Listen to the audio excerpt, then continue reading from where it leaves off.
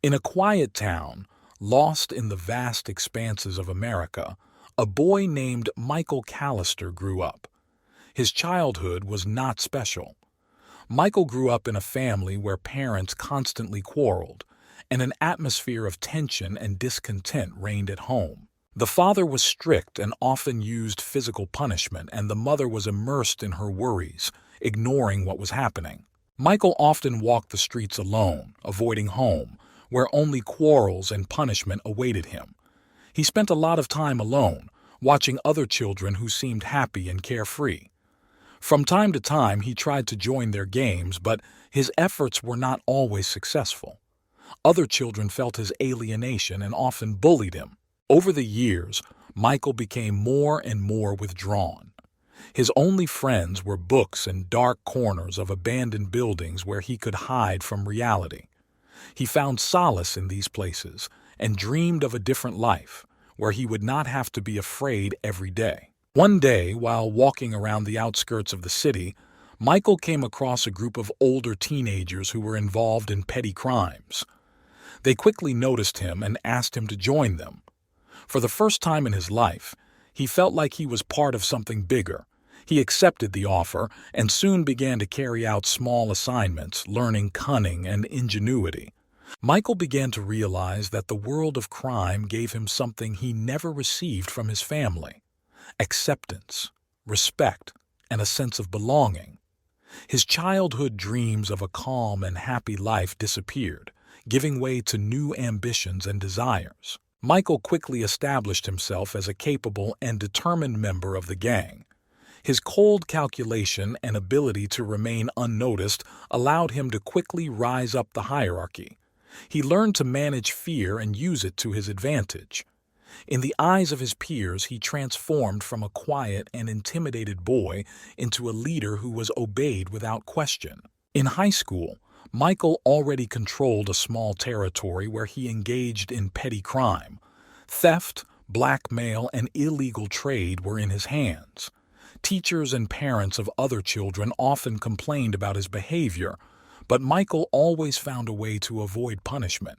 He skillfully manipulated adults, presenting himself as an exemplary student and polite young man. One day, on one of his forays, Michael met a man who changed his life. It was Jack, known in criminal circles as the Fox. Jack noticed the potential in young Michael and invited him to become his student. Michael agreed, seeing this as a chance to take it to the next level. Under Jack's guidance, Michael began to engage in more serious matters. He learned to plan and organize complex operations without falling into the hands of the police. Jack taught him to be fearless and ruthless, showing him how to take advantage of others' weaknesses. Michael quickly absorbed new knowledge and skills, becoming more and more dangerous. Every year, Michael became more and more confident in his abilities. He understood that in order to achieve his goals, it was necessary to eliminate everyone who stood in his way. His reputation grew, and along with it, the number of enemies grew. However, thanks to his skills and connections, he always emerged victorious from any situation. At the age of 25, Michael was already known in criminal circles as one of the most dangerous and unpredictable criminals. He ran his own group, which was engaged in a wide range of criminal activities, from illegal trade to contract killings. Michael became a symbol of fear and power, and no one dared to challenge him. Michael strived for more.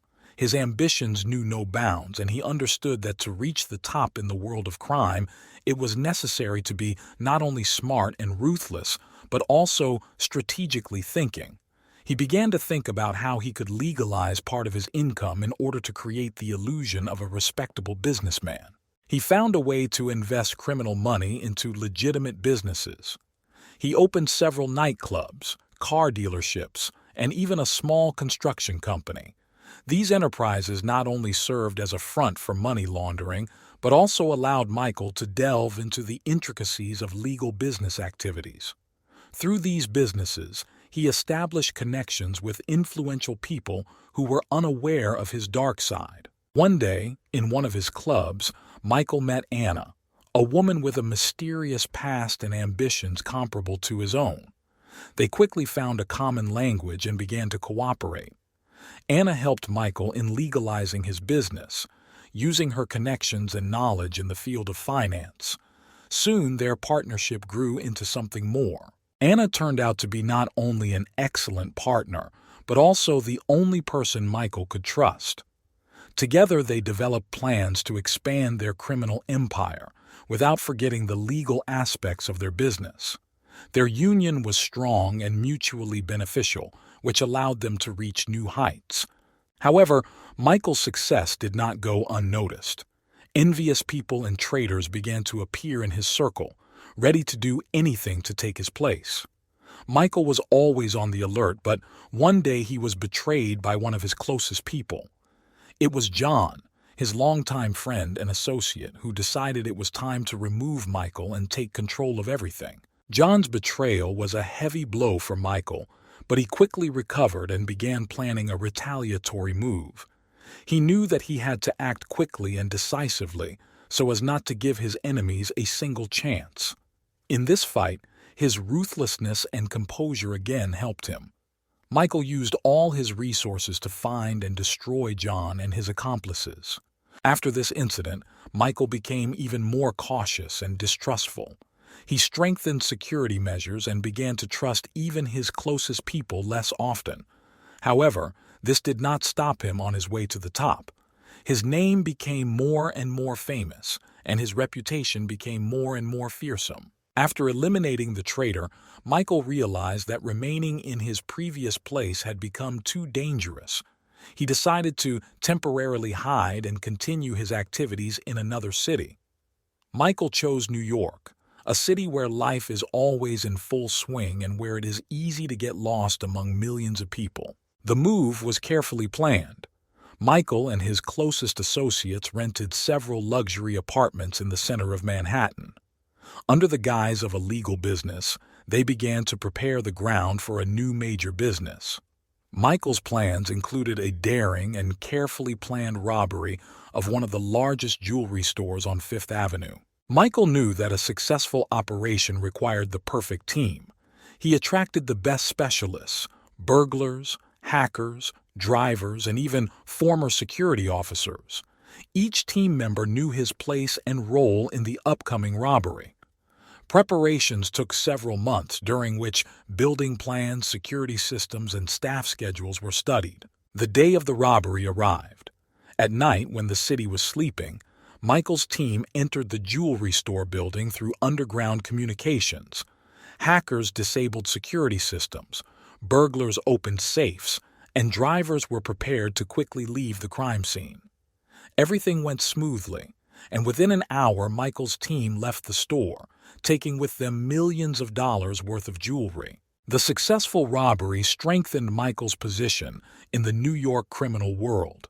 He quickly established connections with local groups, buying out their loyalty and establishing his own rules of the game. Soon his influence spread to all key areas of the city's illegal activities, from drug trafficking to the smuggling of rare goods. However, Michael was not going to stop there. His ambitions pushed him to new heights. He began to develop plans to expand his influence to other cities and even internationally. Michael knew that every step he took attracted more and more attention from law enforcement agencies, but this only added adrenaline and determination to him. Meanwhile, in New York, rumors appeared about a mysterious and powerful criminal who managed to pull off one of the most daring robberies in the history of the city. Michael enjoyed his new life, realizing that his game was just beginning. Michael enjoyed his new life in New York, but his mind was constantly occupied with plans to expand his empire. He understood that for long-term success, he needed to strengthen his position and expand his network of influence. At this time, the underground antiques market began to gain popularity in New York. Michael saw this as an excellent opportunity for further enrichment. He contacted several well-known collectors and began organizing operations to steal rare and valuable art. These operations required not only planning skills, but also a keen understanding of the market and the psychology of collectors. One day, Michael learned about an upcoming exhibition in one of the most prestigious museums in the city. This exhibition was supposed to present a collection of unique ancient artifacts, the value of which was estimated at millions of dollars. Michael decided that this would be his next goal. Preparations for the museum robbery were even more complex than for previous operations. Michael and his team studied every detail of the museum's security system, conducted several intelligence operations, and even infiltrated their man into the museum staff. Everything was ready for a daring robbery. At night, when the museum was closed, Michael's team got inside. Hackers disabled surveillance cameras, and burglars opened safes containing artifacts. However, this time things didn't go according to plan. One of the security guards, while patrolling the building, accidentally came across the burglars and raised the alarm. Michael quickly assessed the situation and decided to retreat, but not empty-handed. They managed to take several of the most valuable artifacts and escape before the police arrived. Even though the surgery didn't go perfectly, Michael considered it a success. The recovered artifacts were sold on the black market for huge sums of money. However, this robbery attracted the attention of not only the police, but also the FBI. Michael understood that now a real hunt would begin for him. However, he had no intention of stopping. Michael began looking for new ways to expand his business. He established contacts with international criminal organizations in order to enter new markets and increase his income. Now he was interested not only in jewelry and antiques, but also in larger transactions, such as the arms and drug trade. Michael continued to play his dangerous game, knowing that every new step could be his last. But this only fueled his passion and desire to prove to everyone that he was capable of more. In New York and beyond, his name became increasingly famous and fearsome, and his influence spread to more and more new territories. Michael continued to expand his empire by establishing connections with international criminal organizations. He was willing to take risks for great achievements. His plans were not only to increase his income, but also to strengthen his position in various cities of America. Michael soon decided that Los Angeles was the next step. This city attracted him with its opportunities and strategic location on the West Coast. He sent several of his men to prepare the ground and conduct reconnaissance. Their task was to establish contacts with local groups and learn about vulnerabilities that could be exploited. Michael knew that Los Angeles is not only a city of entertainment, but also a place with a high concentration of crime. This gave him the opportunity to infiltrate and use his skills to gain control of part of the shadow market. He understood that he needed to act quickly and decisively in order to prevent his competitors from coming to their senses. In Los Angeles, Michael began by creating a legal cover. He opened a network of elite clubs and casinos, which served not only as a source of income, but also as a cover for his criminal activities. Under the guise of a law-abiding businessman, he began to infiltrate the city's high society, establishing connections with influential people. One of his first major operations in Los Angeles was the robbery of a bank vault containing millions of dollars in securities. The preparation for this case was so carefully thought out that the police did not even suspect that the robbery was coming. Michael and his team used advanced technology and clever tricks to break into the vault and make off with the loot. The success of this operation strengthened his reputation and instilled fear in his competitors. Michael's influence in Los Angeles grew, and he soon began to control the main streams of illegal business in the city. His income increased, and his ambitions grew with them. However, Michael understood that his every move was being watched by both competitors and law enforcement agencies. He strengthened his security measures, surrounding himself with loyal and trusted people. In every new case, he tried to be one step ahead, predicting the actions of his enemies. Meanwhile, in New York and Los Angeles, rumors began to appear about a mysterious and powerful criminal who managed to subjugate both cities. Michael enjoyed his power and influence, but he was constantly haunted by the feeling that sooner or later they would come for him. This spurred him on to act even more decisively and inventively to maintain his position and continue to expand his empire. His path was full of dangers and unpredictable turns, but Michael was ready for any challenge. He knew that every new day brought new challenges, and he was determined to meet them as he always did. Michael continued to strengthen his position in Los Angeles, using the entire arsenal of his skills and connections. His influence spread to new areas, and his competitors began to feel the effects of his ruthlessness and determination. He understood that to fully control the city, he needed to establish dominance not only in the shadow economy, but also in legal business. One of his new projects was the creation of a chain of upscale restaurants and hotels. These establishments served not only as a source of income, but also as a meeting place for conducting criminal affairs. Michael used his new ventures to launder money and attract influential people from the worlds of business and politics to his circle. However, in order to finally strengthen his position, Michael decided to pull off another big deal.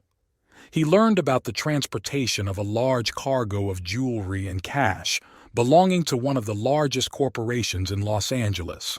This cargo had to be transported through the city in armored vehicles with heavy security.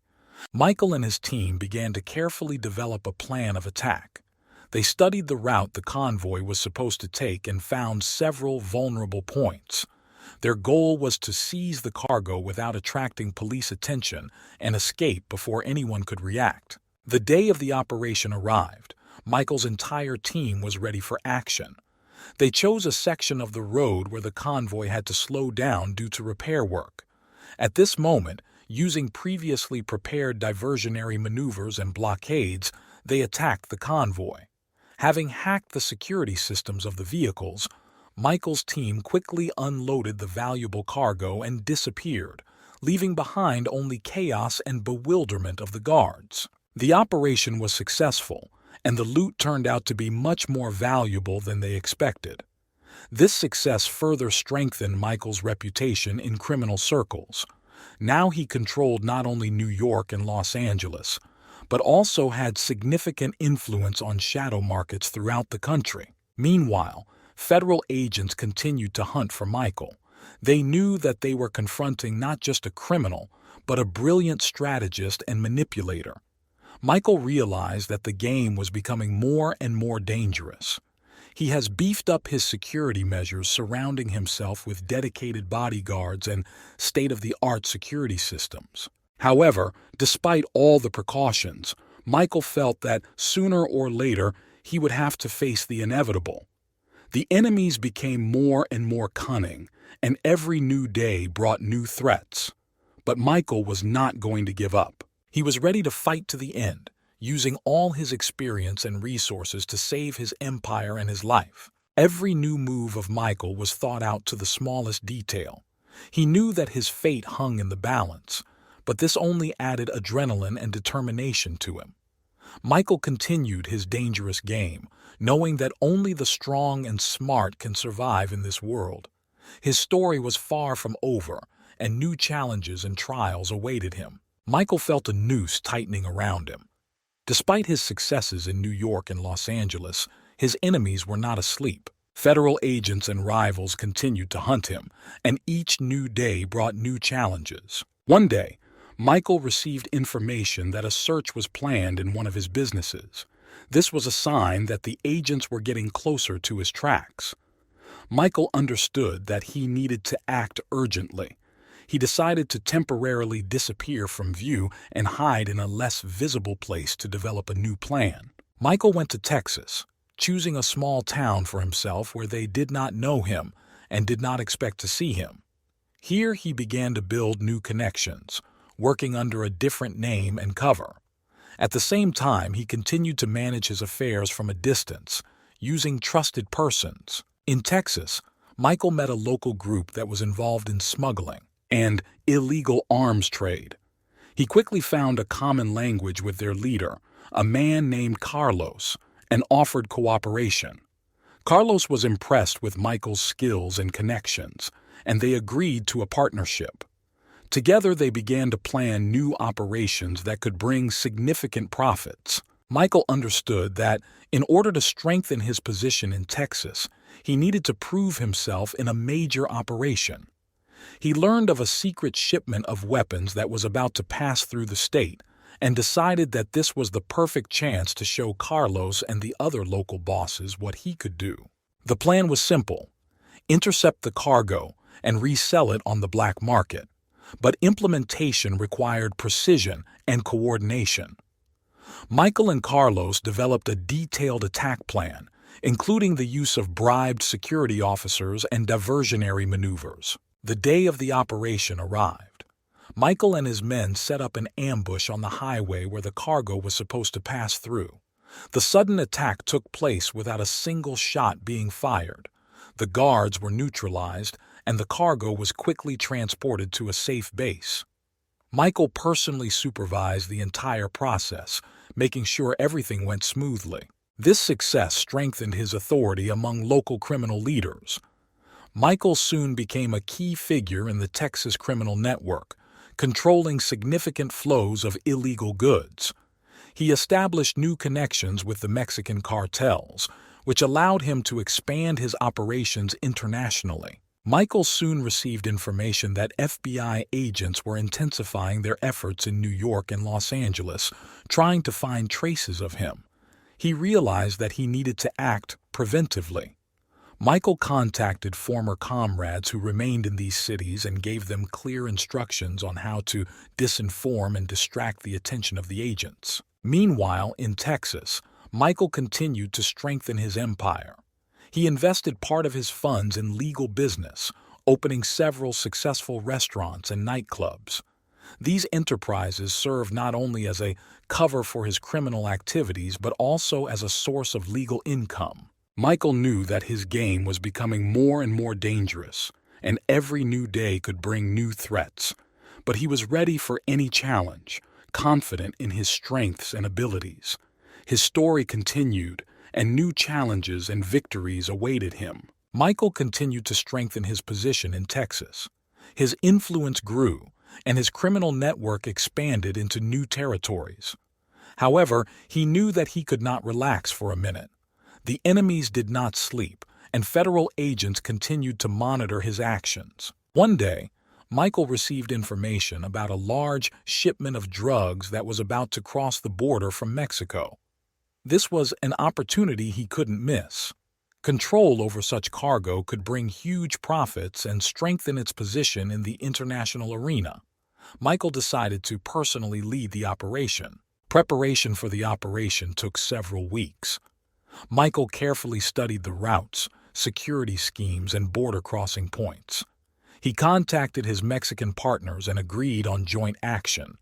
Everything had to go flawlessly. Finally, the day of the operation arrived. Michael and his team took up positions along the convoy route. Everything was going according to plan when suddenly helicopters with DEA logos appeared on the horizon. Federal agents learned of the plan and decided to strike. Michael reacted quickly and gave the order to withdraw. A shootout ensued. Michael understood that he needed to get out as soon as possible. Taking advantage of the chaos, he and his closest associates managed to escape, leaving behind part of the cargo to slow down the pursuit. This operation was a serious blow to his reputation. Many of his men were arrested and some of the cargo was lost. Michael realized that there was a traitor among his circle and began his own investigation. He had to find out who gave the information to federal agents. Despite the failure, Michael was not going to give up. He strengthened security measures and introduced a new system of checking loyalty among his people. Gradually, he began to regain his position, conducting smaller but profitable transactions to compensate for the losses. Meanwhile, in Los Angeles and New York, his associates continued to carry out his instructions, diverting the attention of agents and creating false leads. Michael knew that he could not allow his enemies to understand his true intentions and plans. Michael decided to change strategy and start acting more secretly. He connected with hackers and began using cybercrime as a new source of income and influence. Hacking banking systems, blackmail, and data theft became his new tools. This allowed him not only to earn money but also to obtain information about his enemies. Michael soon learned that one of his old enemies, John, who had once betrayed him in New York, had begun to become active in Texas. Michael decided it was time to settle old scores. He began to develop a plan to eliminate John and his people in order to finally consolidate his power in the region. The plan was simple but effective. Michael used his connections to introduce the man into John's circle. This man had to convey important information that would allow Michael to deliver an accurate and crushing blow. The operation was planned for the coming weeks. Michael understood that every new day brings new threats and challenges, but he was ready to fight to the end, using all his skills and resources. His story continued, and new battles and victories awaited him, which he was determined to win. Michael understood that in order to strengthen his position in Texas, he needed to be extremely careful and act more realistically. He decided to focus on more traditional methods that had brought him success in the past. After eliminating John and strengthening his position in Texas, Michael began to expand his network of connections and influence new areas of the criminal world. One of these steps was to establish control over illegal immigration. Michael knew that there were huge flows of people on the border with Mexico, and this could be used to his advantage. He established contacts with local smugglers and began organizing schemes to transport people across the border. This not only brought in huge profits, but also allowed him to create a whole network of loyal people ready to carry out his orders. At the same time, Michael began investing in real estate and construction. He understood that legal businesses could serve as an excellent cover for his criminal activities and a source of legal income. Gradually, he bought up plots of land and built residential complexes, hiding his true intentions behind it. Michael soon learned of a major deal that was about to take place in Houston. One of the wealthy businessmen was going to sell a collection of rare cars for a lot of money. Michael saw this as an opportunity for a major strike and began preparing a plan. He decided to act through his trusted man, Marcus, who knew the local market well and had the necessary connections. Marcus managed to gain the trust of the businessman and arrange a meeting to supposedly purchase one of the cars. On the appointed day, Michael and his men prepared everything necessary to quickly capture the collection. Michael understood that he needed to act quickly and quietly. While Marcus distracted the businessman, Michael's team entered the garage and took all the valuable cars. The operation went smoothly, and within a few hours the collection was hidden in one of Michael's secret warehouses. This success strengthened his reputation and brought significant income. Michael began expanding his operations into other major Texas cities, strengthening his position and influencing local criminal networks. However, he knew that he could not stop there. Federal agents continued to monitor his actions, but Michael was always one step ahead. He carefully planned his every move and always remained out of reach. His criminal empire grew, and new challenges and opportunities awaited him. Michael understood that the main thing was to remain cool and cautious. His story continued, and he was prepared for whatever might happen. Michael continued to strengthen his empire while carefully avoiding the attention of federal agents. He soon decided it was time to expand his operations beyond Texas. His eyes fell on Chicago, a city with a rich history of organized crime and great potential for new operations. The first step was to establish contacts with local crime bosses.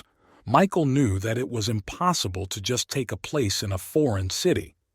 He started with small transactions and investments in legitimate businesses so as not to arouse suspicion. Gradually, he began to delve into the intricacies of the Chicago criminal world. One day, he received information about a large shipment of drugs that was supposed to arrive at the port of Chicago. Michael decided that this was a great opportunity to assert his influence in the city. He assembled a team and developed a plan to seize the cargo. The operation was difficult, but Michael was confident in his abilities. The night of the operation arrived. Michael and his team sneaked into the port using contacts among the dock workers. They knew that the drug shipment would be accompanied by security, so they acted quickly and decisively. A short but fierce firefight ensued. Michael and his men managed to seize the cargo and escape before the police arrived. This success attracted the attention of local crime bosses. Michael began to receive offers of cooperation. He carefully built new alliances, trying not to arouse unnecessary suspicion. Gradually, his influence grew, and he soon became one of the key players in the Chicago criminal world. Meanwhile, federal agents intensified their efforts to capture Michael. They began to conduct raids and searches, trying to find at least some traces of his activities. Michael realized that it was becoming increasingly difficult to hide.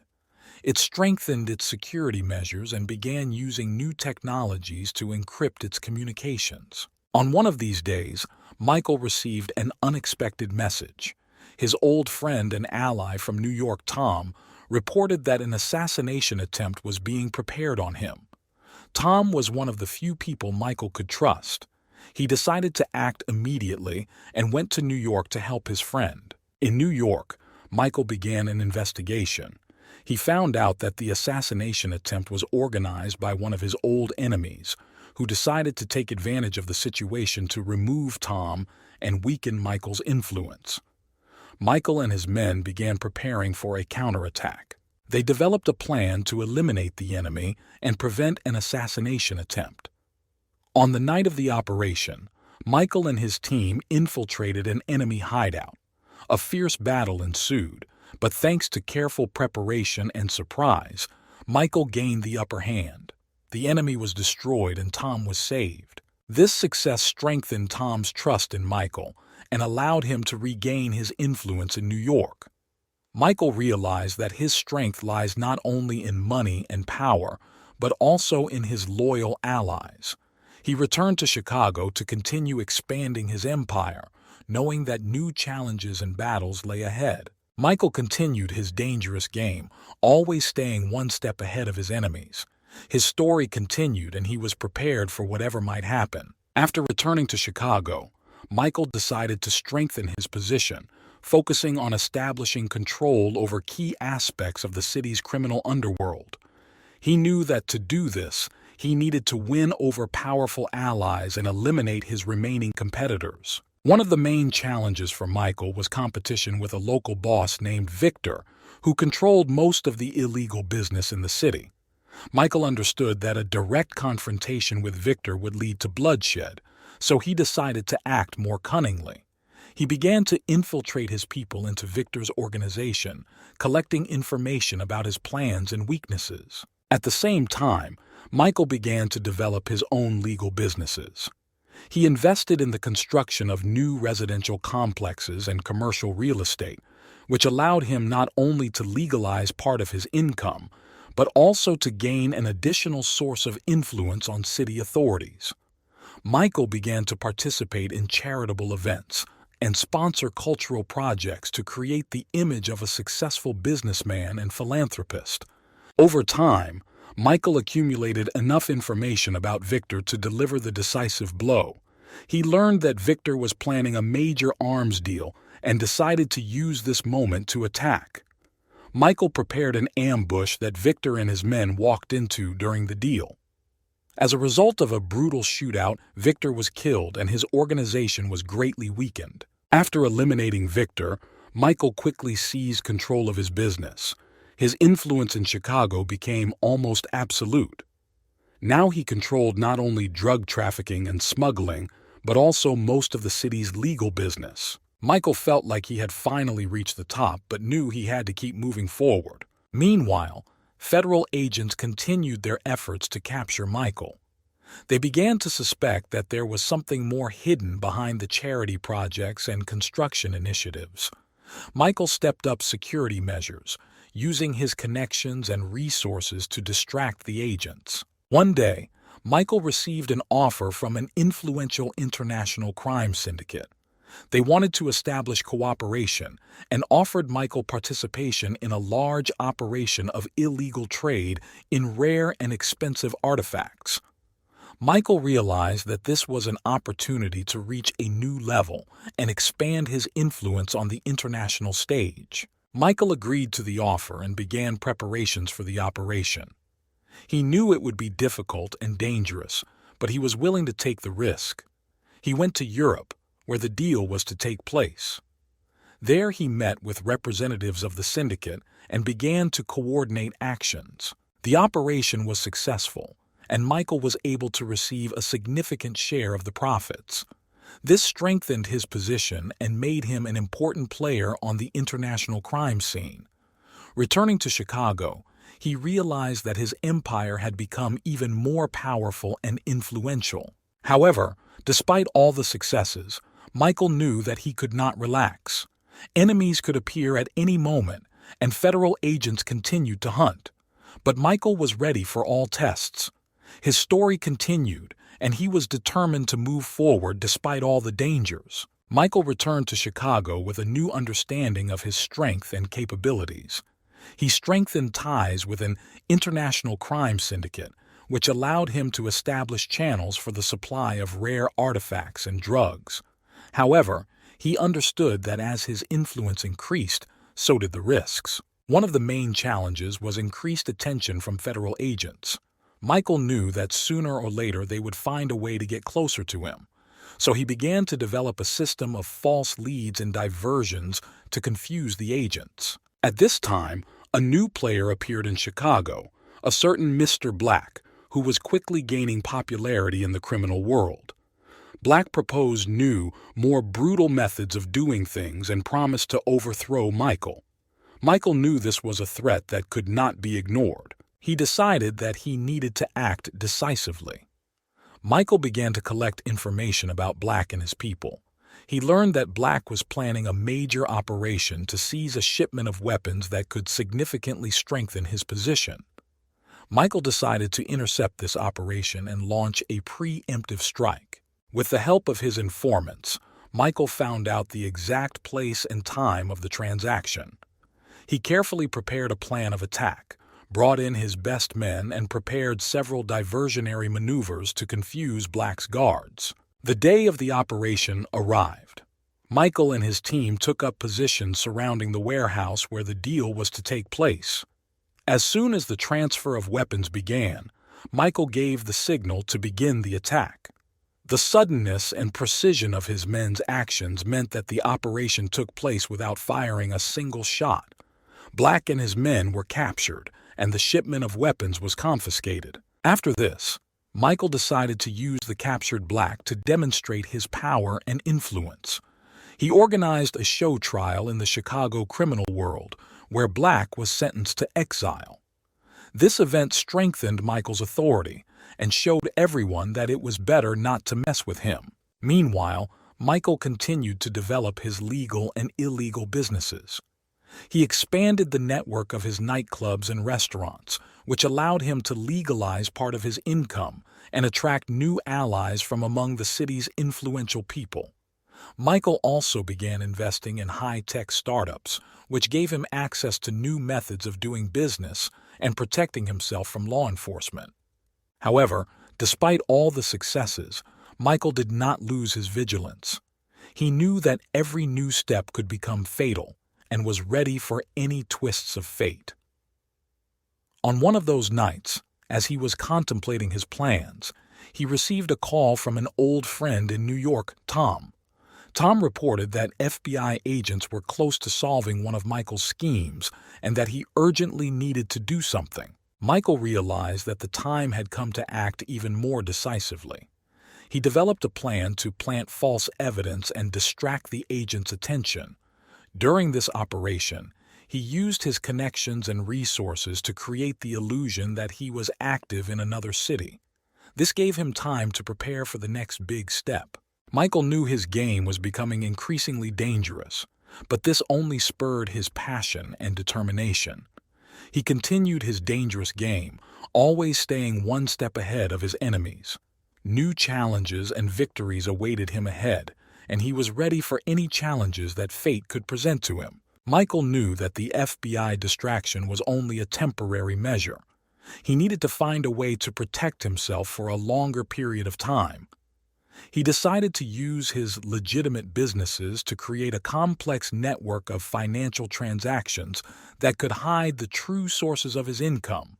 To do this, he attracted the best financial advisors and lawyers who helped him develop a comprehensive strategy. One of his key investments was in a technology company that develops data encryption software.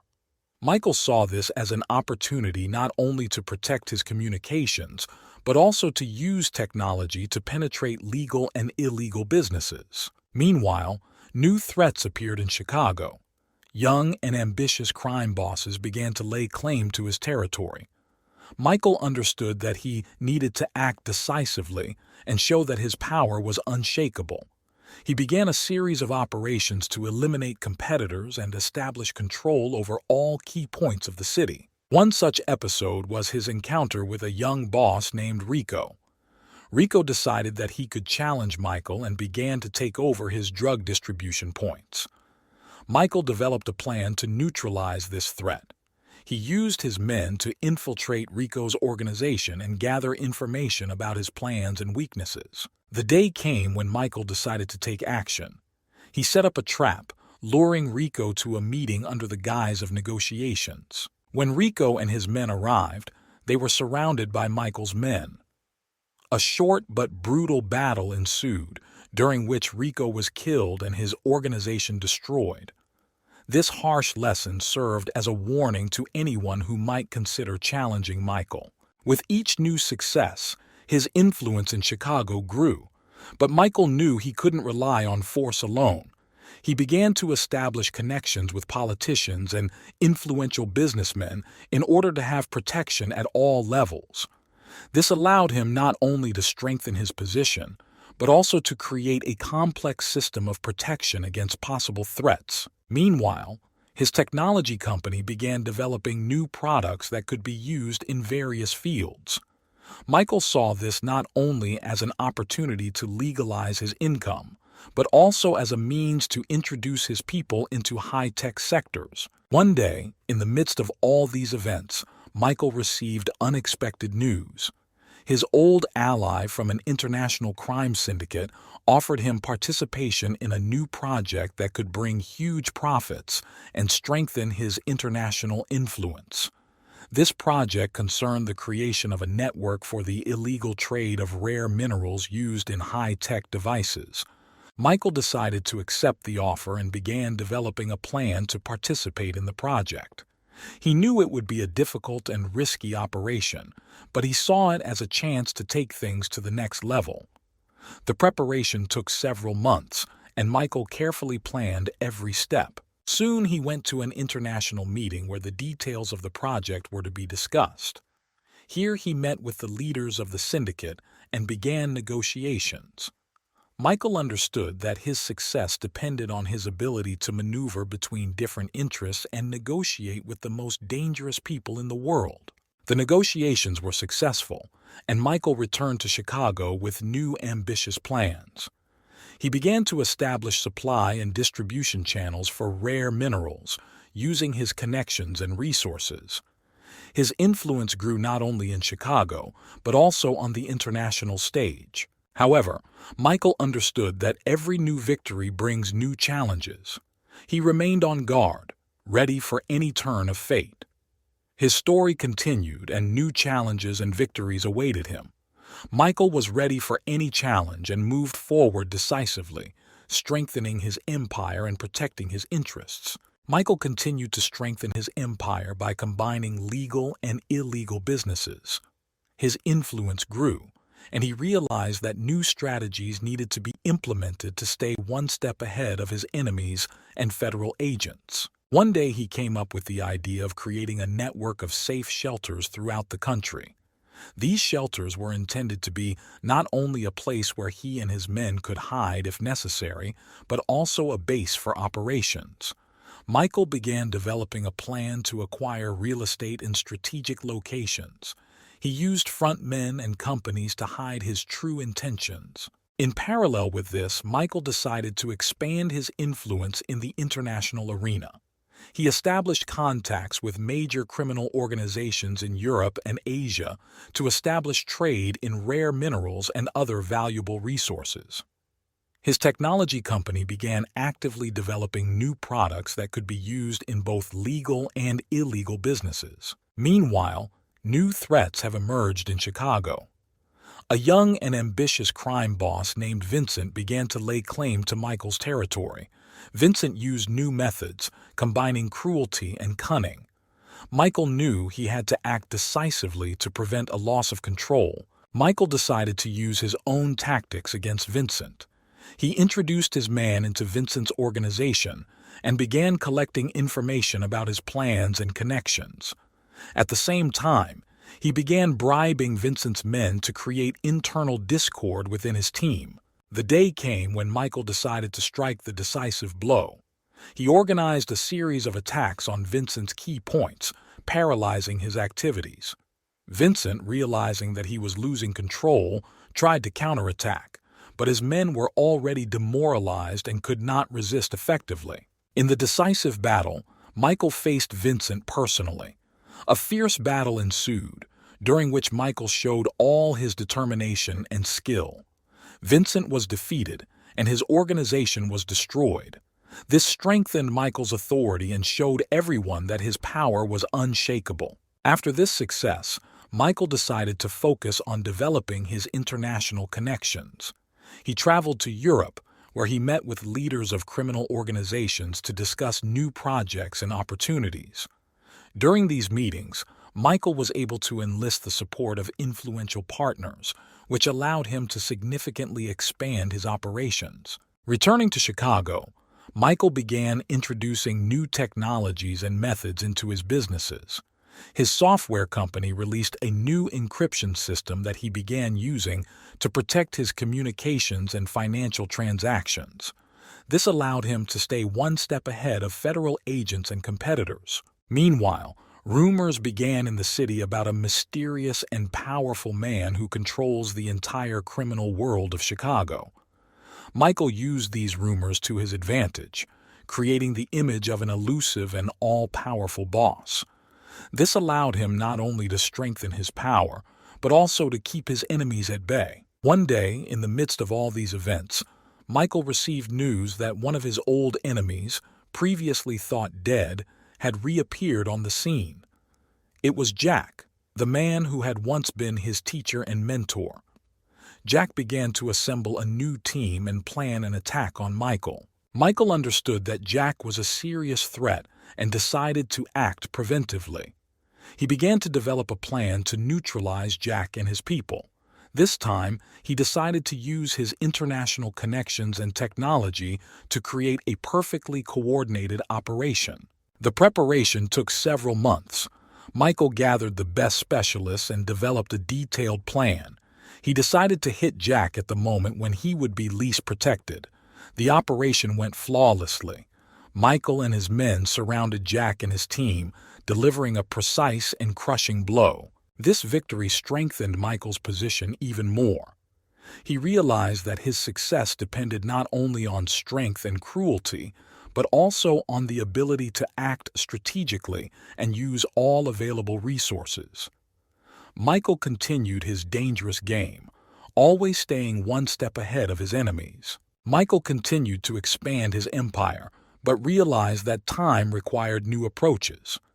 He decided it was time to implement new strategies and technologies to stay one step ahead of his enemies and law enforcement. One of these steps was the use of cryptocurrencies to hide their financial flows. Michael contacted leading experts in this field and began investing in blockchain technologies. This allowed him to carry out transactions that were almost impossible to trace. At the same time, he decided to strengthen his position in legal business. Michael opened a network of successful restaurants and nightclubs, which not only generated income, but also served as a cover for his illegal affairs. He also began to participate in charity events and investment projects, which helped him create the image of a respectable businessman. Meanwhile, a new FBI agent named Sarah Blake appeared in Chicago, who specialized in solving complex financial crimes. She quickly realized that there was something more hidden behind the seemingly successful businessman Michael. Sarah began to carefully study his activities, trying to find weaknesses. Michael learned about the new agent and decided to act preventively. He used his connections to find out everything about Sarah Blake and her methods of work. This allowed him to develop a strategy to deceive her. He began creating false leads and red herrings to confuse her. One day, Michael received information about a large shipment of drugs that was supposed to arrive in Chicago through the port. He knew that this was a great opportunity not only to make money, but also to strengthen his position. Michael developed a complex operation to seize the cargo, including the use of dummies and carefully planned diversionary maneuvers. When the day of the operation arrived, Michael and his team acted smoothly and quickly. They intercepted the cargo and fled before police arrived. However, Sarah Blake was one step ahead. She suspected that something was being prepared and set up surveillance of the port. This allowed her to gather important evidence against Michael. Michael learned that Sarah was close to exposing his activities and decided to act decisively. He used his connections to set a trap. Michael organized a meeting at which a large sum of money was supposed to be transferred. Sarah, having learned about this, decided to personally participate in the capture operation. At the meeting, Michael did everything to convince Sarah of his innocence. He provided her with fake documents and witnesses who confirmed his alibi. As a result, Sarah was forced to admit that she did not have enough evidence to arrest Michael. This temporarily relieved the pressure on him, but he knew that Sarah would not give up so easily. After this incident, Michael increased his security measures and continued to develop new strategies. It began investing in artificial intelligence technology to automate its operations and improve its security systems. This allowed him to minimize risks and increase the efficiency of his business. Meanwhile, Sarah Blake continued her investigation, collecting new evidence and building a complex network of informants. She understood that Michael was no ordinary criminal, and she was ready to go to the end to catch him. Michael knew that the fight against Sarah Blake would be long and intense. He prepared for new challenges, knowing that new battles and trials lay ahead. But he was full of determination and confidence in his abilities.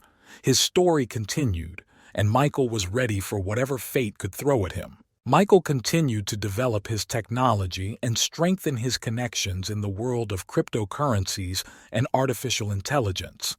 This allowed him to stay one step ahead of his enemies and law enforcement. At the same time, he continued his legal activities, opening new enterprises and creating the appearance of a successful and law-abiding businessman. However, Sarah Blake did not give up. She knew that Michael skillfully concealed his criminal activities and decided to use unconventional methods. Sarah contacted one of Michael's former associates, Marcus, who was disillusioned with his former boss and was willing to cooperate with the FBI in exchange for protection and a reduced sentence. Sarah and Marcus began to carefully develop a plan to expose Michael. Marcus provided information about his financial schemes and hideouts. This allowed Sarah to get on the trail of Michael's new operations and collect the necessary evidence. Meanwhile, Michael began to suspect that there was a traitor in his circle.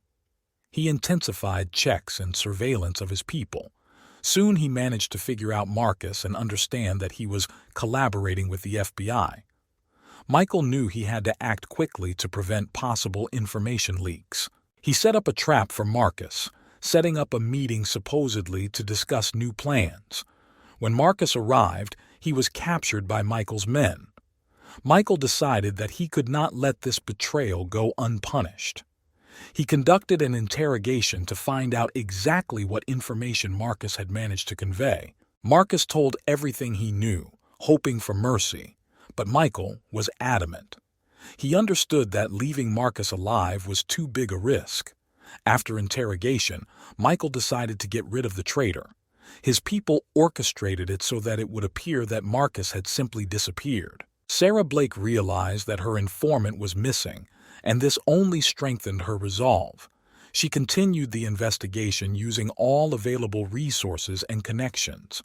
Sarah knew that the fight with Michael would be long and dangerous, but she was ready to go to the end. Meanwhile, Michael decided it was time to change tactics. He began to increasingly use his international connections to create complex financial schemes and divert the FBI's attention from his main operations. He also established new channels for the supply of drugs and weapons, which allowed him to significantly increase his income. One such operation involved the smuggling of rare gemstones from Africa. Michael knew that this business could bring huge profits and strengthen his influence. He contacted local criminal groups and organized a complex supply chain across several countries. The operation was successful, and Michael received a large shipment of precious stones. He began looking for buyers using his connections in Europe and Asia. This business not only increased his income, but also strengthened his international connections. Meanwhile, Sarah Blake continued to gather evidence and build a case against Michael. She knew it would take more than just evidence to catch him. She needed to catch him in the act. Sarah began to develop a plan to organize a major provocation that could force Michael to make a mistake. Michael knew that the fight with Sarah was becoming more intense. He continued to strengthen his empire using all available resources and connections. His story continued, and he was ready for whatever fate could throw at him. Michael understood that new challenges and battles awaited him ahead, but he was full of determination and confidence in his abilities. Michael continued to strengthen his empire by developing new strategies and increasing security measures. However, Sarah Blake was relentless in her quest to expose him. She developed a complex plan that was supposed to force Michael into open conflict. Sarah contacted one of the criminal groups that had previously collaborated with Michael, but was dissatisfied with the terms of cooperation. She offered them a deal. They would help her organize a major operation to seize one of Michael's supplies in exchange for protection and a reduced sentence. The group agreed, and preparations for the operation began. Sarah and her team carefully studied supply routes, security systems, and opportunities to infiltrate their people. They understood that they had to act quickly and decisively so as not to give Michael a chance to retaliate. The day of the operation arrived. Sarah and her men took up positions along the supply route. Michael's group was not expecting an attack, and this gave Sarah an advantage. The surprise attack led to the seizure of the cargo and the arrest of several key figures from Michael's circle. Michael learned about the attack and realized that Sarah was getting closer to him. He knew he had to act quickly and decisively to prevent her from gathering all the evidence she needed. Michael decided to strike back using his international connections and resources. He contacted leaders of criminal organizations in Europe and Asia to organize a large-scale operation to divert the attention of the FBI. At the same time, Michael began to develop a plan to neutralize Sarah and her team. Michael knew that confronting Sarah directly could be risky, so he decided to take a more subtle approach. He began spreading false information about his plans and operations to confuse her into making a mistake. Sarah, realizing that Michael was operating from the shadows, decided to take a risk and conduct a large-scale raid on one of his warehouses. She hoped that this would allow her to find enough evidence to arrest Michael. However, Michael foresaw this move and prepared a trap. When Sarah's team arrived at the warehouse, they found the premises empty. Michael used this moment to attack Sarah's headquarters. His men entered the building using fake IDs and security uniforms. The surprise attack paralyzed the FBI for several hours, allowing Michael to destroy important documents and evidence. After this operation, Michael realized that the fight with Sarah was becoming more and more dangerous. He decided to go into hiding temporarily and rethink his actions. Michael traveled to South America, where he had long-standing connections and safe havens. In South America, Michael began to make new contacts and make plans to return to the United States. He knew that he needed to prepare for new challenges and strengthen his position. Michael began investing in legitimate businesses, creating new companies and developing innovative projects. Meanwhile, Sarah did not give up. She continued the investigation, despite temporary setbacks. Sarah knew that Michael was not just a criminal but a brilliant strategist, and it would take more than standard methods to catch him. Michael, while in South America, realized that he needed to look for new ways not only to preserve his empire, but also to develop it. He decided to focus on creating new sources of income and strengthening his network, especially internationally. One of his key areas was cooperation with large cartels in South America. Michael realized that these connections could give him access to vast resources and information, allowing him to stay ahead of his enemies.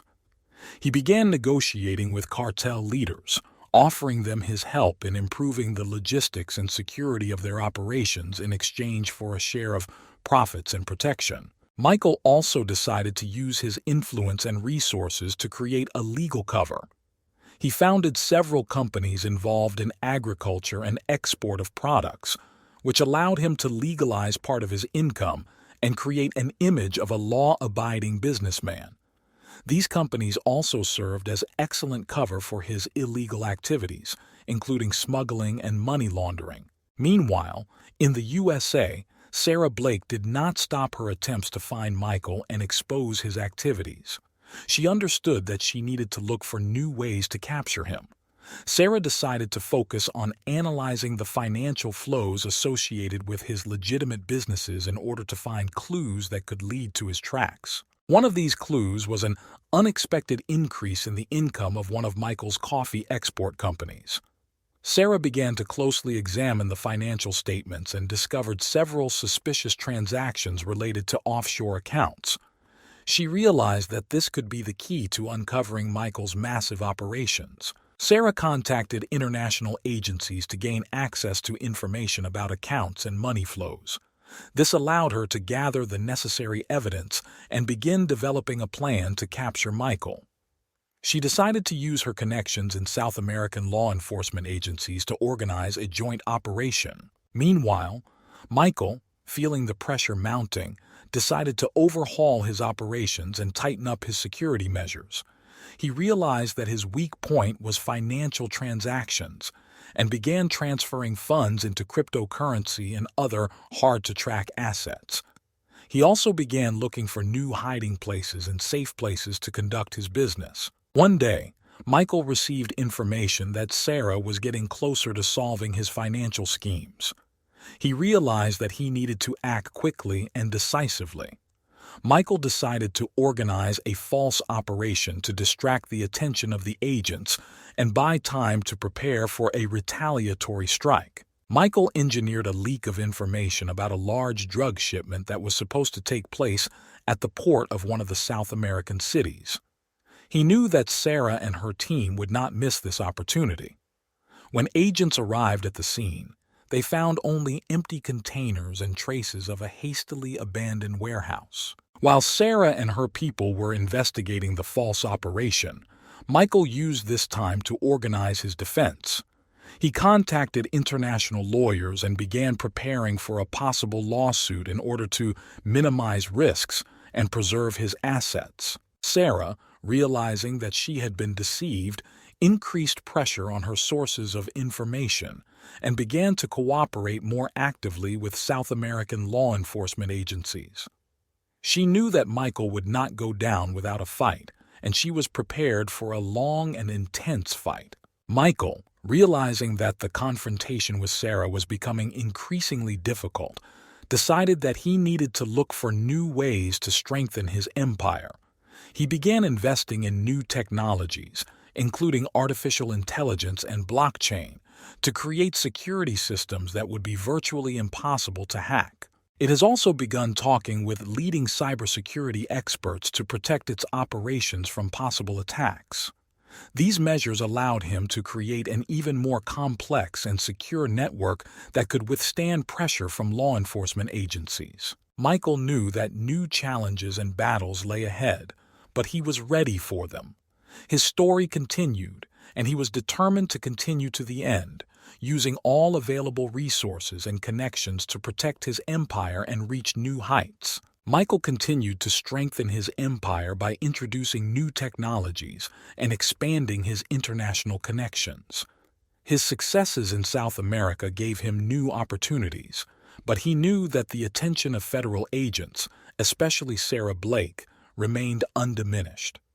To maintain his position, he needed to not only defend himself but also continue to develop. One such opportunity was an offer from a large European consortium that wanted to use Michael's network to transport rare and valuable goods.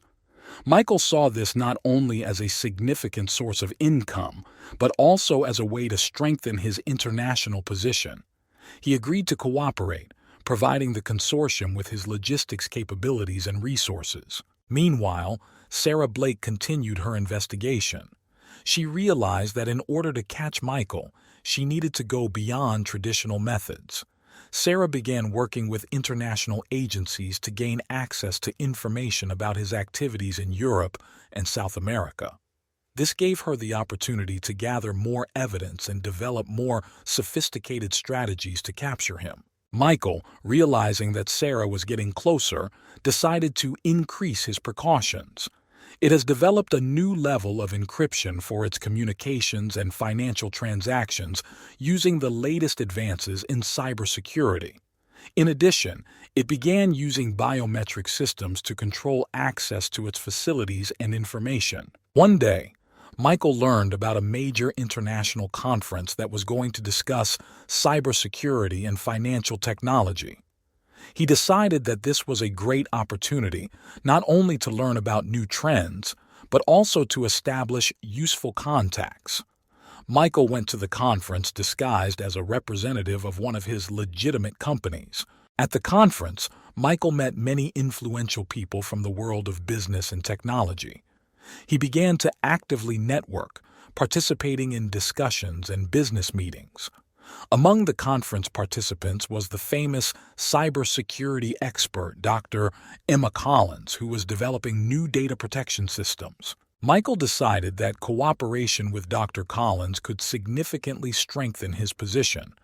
He approached her and began discussing the possibilities of joint projects.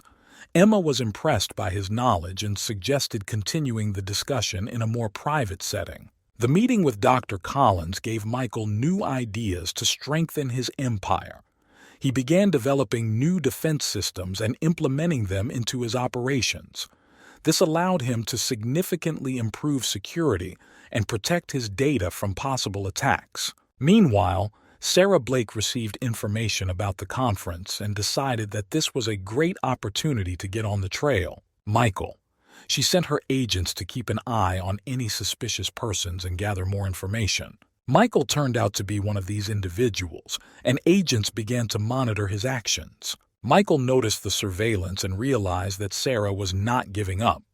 He decided to be proactive and developed a plan to distract the agents' attention.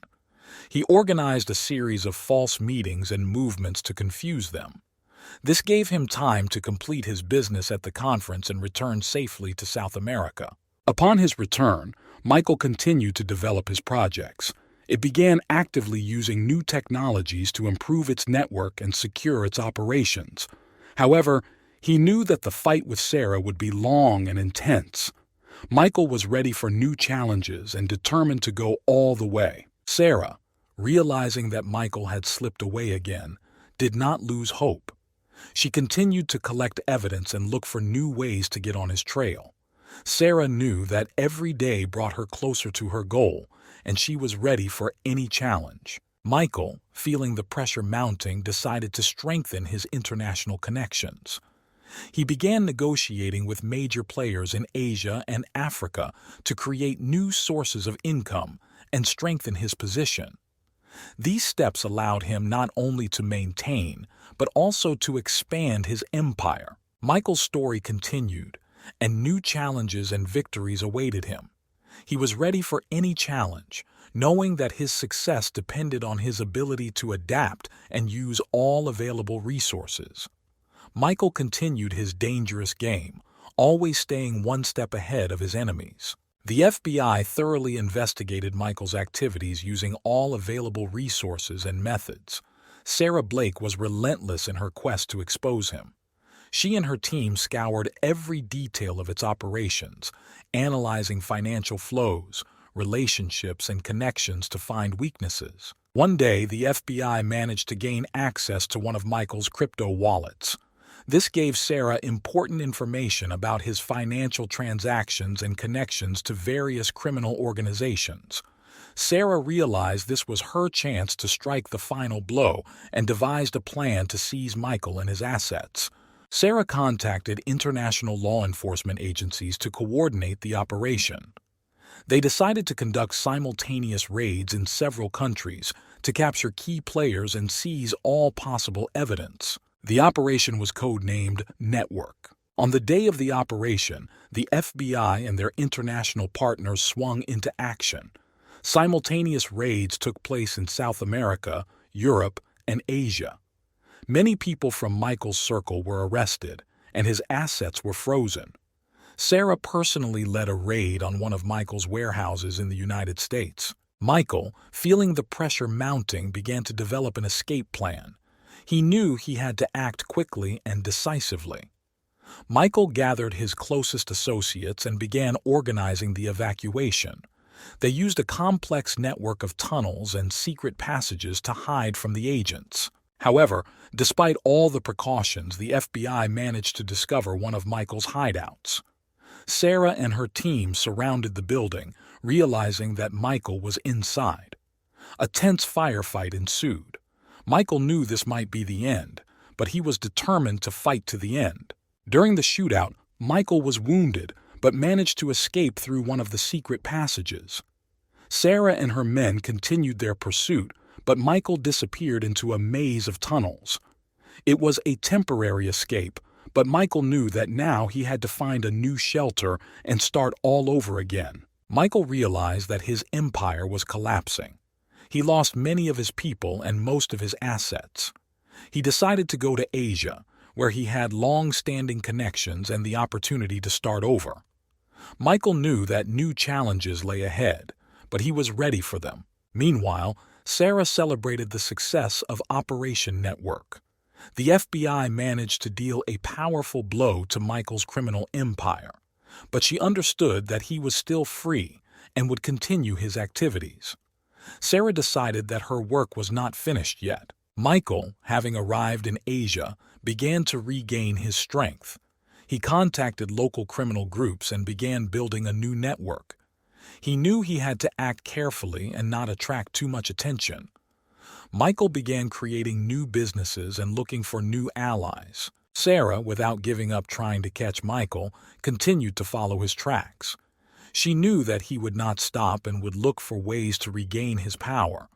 Sarah began working with Asian law enforcement agencies to coordinate efforts to capture him. Michael continued his dangerous game, always staying one step ahead. He knew that the fight with Sarah would be long and intense, but he was determined to go to the end. His story continued, and new challenges and victories awaited him.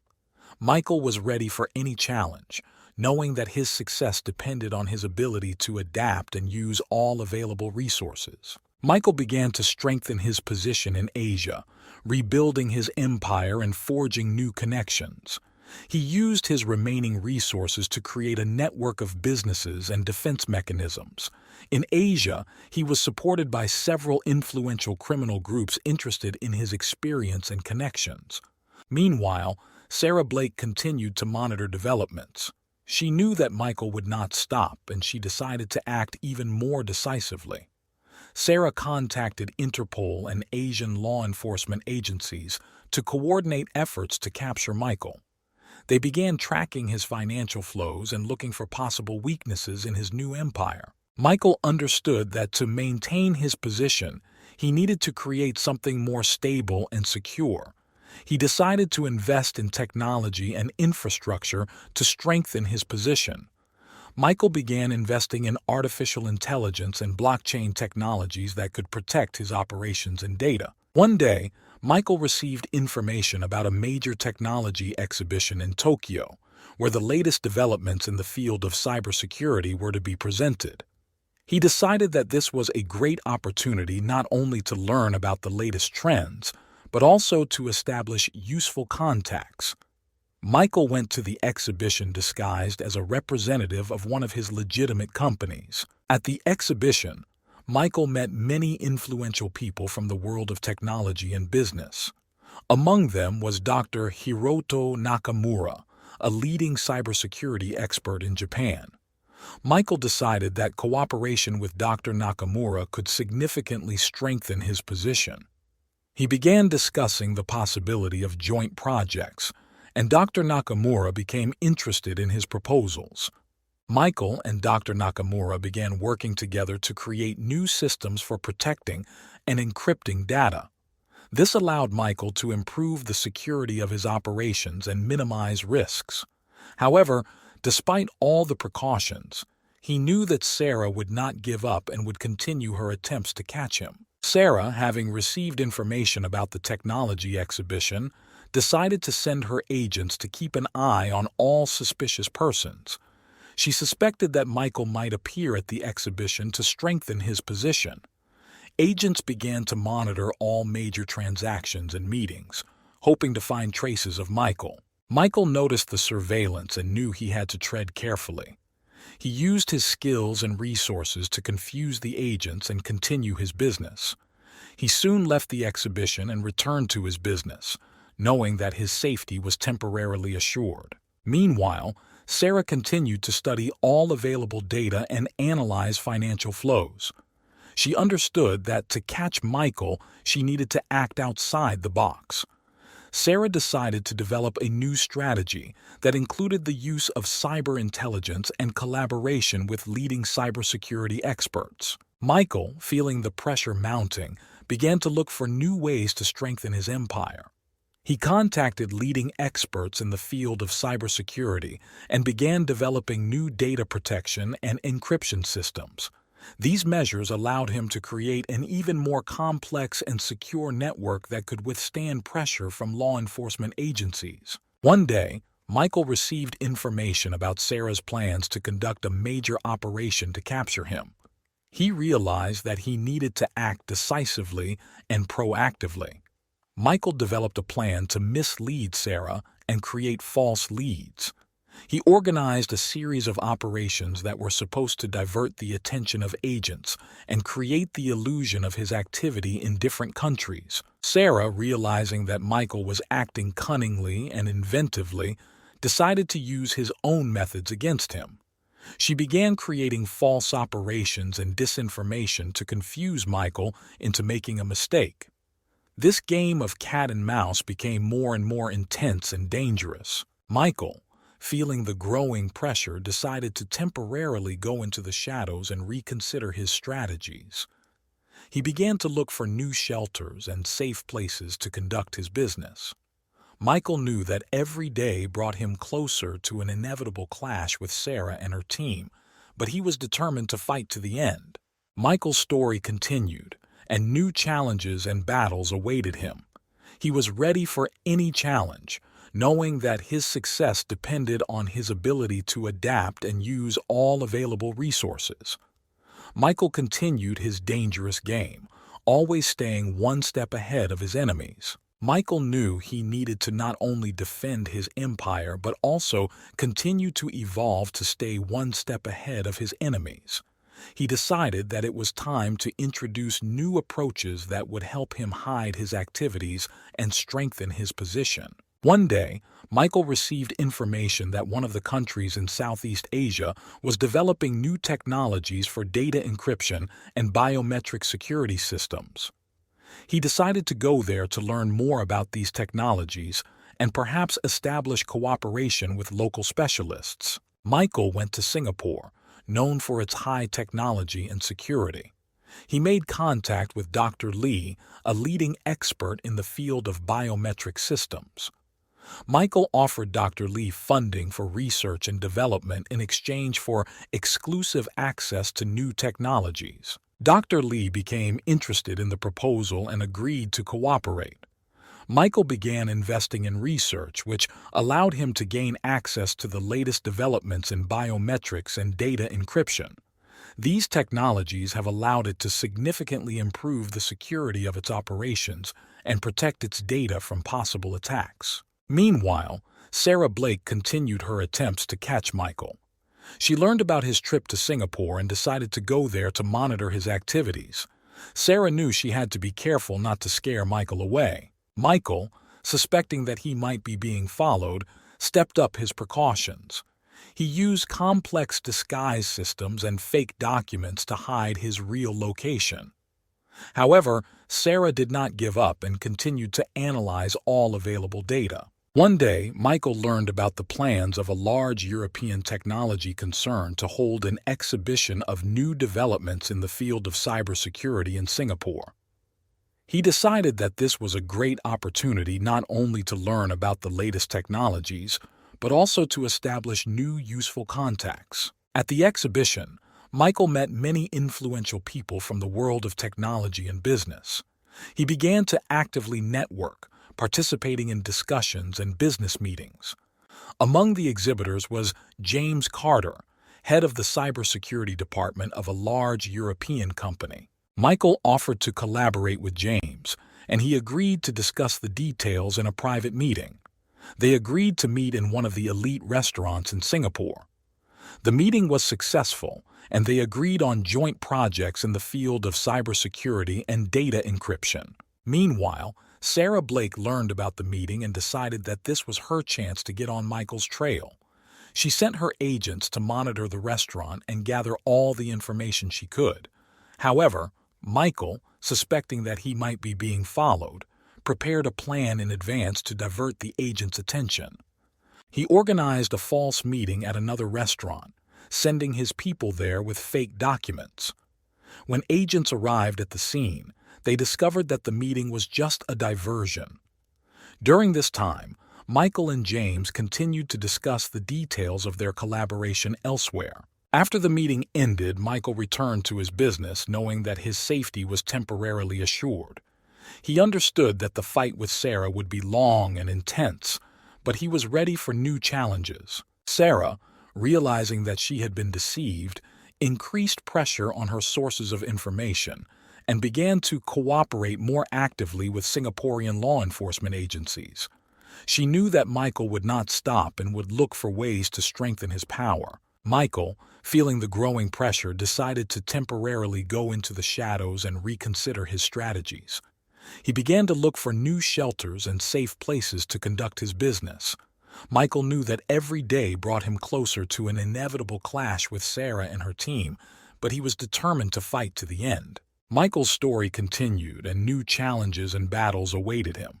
He was ready for any challenge, knowing that his success depended on his ability to adapt and use all available resources. Michael continued his dangerous game, always staying one step ahead of his enemies.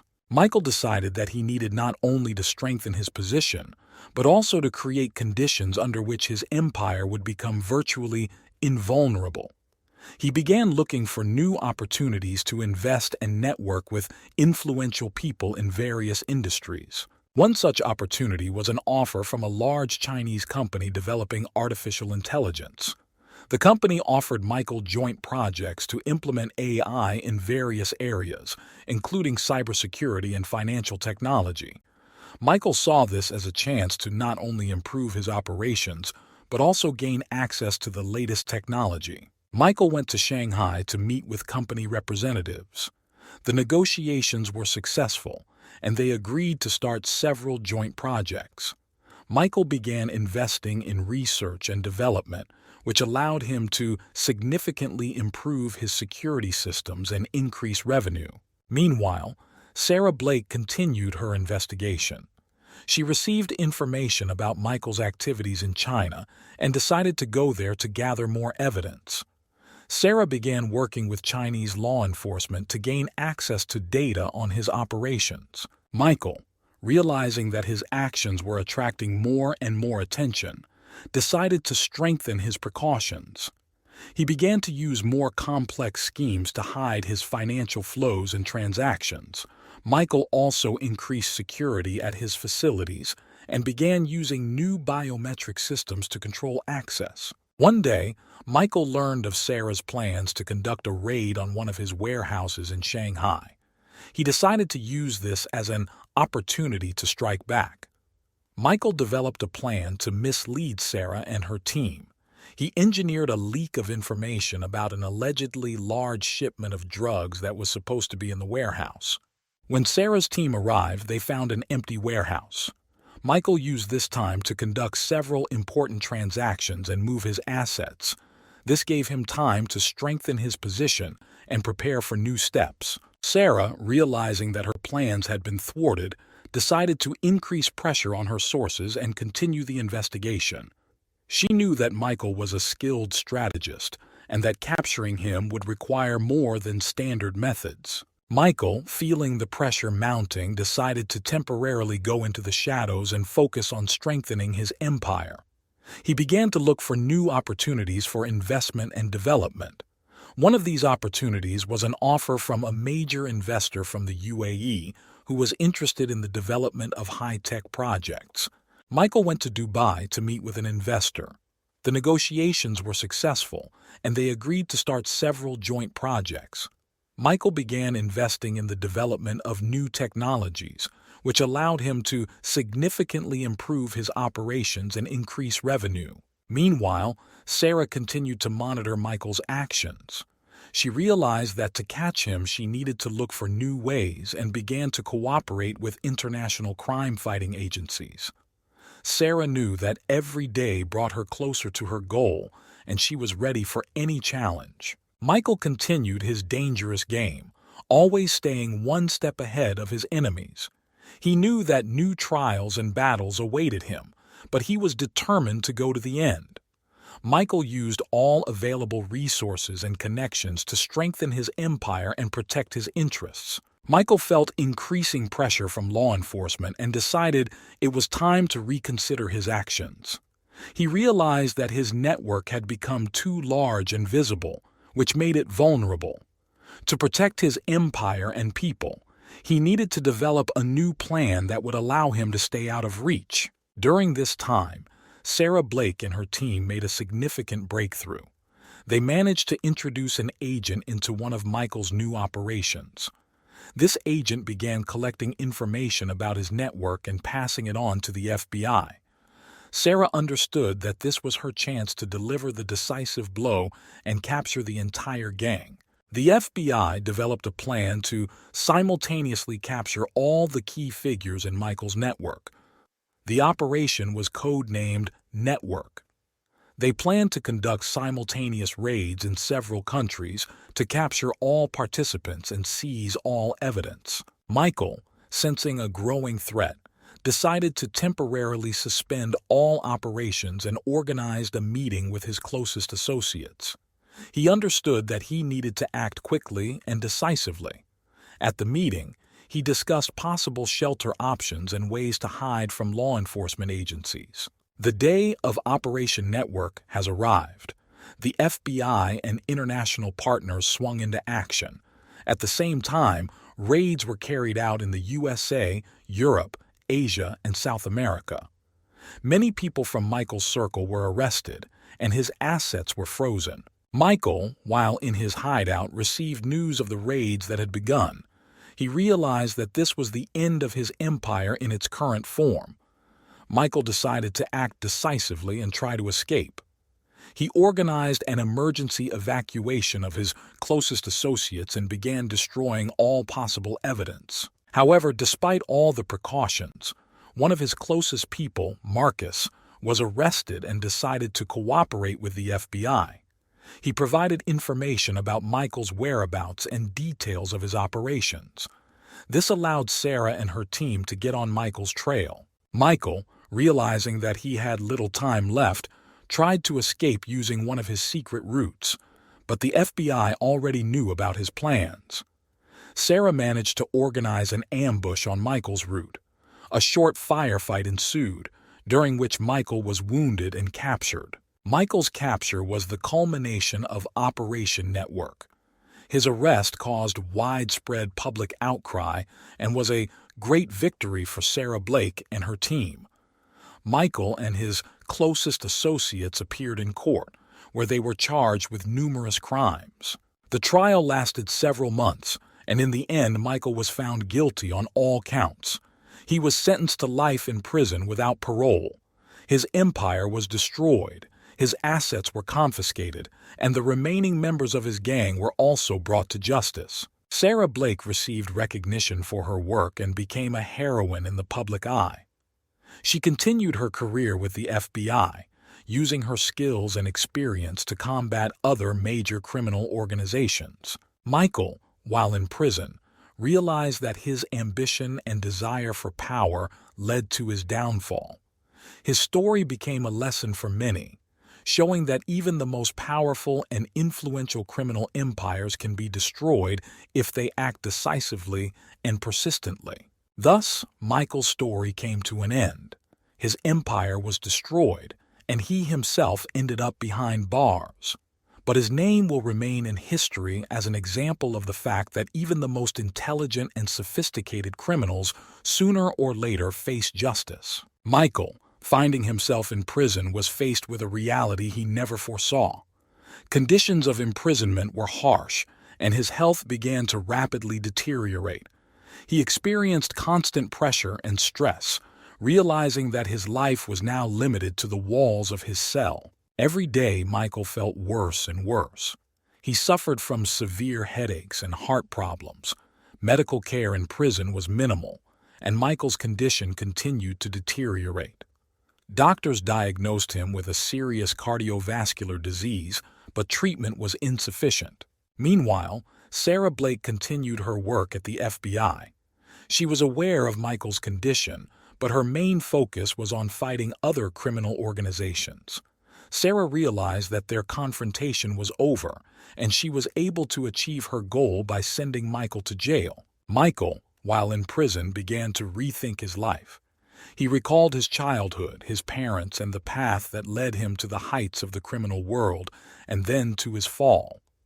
He realized that his desire for power and money had led him to destruction and loneliness. One night, Michael's condition took a turn for the worse.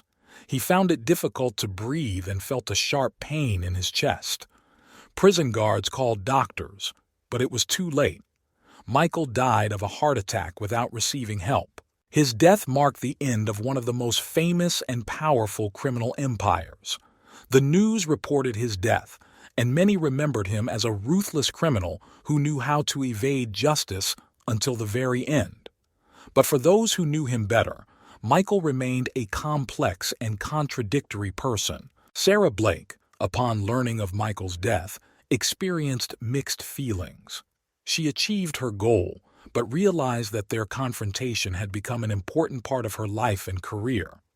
Sarah continued her work, using her experience to fight other criminal groups. Thus, Michael's story came to an end.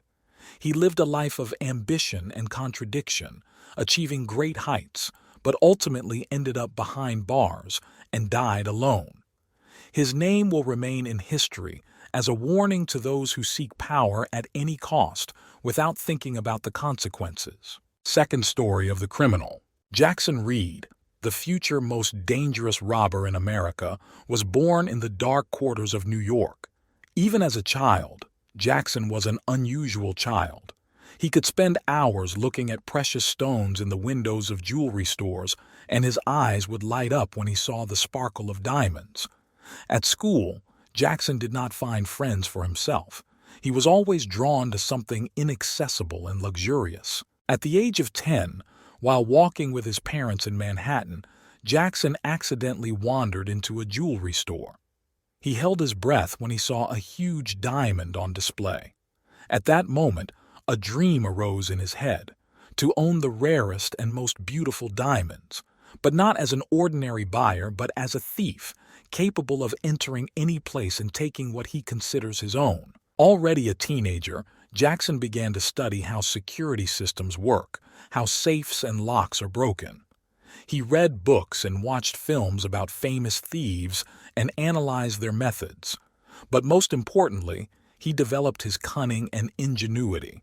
His first crime occurred at the age of 17. It was a small store on the outskirts of the city. Jackson prepared carefully.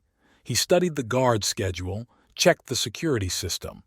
At night, when everyone was sleeping, he got inside and took several small diamonds. This was his first real feeling of victory. Every year his crimes became bolder and more sophisticated.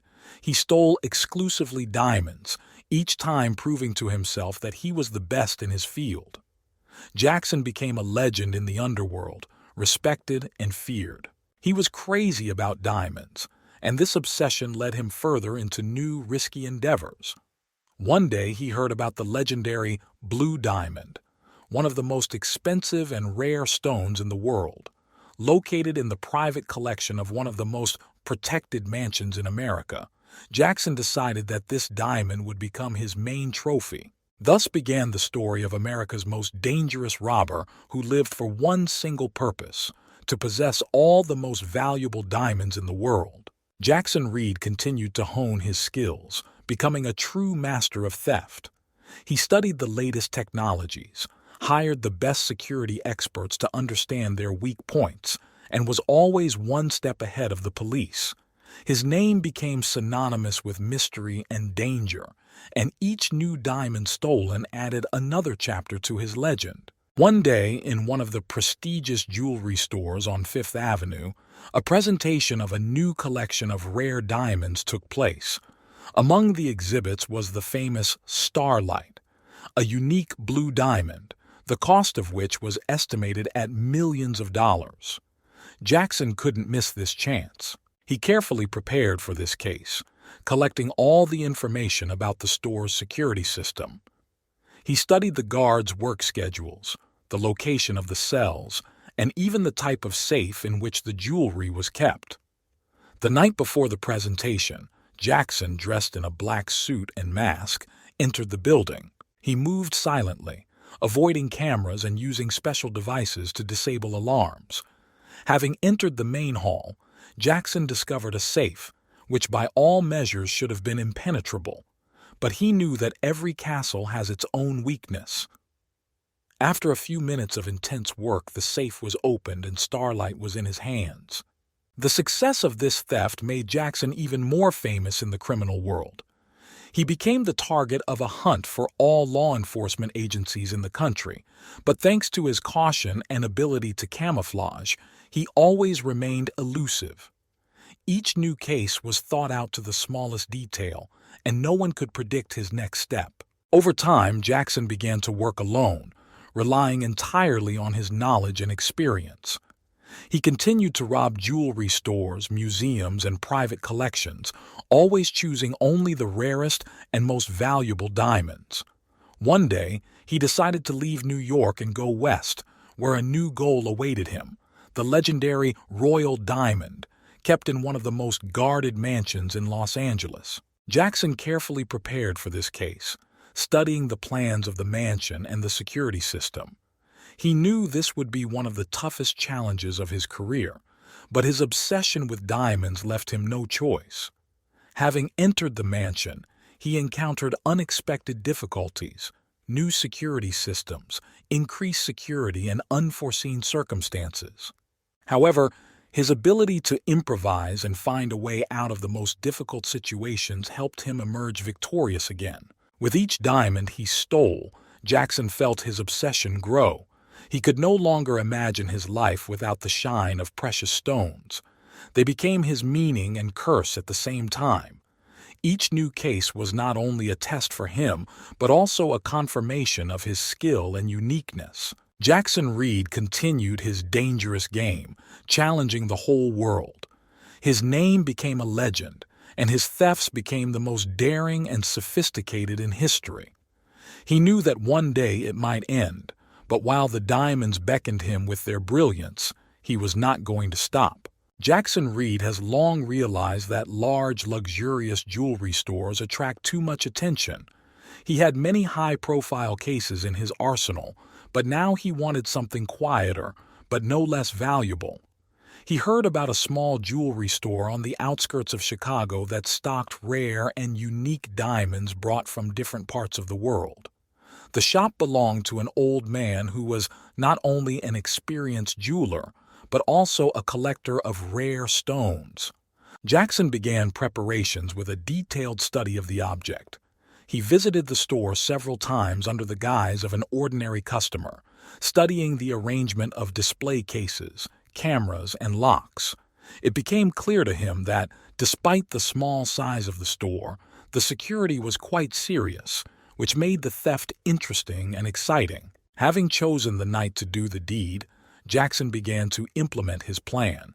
He knew that the store's security system was old but still quite effective. Jackson cut off the power to the area to deactivate the alarms and cameras. In complete darkness, he, using his skills, silently entered inside. It was quiet and dark inside the store. Jackson knew he didn't have much time before the backup power came on. He quickly went to the safe where the most valuable stones were kept. Using his experience and special tools, he opened the lock in a matter of minutes. The picture he had dreamed of opened before him, dozens of rare diamonds, each of which was unique. His eyes sparkled with excitement. He quickly gathered the stones into a small bag, trying not to leave any traces. However, before leaving the store, Jackson heard a noise outside. It turned out that the old jeweler had a habit of walking around his shop even at night. Jackson quickly hid behind the display window, trying not to give away his presence. The old man entered the store suspecting something was wrong due to the power being out. Jackson watched the old man slowly approach the safe and knew he had to act quickly. He rushed to the exit, trying not to make noise, and passing the old man, ran out into the street. The backup lights outside had already turned on, and Jackson wasted no time in disappearing into the shadows. Making sure that he was not being followed, he walked away from the crime scene, disappearing into the night. In his hands was a bag of diamonds, which became another trophy in his collection. Jackson once again proved to himself that he was invincible, and each new theft only strengthened his reputation. So continued the life of Jackson Reed, a man who knew no bounds in his obsession with diamonds. Every new day brought him new challenges, and he met every new challenge with unwavering determination and skill. His legend grew as cops across the country scratched their heads trying to catch America's most elusive burglar. After successfully robbing a jewelry store in Chicago, Jackson Reed lay low for a while to avoid unwanted attention. But his obsession with diamonds did not allow him to remain idle for long. He continued to study the jewelry market, look for new goals, and plan his actions with even greater care. One day, while flipping through rare jewelry magazines, he came across an article about the famous fire diamond, which was kept in a small private museum in Savannah, Georgia.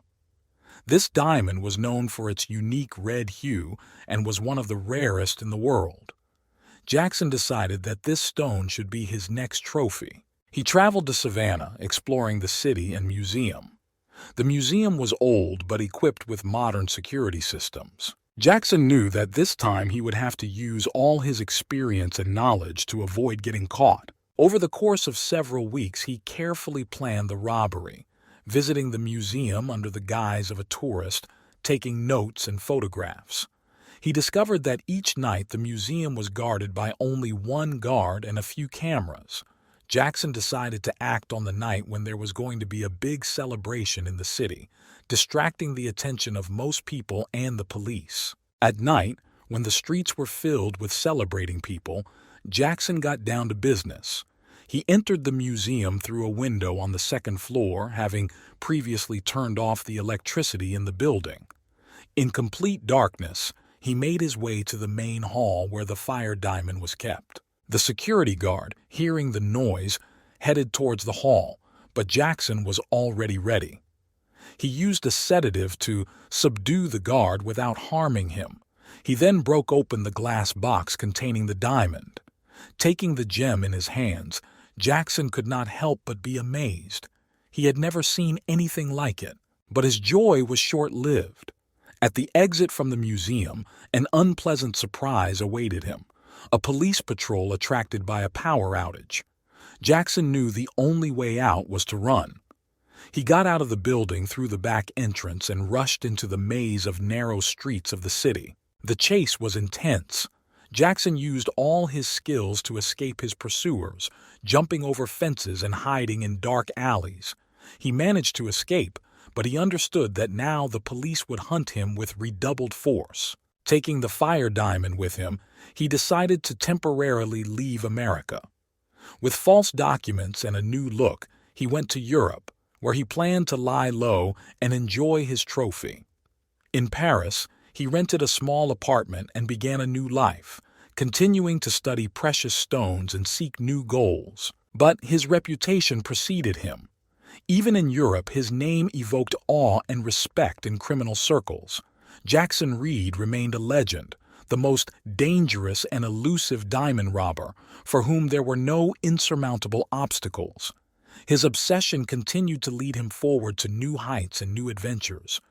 Paris greeted Jackson Reed with foggy mornings and narrow streets full of history and secrets.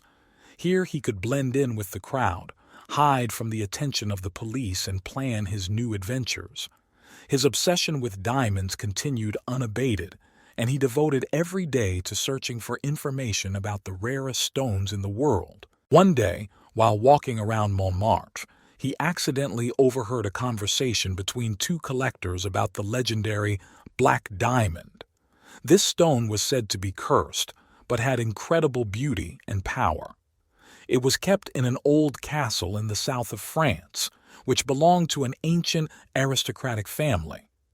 Jackson could not miss this chance. He was attracted not only by the value of the stone, but also by the mysticism that surrounded it.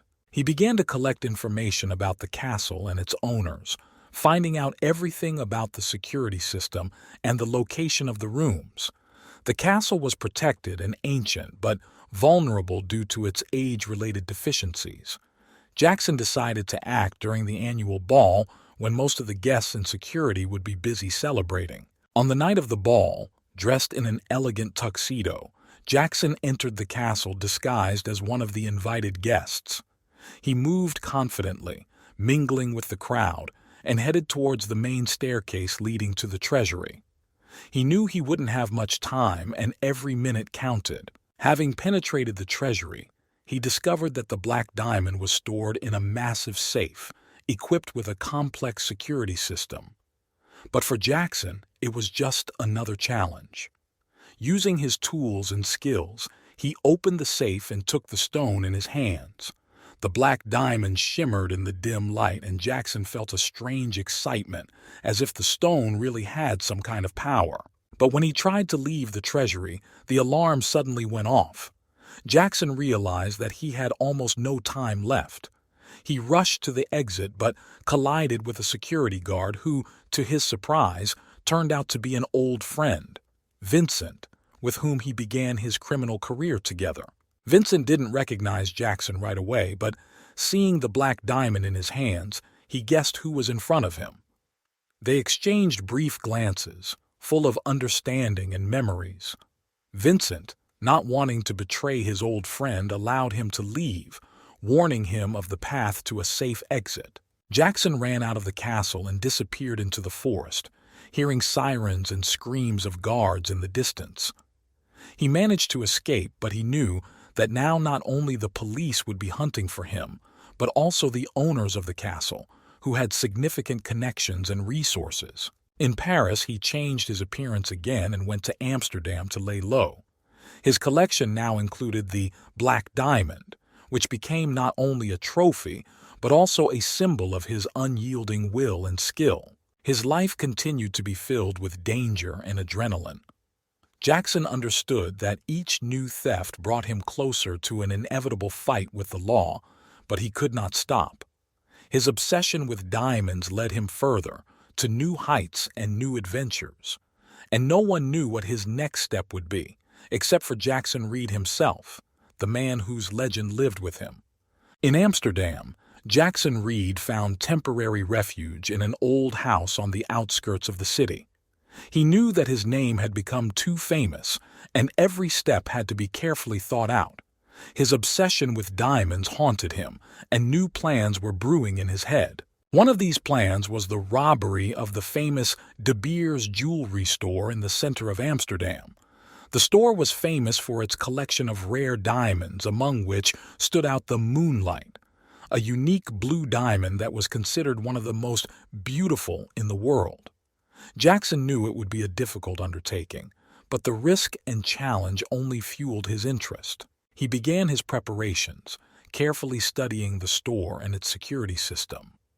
De Beers was protected by the latest technology, including laser sensors, armored glass, and constant video surveillance.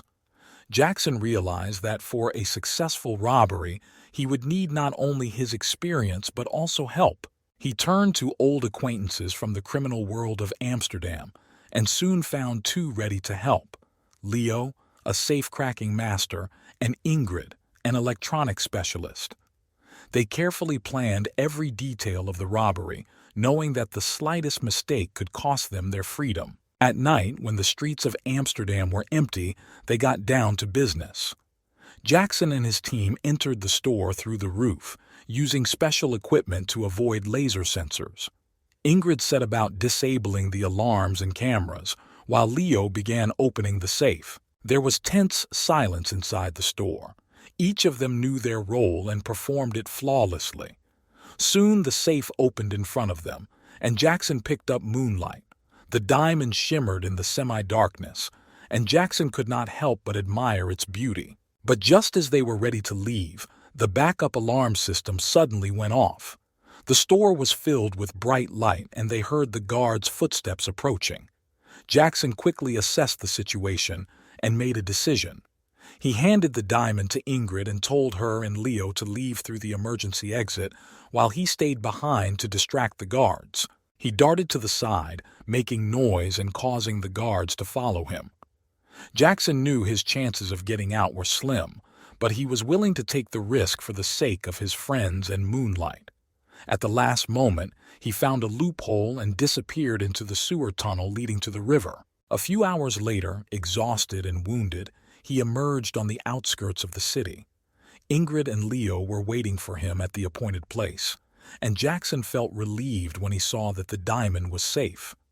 They decided to go their separate ways for a while so as not to attract attention, and agreed to meet later to share the spoils. Jackson changed his appearance again and moved to a small town in the south of France, where he planned to relax and lay low. But his obsession with diamonds continued to flare, and he knew he would soon be back in the game. Each new robbery strengthened his legend, making him even more dangerous and elusive. Jackson Reed continued his journey, leaving behind him a trail of the world's most valuable diamonds and leaving everyone asking themselves, what will be his next move? In a small town in the south of France, hidden from the spotlight, Jackson Reed found temporary refuge. But even here, in a quiet and peaceful place, his obsession with diamonds haunted him. Every night he thought about new possibilities, studied maps and plans, looked for information about rare and valuable stones. One day, while leafing through local newspapers, he came across an article about the Golden Diamond, a unique stone that was to be exhibited in the famous Louvre Museum in Paris. This diamond was known for its unusual history and rare golden hue. Jackson knew that robbing the Louvre would be one of the most daring and difficult cases of his career, but that was exactly what attracted him. He went to Paris, carefully preparing for the matter. This time he decided to work alone, relying only on his skills and intuition. Jackson knew that the security system at the Louvre was one of the most advanced in the world, and every move had to be carefully thought out. On the night of the robbery, Jackson was ready. He used his climbing skills to climb to the roof of the museum and entered through a ventilation shaft. Moving silently, he made his way to the hall where the golden diamond was kept. After disabling several security systems, he found himself in front of a display case with a stone. Jackson carefully opened the glass, being careful not to set off the alarm. His heart beat faster as he took the diamond in his hands. At that moment, he felt that his whole life, all his efforts and risks were worth it. But his joy was short-lived. A hidden alarm, which he did not know about, suddenly went off. The museum's red lights began flashing, signaling an intrusion. Jackson knew he didn't have much time. He quickly hid the diamond and headed towards the exit. Guards stood in his way, but he managed to use smoke bombs to divert their attention and escape. Having got out of the Louvre, he knew that a hunt would begin for him. Jackson hid in an abandoned building on the outskirts of Paris, contemplating his next steps. He understood that he now needed to act quickly and decisively so as not to fall into the hands of the police. Having hidden the golden diamond in a safe place, Jackson decided to temporarily hide in one of his old hideouts on the Mediterranean coast. There, he could hide until passion subsided. He knew that his name would again be on the front pages of the newspapers, but this did not frighten him. He was used to life on the edge. In the quiet and solitude of the coast, Jackson planned his next steps. His obsession with diamonds led him further, forcing him to seek new challenges and adventures. He knew that as long as he lived, his legend would live with him, and every new diamond would become part of his great story. On the Mediterranean coast, Jackson Reed found temporary refuge in an old fisherman's cottage, where he could rest and think about his future actions. Time passed, but his passion for diamonds did not fade. He continued to study rare stones, look for information about new targets, and prepare for the next heists. One quiet evening, Jackson received an unexpected message through an encrypted channel. An old friend, Vincent, with whom they crossed paths in one of the previous robberies, reported an important meeting in Monaco. Vincent hinted that this would not be just a meeting but an opportunity that should not be missed. Jackson decided to go to Monaco. He knew Vincent wouldn't call him just like that. Upon arrival in Monaco, Jackson met Vincent at a luxury hotel on the Côte d'Azur. Vincent told him about the Emperor's Diamond, one of the rarest and most expensive diamonds in the world, which belonged to an old aristocratic family and was kept in their family mansion in the center of Monaco. This diamond was not only incredibly valuable but also surrounded by mysticism and legends. Vincent invited Jackson to join forces to steal it, knowing that only with his skills this matter could succeed. Jackson agreed, realizing that this would not be just a robbery but a real challenge to his skill. They began to carefully plan the operation, studying the mansion and its security system. The mansion was equipped with the latest security systems, including laser sensors, hidden cameras, and armed guards. Every detail of the plan was thought out to the smallest detail, and Jackson knew that this time there could be no mistake. On the night of the robbery, Jackson and Vincent acted as a unit. They entered the mansion through an underground tunnel that was once used for secret exits. Making their way to the main gallery, they encountered their first problem: unexpected changes in the security system that they were not aware of. But Jackson was prepared for such surprises. Using his skills, he quickly adapted to the situation, bypassing laser sensors and deactivating hidden cameras. Vincent broke into the safe in which the Emperor's diamond was kept. When they finally took the diamond in their hands, a feeling of triumph washed over them both. But another test awaited them at the exit. One of the guards noticed them and raised the alarm. Jackson and Vincent were forced to improvise, fighting the guards and making their way to the exit.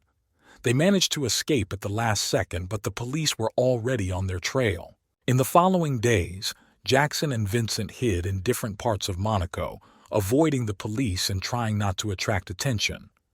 They divided the spoils and agreed to temporarily disperse in order to get lost in different countries.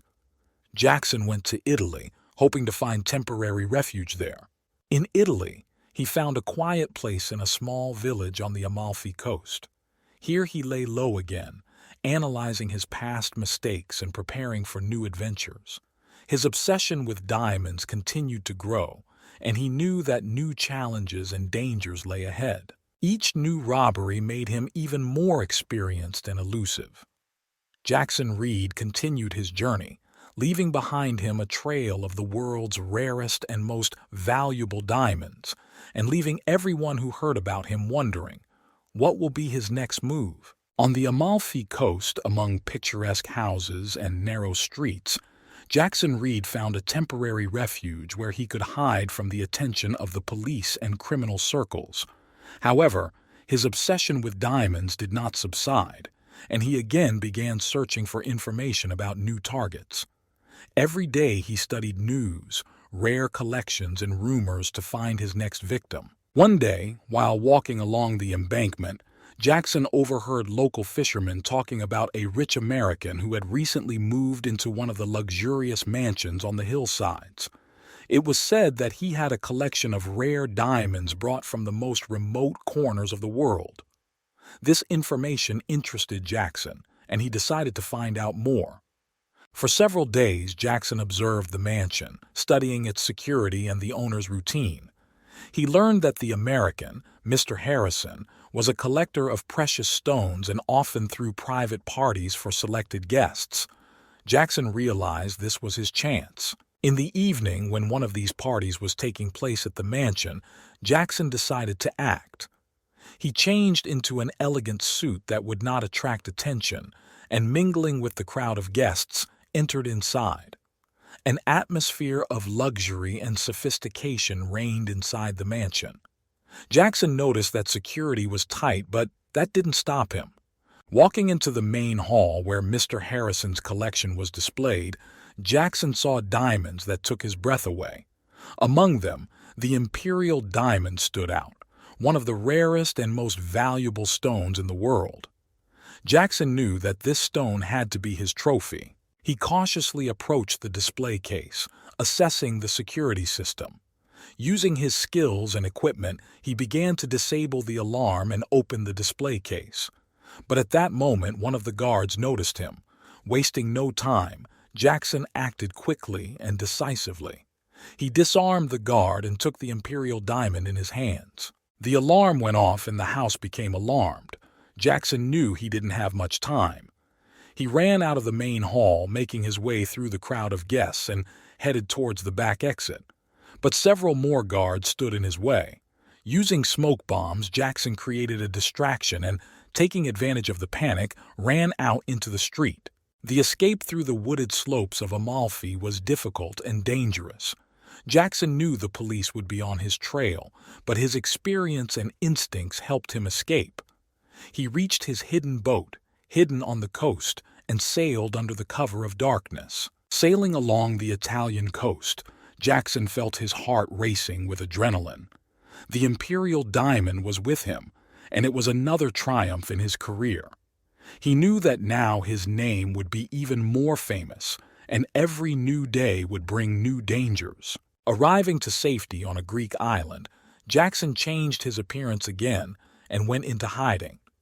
He knew his obsession with diamonds continued to lead him down a dangerous path, but he couldn't stop. Each new diamond became part of his legend, and while he was alive, his story continued. On the Greek island of Jackson, Reed spent several months in solitude, recuperating and developing new plans. But even here, far from the bustle and persecution, he could not remain idle for long. His obsession with diamonds and thirst for adrenaline did not allow him to stop. One day, while walking through a market in a small coastal town, Jackson heard a story about a mysterious diamond known as Atlantis. This diamond was unique not only for its beauty, but also for the legend that it was found on a sunken ship that was believed to be part of the lost city of Atlantis. The stone belonged to a wealthy collector from Athens who was planning to put it up for auction. Jackson immediately knew that this diamond should be his next trophy. He went to Athens, where he began collecting information about the owner of the diamond and the location of the auction. The auction was to be held in one of the most prestigious halls in the city, and security measures were at the highest level. Jackson developed a bold plan. He decided to enter the auction under the guise of a wealthy collector, which would allow him to be in close proximity to Atlantis. With the help of false documents and elaborate makeup, he turned into a respectable businessman. On the day of the auction, Jackson walked into the room with the confidence he had developed over the years. He mingled with the crowd of rich and influential people, watching the progress of the auction. When the time came to exhibit Atlantis, the hall was filled with whispers and sighs of admiration. Diamond was truly magnificent. Jackson acted quickly. While the attention of everyone present was focused on the diamond, he quietly entered the utility room where the keys to the display cases were kept. Using his experience and special tools, he opened the locks and replaced Atlantis with a skillful fake, which he had prepared in advance. Returning to the hall, he watched as the fake was sold for a fabulous sum, and then left the auction holding a real diamond in his hands. But as soon as he stepped outside, he was surrounded by security officers. Jackson realized that his plan had been exposed. He ran away, using all his experience and skills to escape his pursuers. Running through the narrow streets of Athens was tense and dangerous. Jackson used every possible cover to get away from his pursuers. Finally, he managed to hide in one of the abandoned buildings on the outskirts of the city. Inside the building, he paused to catch his breath and consider his next steps. He knew that the hunt had begun for him, and he urgently needed to leave Athens. Jackson contacted old friends who helped him organize his escape on a private yacht. After leaving Athens, Jackson went to the Caribbean, where he hoped to find temporary refuge and escape persecution. On board the yacht, he looked at Atlantis, realizing that this diamond had become another pearl in his collection. But his obsession knew no bounds, and he knew that new challenges and dangers awaited him ahead. In the Caribbean, Jackson found a secluded place on one of the uninhabited islands. Here, among the palm trees and white sandy beaches, he began to plan his next steps. His life continued to be filled with danger and adventure, and each new day brought new opportunities and challenges. In the Caribbean, among lush greenery and crystal-clear waters, Jackson Reed tried to find a little peace. But the inner fire that attracted him to diamonds did not go away. He took refuge in a small house on the beach owned by an old friend named Pablo. Pablo was a former smuggler who knew how to hide valuables and remain undetected. One morning, while enjoying the peace and view of the ocean, Jackson heard from Pablo a story about an old diamond mine on one of the nearby islands. Rare blue diamonds were once mined there, but the mine was abandoned after a series of accidents. Legend has it that the last owner of the mine hid a huge diamond, known as the Heart of the Ocean, in one of the underground tunnels. Interested, Jackson decided to go exploring. Pablo provided him with a map of the island and old equipment for underground work. The next day, Jackson took a small boat to an abandoned mine. The island was covered with dense jungle, and the mine was hidden in its depths. When Jackson reached the entrance, he felt a cold wind coming from the dark tunnels. He turned on the flashlight and, after checking his equipment, began to climb down. The tunnels were damp and gloomy, with stalactites hanging everywhere. Jackson moved slowly, guided by the old map and his instincts. Deep in the tunnel, he found an old wooden door that was closed with a massive rusty lock. Using his tools, Jackson picked the lock and went inside. The room behind the door was filled with old boxes and tools, and there was a large safe in the corner. Jackson began to open the safe using all his experience and skill. A few minutes later, he opened the safe and saw inside a brilliant blue diamond, the Heart of the Ocean. The stone was incredibly beautiful, and Jackson felt his heart beat faster. But at that moment he heard footsteps behind him. Turning around, he saw a group of people, armed and clearly not intending to have a friendly conversation. At the head of the group stood a tall man with a scar on his face. It was a local crime boss named Raoul, who also knew about the heart of the ocean and had been hunting for this diamond for a long time. Raoul demanded that Jackson give him the stone, but Jackson knew that the chances of a peaceful resolution to the conflict were slim. He sharply darted to the side, trying to take cover behind the boxes, and a shootout began. Shots echoed in the narrow tunnel, and Jackson, using every opportunity, made his way to the exit. He managed to wound several of his pursuers and finally ran to the surface. The chase continued through the jungle, and Jackson knew he needed to find a way to his boat.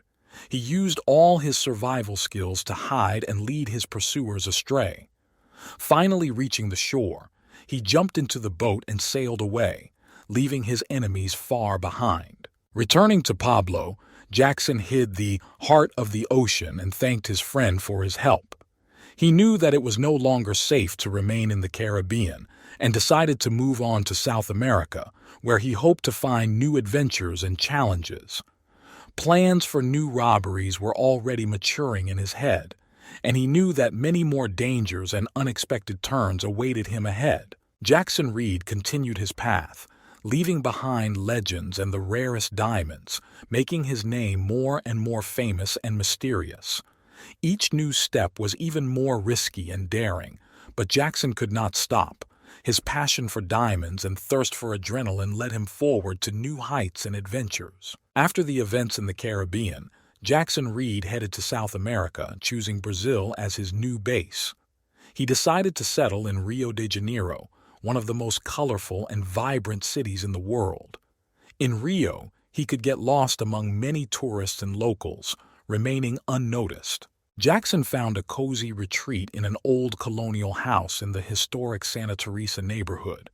The house was hidden among narrow streets and surrounded by dense vegetation, making it an ideal place for stealth. Here he could calmly plan his next steps and recuperate after his latest adventures. Jackson soon learned about a local legend, about the crown diamond, which was kept in an ancient monastery located in the Amazon jungle. It was said that this diamond once belonged to an ancient civilization and was part of a royal treasure. Legend claimed that the diamond had mystical properties and brought its owner good luck and power. Jackson couldn't resist this challenge. He began to collect information about the monastery, which was carefully guarded and difficult to access. Through his new acquaintances in Rio, he learned of an old guide named Miguel, who knew the Amazon jungle like the back of his hand. Miguel agreed to help Jackson for a generous reward. They set off, making their way through dense forests and crossing raging rivers.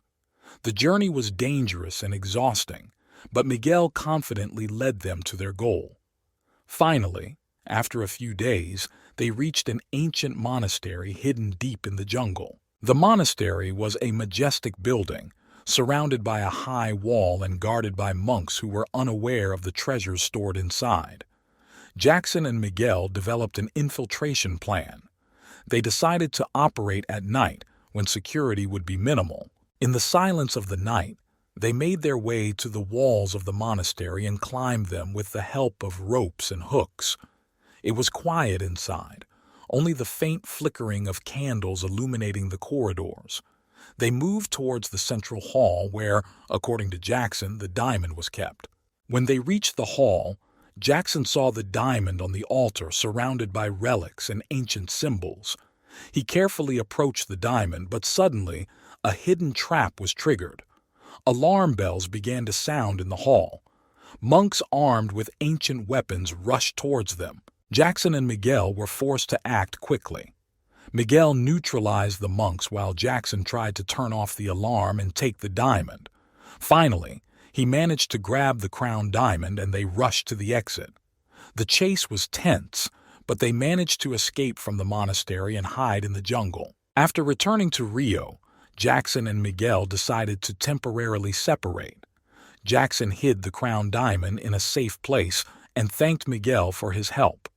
He understood that now his name would be associated with yet another legend, and he would have to find a new refuge to avoid persecution.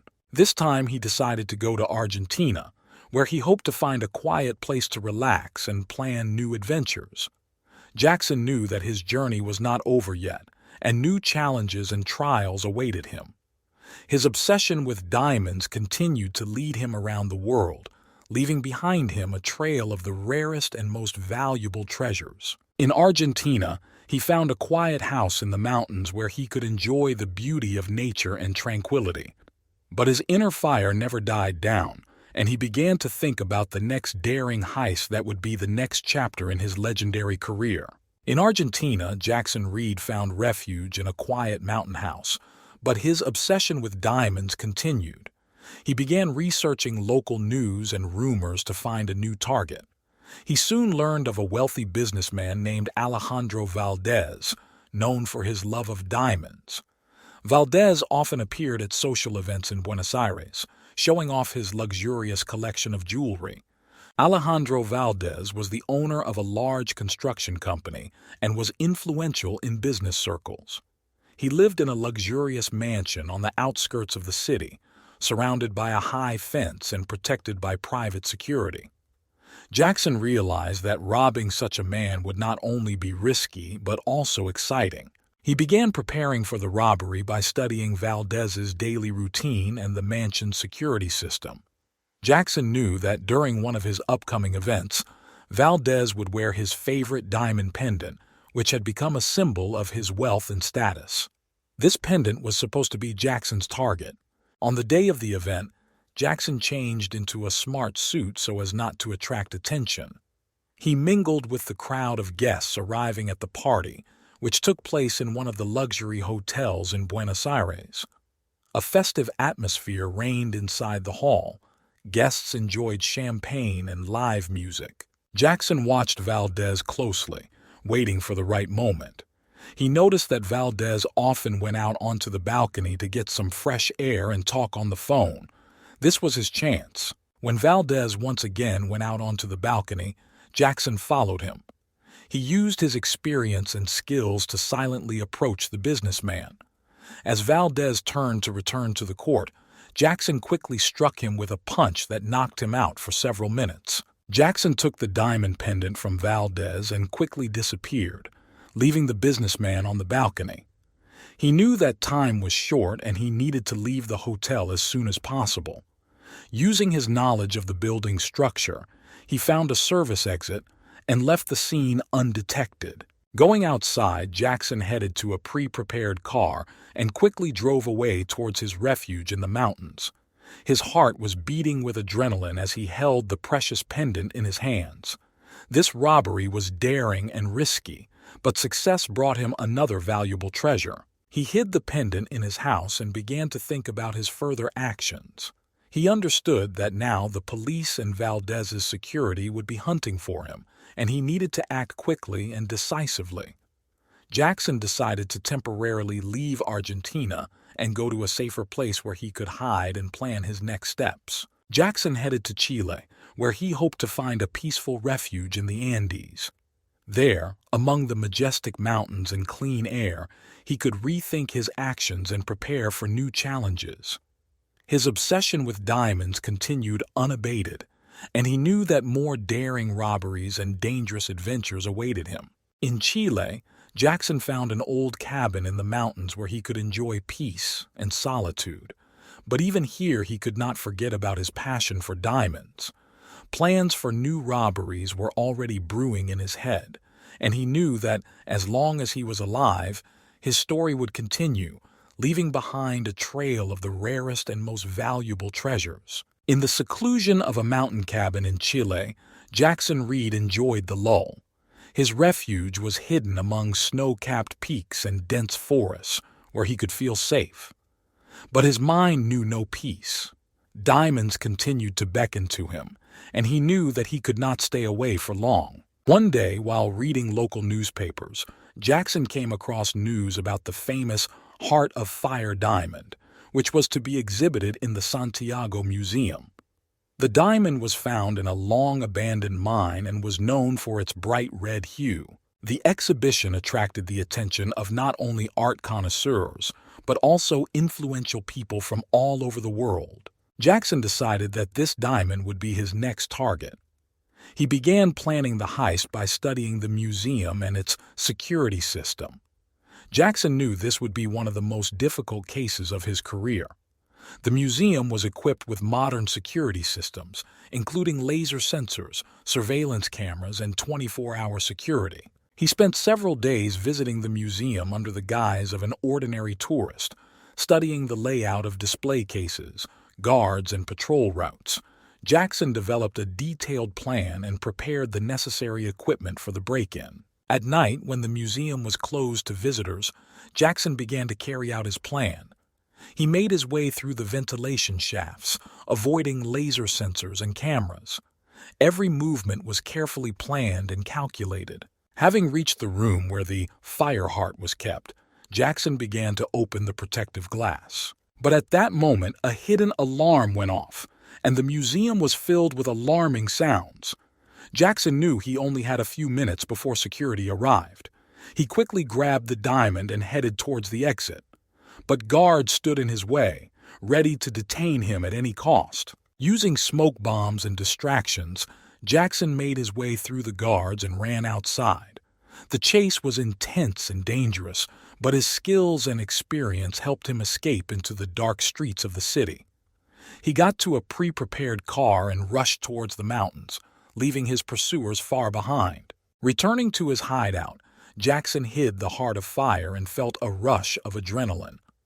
This robbery was one of the most daring and difficult in his career, but the success brought him a new valuable treasure.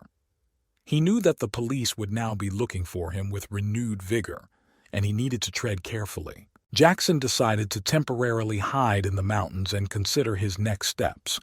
He understood that each new theft brought him closer to an inevitable fight with the law, but he could not stop. His obsession with diamonds continued to take him around the world, and he knew that new challenges and dangers lay ahead. One day, while walking along a mountain ridge, Jackson heard about a legend that had been passed down by local residents from generation to generation.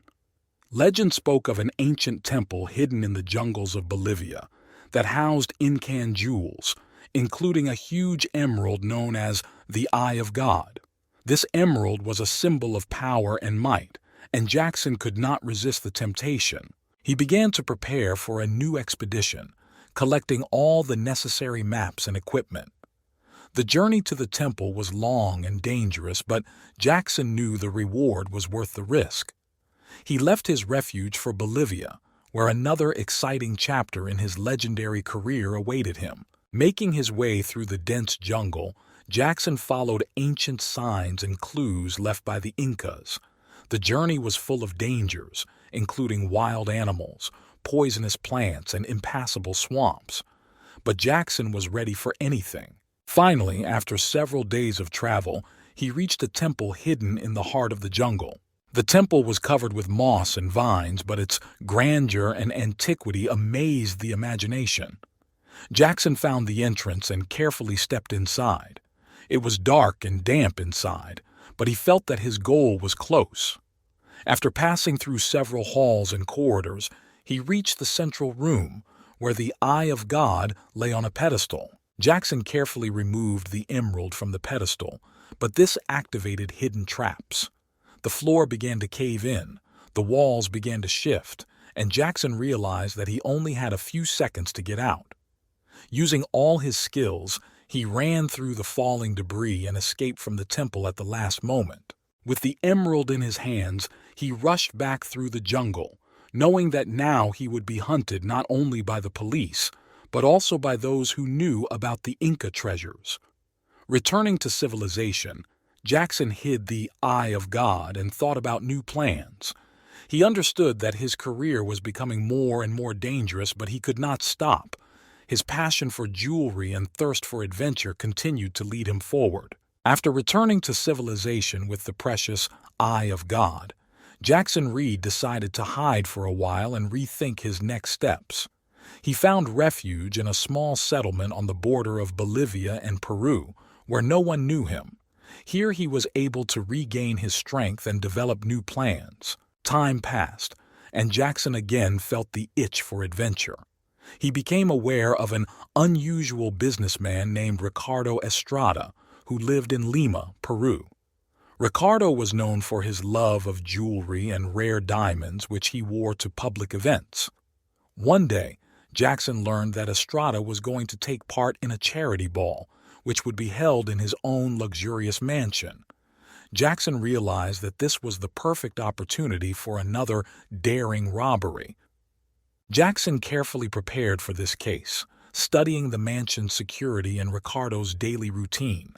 He knew he had to act quickly and accurately. On the eve of the ball, Jackson dressed in an elegant suit and went to the event under the guise of a wealthy philanthropist. His goal was simple: to steal the unique diamond that Ricardo wore around his neck as a pendant. When the ball began, Jackson mingled with the crowd of guests, watching Ricardo.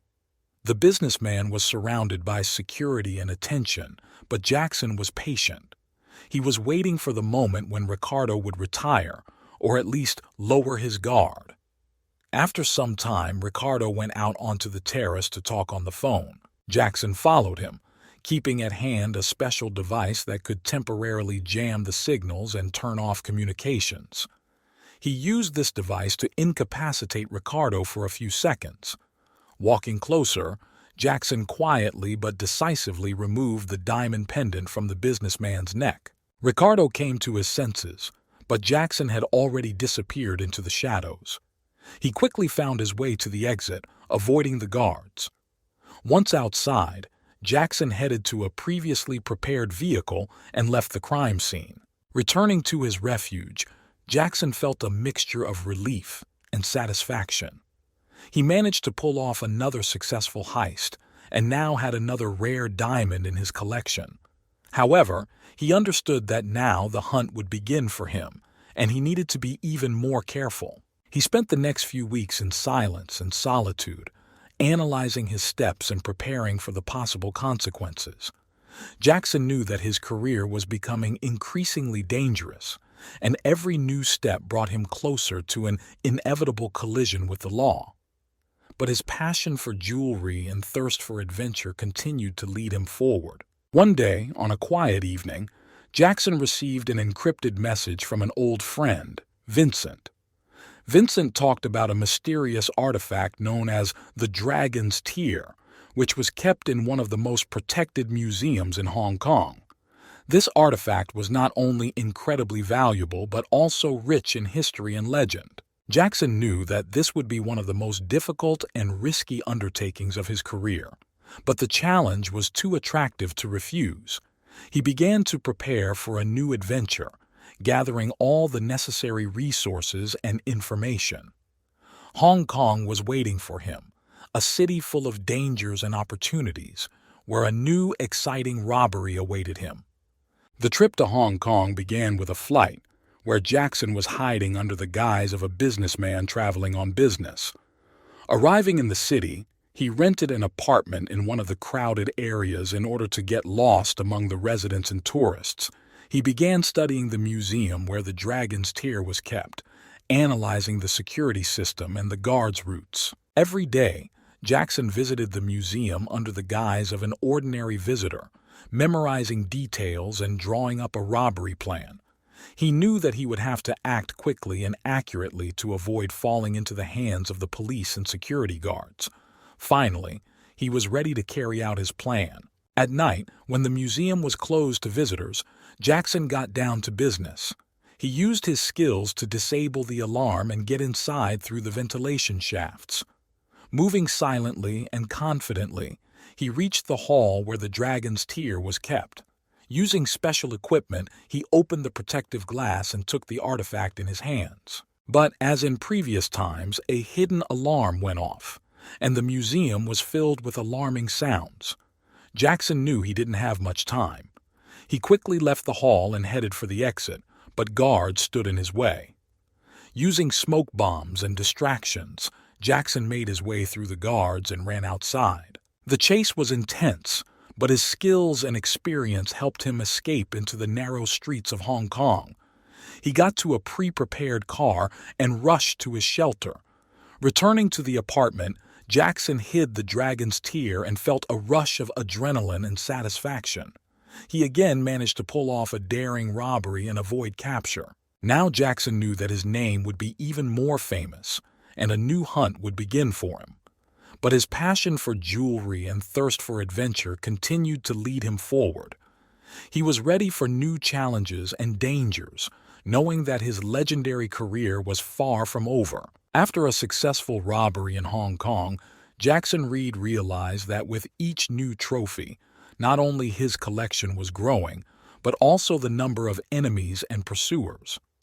Time spent in the shadows became increasingly dangerous. Jackson knew he needed to find a new refuge where he could calmly plan his next steps. He decided to travel to Japan, a country where tradition and technology harmoniously intertwine, creating unique opportunities for a man of his skills. Jackson chose a small mountain town known for its solitude and natural beauty. Here he found a small house where he could hide from unnecessary attention. But even in this calm place, Jackson could not forget about his calling. He began to study local legends and rumors about the jewelry stored in Japan. One story in particular caught his attention, the story of the samurai ruby, which once belonged to one of the most famous samurai of the Edo era. This ruby was a symbol of strength and power, and it was stolen many years ago. It was said to be kept in the private collection of a wealthy Japanese tycoon living in Tokyo. Jackson decided that this ruby should be his next trophy. He began preparing for the robbery by studying the life of the tycoon and the security system of his mansion.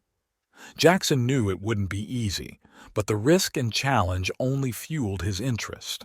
Having moved to Tokyo, Jackson rented an apartment near the tycoon's mansion and began watching him. He found out that the tycoon organizes an annual reception in his house, where he invites famous and influential people. Jackson realized this was the perfect opportunity to get inside. On the day of the reception, Jackson changed into a traditional Japanese costume and entered the mansion under the guise of a high-ranking guest. There was an atmosphere of luxury and sophistication inside. Jackson watched the tycoon closely, waiting for the moment when he would leave the guests. When the tycoon retreated to his private gallery, Jackson followed him. In the gallery, among many other jewels, the samurai ruby lay on a pedestal. Jackson acted quickly and decisively. Using his skills and equipment, he opened the protective glass and took the ruby in his hands. But at that moment, the alarm went off. Jackson knew he didn't have much time. He used smoke bombs to create a distraction and made his way to the exit. The security was already on its feet, but Jackson managed to get out of the gallery and hide in the crowd of guests. He got to a pre-prepared car and rushed to his refuge in the mountains. This time the chase was especially intense, but his skills and experience helped him escape his pursuers. Returning to his house, Jackson hid the samurai ruby and felt the usual satisfaction. Now Jackson knew that a new hunt would begin for him, and he needed to be even more careful. He decided to go into hiding temporarily and start planning his next steps. Each new trophy made him even more famous and dangerous, but Jackson could not stop. His passion for jewelry and thirst for adventure continued to drive him forward. One day, while sitting by the window and enjoying the view of the mountains, Jackson received an encrypted message from an old acquaintance who once helped him evade capture in Europe. The message was about an incredibly rare black diamond that was part of the collection of one of the richest men in the world and was kept in a private residence in Switzerland. Jackson knew this would be one of the hardest things he would ever do, but the challenge was too appealing. He began to prepare for a new journey, collecting information and resources. New adventures and dangers awaited him, but Jackson was ready for anything. His journey to Switzerland began with a flight, where he again hid under the guise of an ordinary tourist. Arriving in Zurich, he rented an apartment in the city center and began studying the residence where the black diamond was kept. Jackson knew that the security system would be one of the most complex, but he was ready for the challenge. He spent several weeks studying the owner's daily routine, guard routes, and camera locations. Finally, he was ready to carry out his plan. On the night of the robbery, Jackson entered the residence through an underground tunnel he found in old plans for the building. Having got inside, he began to turn off the alarm and make his way to the main hall where the black diamond was kept. Every step was carefully planned, and Jackson acted quickly and confidently. When he reached the hall, he saw a diamond on a pedestal surrounded by laser sensors. Using his equipment, Jackson carefully removed the diamond from its pedestal, avoiding activating the sensors. But just as he was ready to leave, the backup alarm system suddenly went off. Jackson knew he didn't have much time. He rushed for the exit, using smoke bombs and distractions to get past the guards. The chase was particularly intense, but Jackson managed to get out of the building and disappear into the darkness. He reached the pre-prepared transport and rushed to his shelter. Returning to his apartment in Zurich, Jackson hid the black diamond and felt a rush of adrenaline and satisfaction. After a successful robbery in Switzerland and the capture of the black diamond, Jackson Reed knew that his pursuers would become even more persistent. Each new trophy made his name more famous, and the hunt for him became more and more intense. He knew he had to be even more careful and find new ways to remain elusive. After leaving Switzerland, Jackson decided to head to Asia, where he hoped to find a new refuge and another goal. He chose Taiwan, a country with a rich history and unique opportunities for those who know how to hide and act unnoticed. In Taipei, the capital of Taiwan, Jackson found a small apartment in a busy area where he could blend in with the crowd and not attract too much attention. Several months passed, and Jackson began researching local news and rumors about the jewelry. He soon learned about a rare artifact, the Dragon Pearl, which was kept in an ancient temple on Penghu Island. This artifact was part of an ancient vault, protected by numerous traps and guards. Jackson realized that this would be one of the most difficult and interesting cases of his career. He began his preparations by studying the history of the temple and the security system. Penghu Island was known for its difficult weather conditions and remote location, making the task even more difficult. After leaving Taipei, Jackson went to Penghu Island. He found a local fisherman named Li who knew everything about the temple and its surroundings. Li agreed to help Jackson for a generous reward, and they began to develop a plan to infiltrate the temple. The night Jackson and Li decided to act, a storm broke out on the island. This created additional complications, but also helped to conceal their approach to the temple. Using the maps and clues Li provided, they made their way to the main entrance and began searching for a way inside. Inside the temple, it was dark and damp. They walked through several halls, avoiding traps and avoiding guards. Jackson felt adrenaline pumping through his veins as they approached the room where the Dragon Pearl was kept. When they reached the central hall, Jackson saw the artifact, illuminated by the dim light of the lamps. He carefully turned off the defense mechanisms and took the pearl in his hands. But suddenly, an ancient trap was triggered. The walls began to move and the floor began to collapse. Jackson and Li rushed to the exit, trying to avoid falling into the abyss. Their path was full of obstacles, but coordinated work and skills helped them get out of the temple at the last moment. The storm was still raging, and they headed to Li's boat to leave the island. On the way back, Jackson realized that the storm was not only an obstacle, but also their salvation. It helped hide their tracks and confuse their pursuers. Returning to Taipei, Jackson hid the Dragon Pearl and thanked Li for his help. Now, with a new trophy in his collection, Jackson knew his adventures were far from over. Each new step made his legend more exciting and dangerous.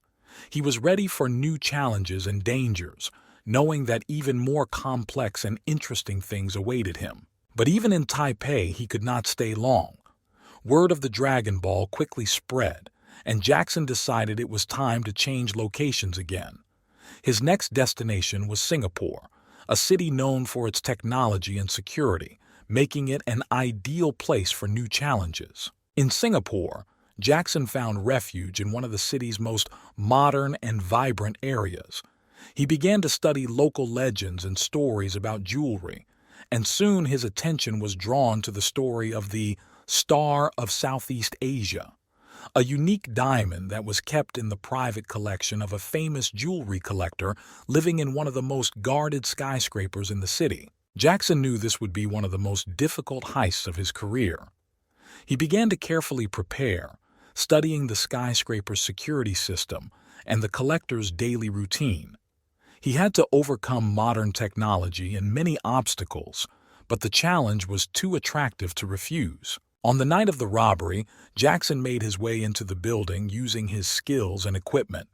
He bypassed numerous cameras and laser sensors, made his way through several floors, and reached the penthouse where the Southeast Asian Star was kept. Every step was carefully planned, and Jackson acted confidently and quickly. Having reached the display case with the diamond, he used special tools to open the protective glass. At that moment, a hidden alarm went off and the building was filled with alarming sounds. Jackson knew he didn't have much time. He quickly grabbed the diamond and rushed to the exit. The chase was intense and dangerous. Jackson used all his skills to evade security and leave the building. He knew that every step could be his last, but his experience and intuition helped him avoid capture. Finally, he reached the pre-prepared transport and rushed to his shelter. Returning to his hideout, Jackson hid the Southeast Asian Star and felt his usual satisfaction. He knew his legend continued to grow, and each new trophy made his story even more exciting. But even in Singapore, Jackson understood that he could not stay in one place for long. His pursuers became more and more persistent, and he needed to find new ways for his adventures. He decided to travel to Africa, where he heard about rare and unique jewelry stored in ancient temples and treasuries. Jackson Reed continued his legendary career, leaving behind him a trail of some of the world's rarest and most valuable jewels. His passion for jewelry and thirst for adventure drove him forward, and he knew that even more complex and interesting things awaited him. After a successful robbery in Singapore and the capture of the Southeast Asian Star, Jackson Reed decided it was time to head to Africa, where new challenges and opportunities awaited him. He chose South Africa, a country famous for its diamonds and gold mines. Jackson knew that here he could find new targets for his daring robberies. Arriving in Johannesburg, Jackson found shelter in one of the quiet areas of the city. He began researching local legends and rumors about the jewels. He soon learned about the famous Crown of Africa, a rare diamond that was kept in a gold mining museum located in an old mining town. This diamond was known for its unique history and enormous value. Jackson realized that this would be one of the most difficult cases of his career. He began preparing for the robbery by studying the museum and its security system. The museum was equipped with modern security systems, including cameras, motion sensors, and 24-hour security. Jackson knew he had to act quickly and accurately. He decided to act at night when the museum was closed to visitors. Jackson made his way through the ventilation system, avoiding laser sensors and cameras. Moving silently, he reached the hall where the Crown of Africa was kept. Using his skills and equipment, he opened the protective glass and took the diamond in his hands. But at that moment, a hidden alarm went off, and the museum was filled with alarming sounds. Jackson knew he didn't have much time. He used smoke bombs to create a distraction and made his way to the exit. The guards were already on their feet, but Jackson managed to get out of the building and disappear into the darkness. The chase was intense and dangerous, but his skills and experience helped him escape his pursuers. He reached a pre-arranged transport and rushed to his hideout in Johannesburg. Returning home, Jackson hid the crown of Africa and felt a rush of adrenaline and satisfaction. But Jackson knew that he couldn't stay in one place for long. The pursuers became more and more persistent, and he needed to look for new ways for his adventures. He decided to travel to Namibia, where he heard about rare and unique jewelry stored in ancient caves and treasuries. Arriving in Windhoek, the capital of Namibia, Jackson found shelter in one of the remote areas of the city. He began studying local legends and stories about jewelry. Soon his attention was drawn to the story of the Star of Namibia, a unique diamond that was kept in an ancient cave in the north of the country. This diamond was known for its beauty and mystical properties. Jackson decided that this diamond should be his next trophy. He began preparing for the expedition, collecting maps and equipment. The path to the cave was long and dangerous, but Jackson was ready for the challenge.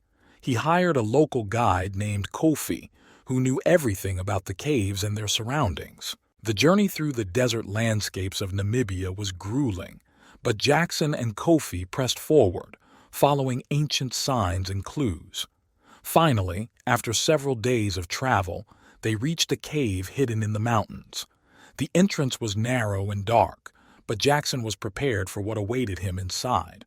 After passing through narrow corridors and avoiding ancient traps, they reached the central room, where the Star of Namibia lay on a pedestal. Jackson carefully removed the diamond from its pedestal, but this activated a hidden trap. The floor began to cave in, the walls began to shift, and Jackson realized that he only had a few seconds to get out. Using his skills and teamwork with Kofi, Jackson ran through the falling debris and escaped the cave at the last moment. With the diamond in their hands, they rushed back through the desert, knowing that now they would be hunted not only by the police, but also by those who knew about the treasures of the cave. Returning to Windhoek, Jackson hid the Star of Namibia and thanked Kofi for his help. He understood that his name would again be on the front pages of the newspapers, and he would have to find a new refuge to avoid persecution. Jackson decided to travel to Morocco, where he heard about rare jewelry and ancient treasures hidden in desert cities and oases. Arriving in Marrakesh, Jackson found refuge in one of the ancient ryads in the Medina. He began studying local legends and stories about jewelry. Soon his attention was drawn to the story of the Heart of the Sahara, a rare emerald which, according to rumors, was kept in an ancient underground city lost in the desert. Jackson decided that this emerald should be his next trophy.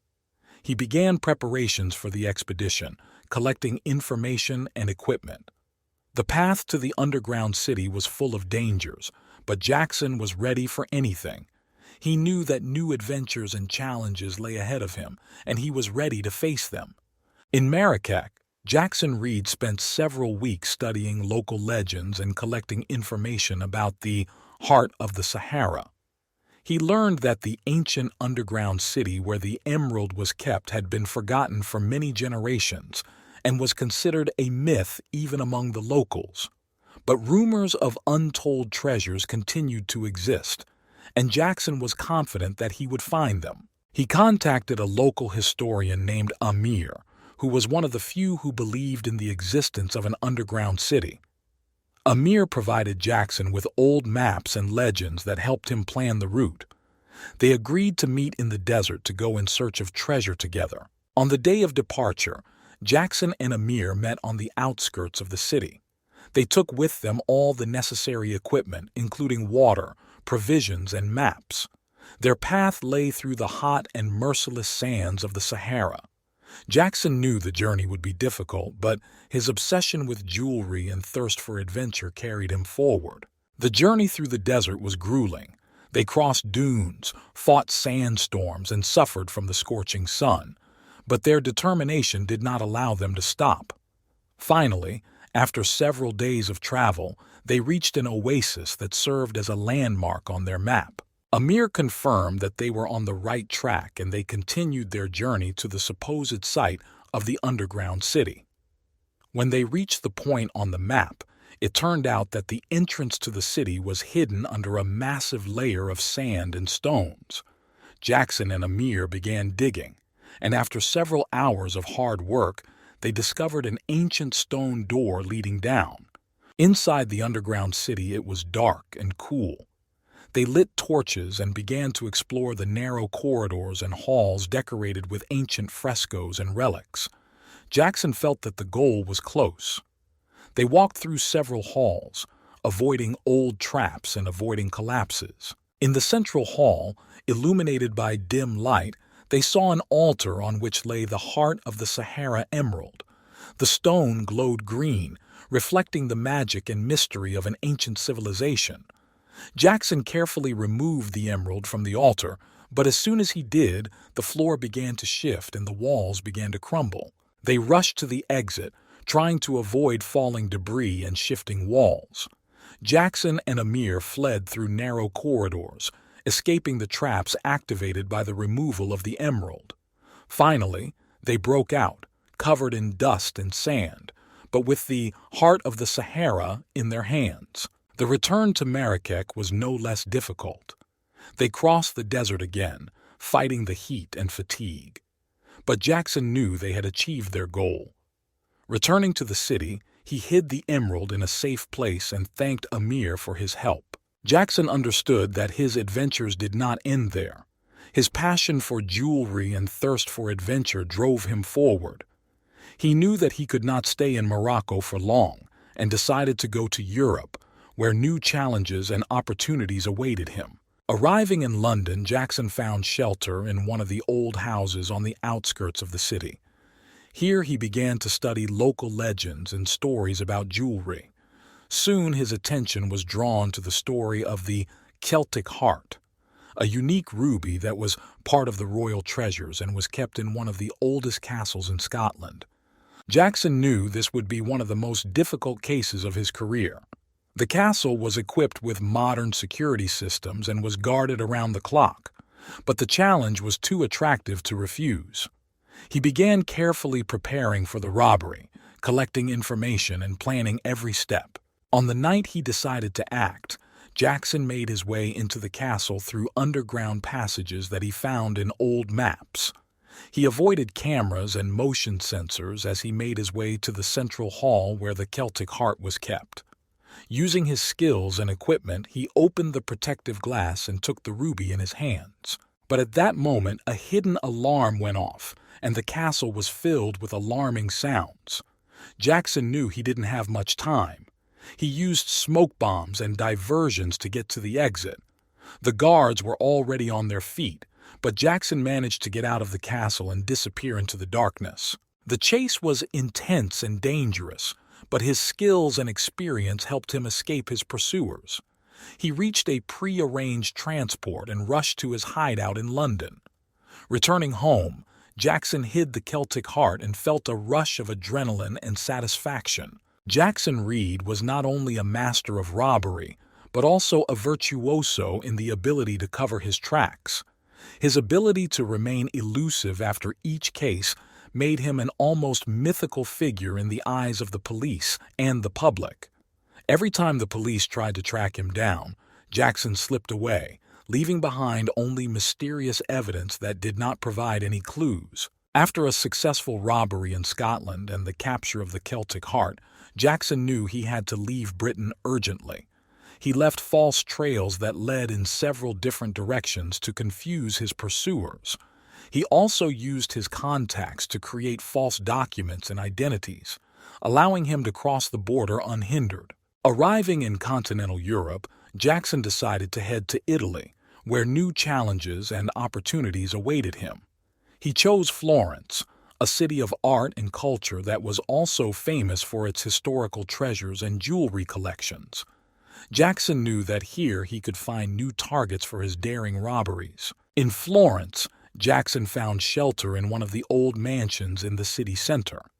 He began studying local legends and stories about jewelry.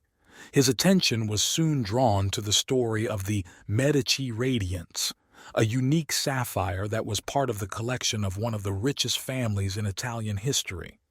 This sapphire was kept in a private gallery belonging to the descendants of the Medici. Jackson carefully prepared for the robbery, studying the gallery and its security system. He knew it wouldn't be easy, but the challenge was too appealing. On the night he decided to act, Jackson snuck into the gallery through a secret passage that only he knew about. He avoided cameras and laser sensors, making his way to the hall where the Medici radiance was kept. Using his skills and equipment, he opened the protective glass and took the sapphire in his hands. But at that moment, a hidden alarm went off, and the gallery was filled with alarming sounds.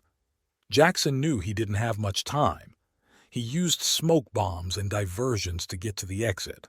The guards were already on their feet, but Jackson managed to get out of the gallery and disappear into the darkness. Returning to his hideout, Jackson used his track-covering skills.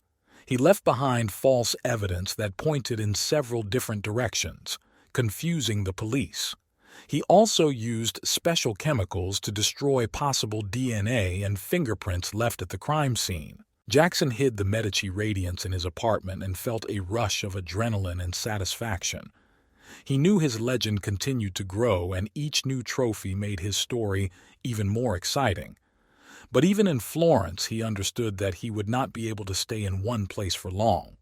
His pursuers became more and more persistent, and he needed to find new ways for his adventures. Jackson decided to travel to Spain, where he heard about rare jewelry and historical treasures stored in ancient castles and monasteries. Arriving in Madrid, he found shelter in one of the ancient quarters of the city. Here he began to study local legends and stories about jewelry. Soon his attention was drawn to the story of the Royal Star, a unique diamond that was part of the royal collection of Spain. This diamond was kept in the royal palace, protected by the most modern security systems and numerous guards. Jackson knew this would be one of the most difficult cases of his career. He began carefully preparing for the robbery, collecting information, and planning every step. On the night he decided to act, Jackson made his way into the palace through underground passages that he found in old maps. He avoided cameras and motion sensors as he made his way to the central hall where the Royal Star was kept. Using his skills and equipment, he opened the protective glass and took the diamond in his hands. But as soon as he did this, a hidden alarm went off. Jackson knew he didn't have much time. He used smoke bombs and diversions to get to the exit. The guards were already on their feet, but Jackson managed to get out of the palace and disappear into the darkness. Returning to his hideout, Jackson used his track-covering skills. He left behind false evidence that pointed in several different directions, confusing the police. He also used special chemicals to destroy possible DNA and fingerprints left at the crime scene. After a successful heist in Spain and the capture of the Royal Star, Jackson Reed knew that his pursuers would become increasingly persistent.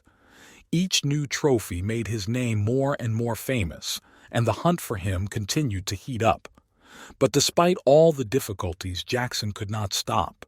His passion for jewelry and thirst for adventure led him forward. His next destination was Paris, a city Jackson knew and loved for its rich history and art. He decided that it was here that he could carry out one of his most daring robberies, which would cement his name in the history of the criminal world. In Paris, Jackson found refuge in one of the old apartments in Montmartre, where he could quietly plan his next steps. Soon his attention was drawn to the story of the Napoleon diamond, which was kept in the private collection of a famous French aristocrat. This diamond was known for its rarity and historical value. Jackson began to prepare for this case, studying the aristocrat's daily routine and the security system of his mansion. He knew it wouldn't be easy, but the challenge was too attractive. The night he decided to take action, Jackson sneaked into the mansion through the garden using his skills and equipment. Once inside, he avoided cameras and laser sensors, making his way to the central hall where the Napoleon diamond was kept. Using his skills, Jackson opened the protective glass and took the diamond in his hands. At that moment, A hidden alarm went off and the mansion was filled with alarming sounds. Jackson knew he didn't have much time. He used smoke bombs and diversions to get to the exit. The guards were already on their feet, but Jackson managed to get out of the building and disappear into the darkness. Returning to his hideout in Montmartre, he hid the Napoleon diamond and felt a rush of adrenaline and satisfaction. But even in Paris, Jackson understood that he could not stay in one place for long. His pursuers became more and more persistent, and he needed to find new ways for his adventures. He decided to travel to Russia, where he heard about rare jewelry and historical treasures kept in ancient palaces and monasteries. Arriving in St. Petersburg, Jackson found shelter in one of the old houses on the Neva embankment. Here he began to study local legends and stories about jewelry. Soon his attention was drawn to the story of the Imperial Emerald, a unique stone that was part of the Romanov treasury and was kept in one of the oldest museums in the city. Jackson knew this would be one of the most difficult cases of his career. The museum was equipped with modern security systems and was guarded around the clock, but the challenge was too attractive to refuse. He began carefully preparing for the robbery, collecting information and planning every step. The night he decided to act, Jackson made his way into the museum through underground passages he found in old maps. He avoided cameras and motion sensors as he made his way to the central hall where the Imperial Emerald was kept. Using his skills and equipment, he opened the protective glass and took the emerald in his hands. But as soon as he did this, a hidden alarm went off. Jackson knew he didn't have much time. He used smoke bombs and diversions to get to the exit. The guards were already on their feet, but Jackson managed to get out of the museum and disappear into the darkness. Returning to his hideout, Jackson used his track-covering skills. He left behind false evidence that pointed in several different directions, confusing the police. He also used special chemicals to destroy possible DNA and fingerprints left at the crime scene. Now, having hidden the Imperial Emerald in a safe place, Jackson knew that his name would be even more famous, and a new hunt for him would begin. But his passion for jewelry and thirst for adventure continued to lead him forward. He was ready for new challenges and dangers, knowing that his legendary career was far from over. Each new robbery strengthened his reputation as the most skillful and elusive robber in the world. He knew that one day his luck might change, but for now his skill and cunning allowed him to stay one step ahead of his pursuers. Jackson Reed continued his journey, leaving behind him a trail of the rarest and most valuable jewels, turning his life into an exciting and dangerous game in which everything was at stake. Jackson Reed, the world's most elusive jewel heist, was at the peak of his career. Every successful raid, every daring robbery strengthened his legend. However, his elusiveness and skill began to attract the attention of not only the police, but also international agencies. His pursuers joined forces, and ultimately his capture became their main goal. After a successful robbery in St. Petersburg, Jackson headed to Japan, where he planned to take a break and develop a plan for the next heist. He chose Kyoto, a city rich in history and culture, where he could hide among many tourists and locals. But it was in this ancient city that his last game began. Jackson rented a small, traditional Japanese apartment in a quiet area of Kyoto. He enjoyed the peace and quiet, but could not completely relax. He felt that the hunt for him continued and that his pursuers would not retreat. His gut instinct was that something was coming. An international agency, combining the efforts of law enforcement agencies from several countries, developed a plan to capture him. They knew that Jackson was carefully hiding his tracks, so they decided to use his passion for jewelry as bait. An exhibition of rare jewels was to take place in Tokyo, including the legendary Phoenix Ruby, which, according to legend, was part of the treasures of an ancient Chinese emperor. This ruby was incredibly valuable, and the agency knew it would attract Jackson's attention. Jackson couldn't resist this challenge.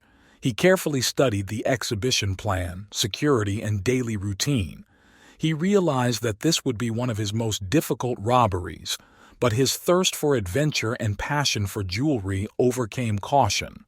The night before the exhibit opened, Jackson snuck into the museum using his skills and equipment. He avoided cameras and laser sensors, making his way to the hall where the Phoenix Ruby was kept. Everything went according to plan, and Jackson had already picked up the ruby when the alarm suddenly went off. He didn't know that they were waiting for him. A team of special agents surrounded the museum, blocking all exits. Jackson tried to use his usual maneuvers, smoke bombs and diversions, but this time it was all in vain. The agency studied all of his past robberies and prepared for his tricks. The chase inside the museum was intense. Jackson rushed through the corridors, trying to find a way out, but every time he ran into agents. His heart was pounding, his adrenaline was pumping, but he knew his time was up. At the last moment, when he had almost reached the emergency exit, he was surrounded by special agents. Jackson understood that there was nowhere else to run. He raised his hands, holding the Phoenix Ruby in one of them, and surrendered. His arrest became a sensation. Jackson Reed, the world's most elusive jewel thief, has finally been caught. Police and international agencies celebrated the victory, and Jackson knew his legendary career was over. Jackson Reed, while behind bars, realized that his freedom was temporarily lost, but his mind continued to work, planning for the future. His arrest became a sensation, and for months, the news was filled with stories of his daring robberies and elusiveness. Time passed and Jackson began to get used to life in prison, but he did not lose hope and continued to work on his escape plan. He knew that the best were watching him, and that the slightest mistake could cost him his life. However, his determination was unshakable. One day, during a planned visit, Jackson managed to transmit an encrypted message to his old allies. The message contained instructions and a request for help in organizing an escape. His team, loyal and experienced, sprang into action. They developed a complex plan that involved bribing several guards and using underground tunnels left over from previous centuries. The day of the escape was scheduled at a time when prison security was expected to be minimal due to a major event in the city. On the night of the escape, using all his skills and knowledge, Jackson began to act. He worked harmoniously with the guards who were on his side and moved towards the pre-prepared exit. The whole process took several hours, but he managed to make his way through the maze of tunnels and emerge to freedom. A team was waiting for him on the surface with transport ready to take him to safety. They quickly left the area and headed for a previously prepared shelter in another country. Jackson Reed is free again. Despite all the difficulties and dangers, he proved that his skill and determination are unsurpassed. He knew that now he would have to act even more carefully to avoid rearrest, but his spirit was unbroken. In a secret refuge, far from his former pursuers, Jackson began a new life. He decided that he would no longer engage in robberies, but his passion for jewelry remained. He used his knowledge and experience to become a consultant and jewelry expert, working with collectors and museums who valued his unique skills and intuition. The legend of Jackson Reed lived on, but now it became the story of a man who was able to change his destiny and find a new path. His adventures and daring heists became part of history, but Jackson himself found a way to take his talents in a new direction while remaining free and undefeated. Third criminal story. In a small, modest area of London, where many of the houses looked like sad brick boxes, a boy named Lewis Harding grew up. Born into a family where money was an eternal problem, Lewis knew from childhood what poverty was. His father worked in a factory, barely making ends meet, and his mother worked as a cleaner at the school Lewis attended. The family lived in a small, cramped apartment, and every day was a struggle for survival. Lewis was not a typical child. Unlike his peers, he rarely smiled and practically did not play outside. His mind was occupied with other thoughts. he dreamed of wealth and a better life. Every morning on his way to school, he would pass large houses in more affluent areas and wonder why his family couldn't live the same way. At school, Lewis was quiet and reserved. Classmates often laughed at his worn clothes and old backpack. This further strengthened his desire to get out of poverty. He studied hard, hoping that knowledge would help him achieve success. But gradually, Lewis began to understand that honest work could not earn much money. He needed quick and radical ways to change his life. As a teenager, Lewis began hanging out with local bullies. He quickly realized that the criminal world was full of opportunities for those willing to take risks. At first, it was petty thefts and fraud, but over time his ambitions grew. Lewis knew that to become truly rich, he had to think big and act decisively. Every night as he lay in his modest room, Lewis planned his way out of poverty. He studied the stories of famous criminals and entrepreneurs, looking for inspiration and lessons in them. His desire for wealth grew stronger, and he was ready to do anything to achieve his goal. Lewis Harding didn't want to be just another street thug. He aspired to become the richest criminal in England, and his path to the top was just beginning. Over time, Lewis Harding became increasingly immersed in the world of crime. His first big deals brought not only money, but also a reputation among local bandits. He quickly realized that success in this world depends not only on courage and cunning, but also on the ability to build connections and organize people. By the age of 16, Lewis was already known in criminal circles. His affairs became more and more daring and complex. He began planning robberies of jewelry stores and banks, recruiting the most reliable and intelligent people he could find. He organized his first gang where everyone had their own place and role. Lewis chose his team members carefully. Among them were professionals in various fields: burglars, drivers, experts in forged documents, and even former police officers who knew how to evade the attention of law enforcement agencies. He understood that successful operations require precise coordination and complete trust among the participants. One of the first significant successes of the Lewis gang was the robbery of a large bank in central London. The plan was thought out in detail: distractions, false leads, well-thought-out escape routes. The operation went perfectly, and the team walked away with millions of pounds without leaving any trace. This success not only brought Lewis money, but also established his reputation as a brilliant strategist and organizer. He began investing money in legitimate businesses, using front men and shell companies to hide his criminal proceeds. Thanks to this, he began to build the image of a successful entrepreneur. But despite his success, Lewis understood that every new step brought him closer to danger. Competition among criminal gangs became increasingly fierce, and the police intensified their efforts to combat organized crime. Lewis had to constantly be one step ahead, predict the actions of enemies and law enforcement officers. However, Lewis's desire for wealth and power was irresistible. He wanted not only to become rich, but also to become a legend of the criminal world, a man who would be remembered and feared. His ambitions became more and more ambitious, and he began to think about international operations, smuggling and money laundering through offshore companies. Soon Lewis Harding became famous not only in England, but also abroad. His name was associated with impeccably planned robberies and frauds. But he knew that at the top danger lurks at every turn, and he was ready for new tests and challenges. Over time, Lewis Harding realized that success in the criminal world required not only impeccable planning and the ability to hide, but also strategic thinking on an international level. He began to establish connections with criminal groups from other countries, which opened up new business opportunities and expansion of influence. One of Lewis's first major international projects was cooperation with the Mexican cartel. They supplied drugs to Europe, and Lewis organized their safe transportation and distribution throughout London and other major cities. This partnership brought huge profits, but also increased risks.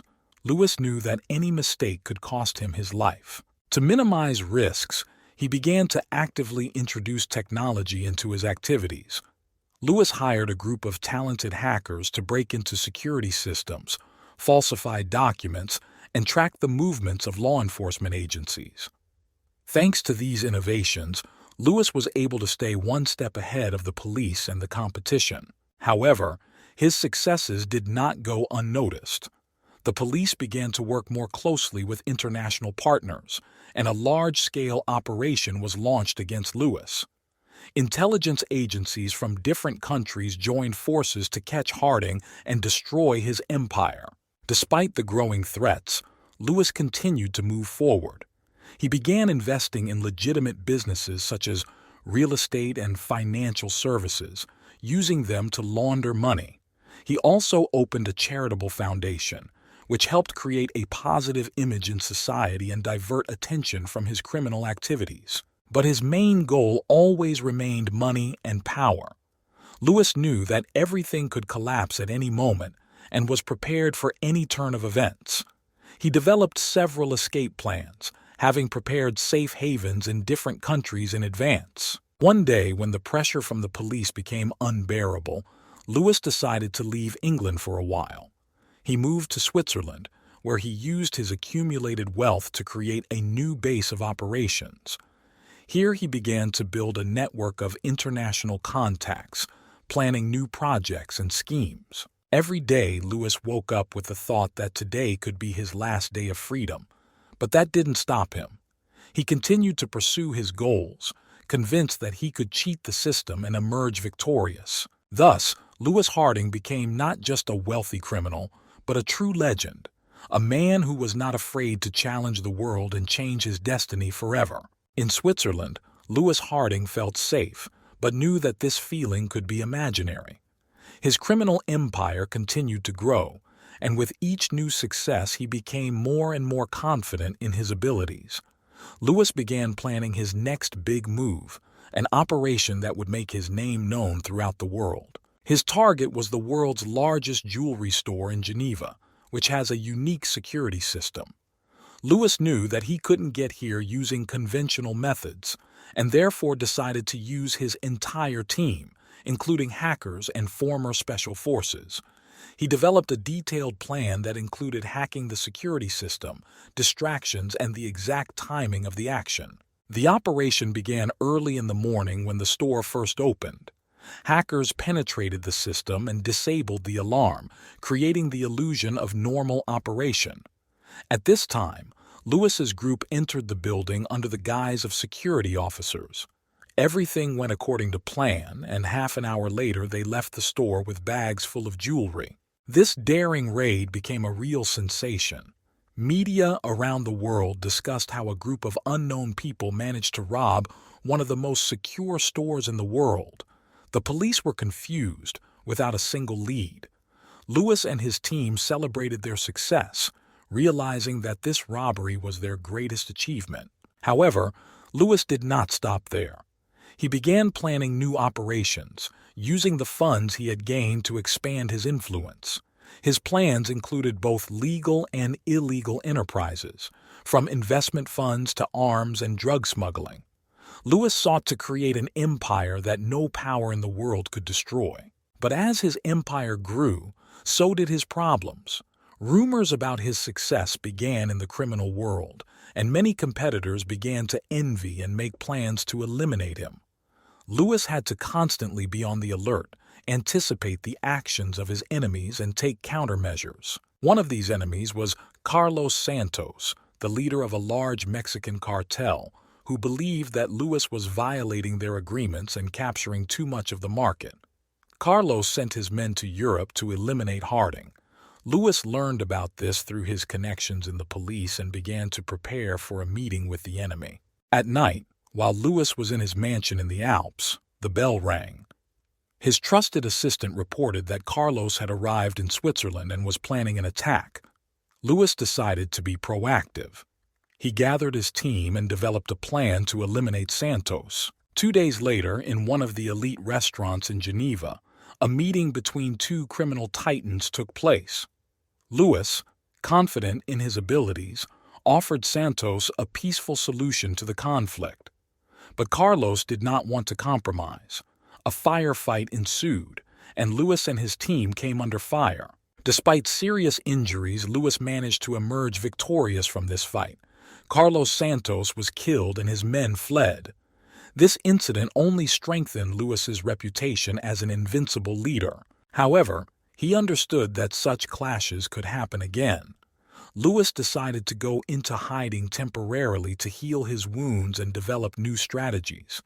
He knew that the path to the top is always accompanied by dangers and was ready for new challenges. Lewis Harding continued his path, realizing that in the world of crime there is no place for the weak.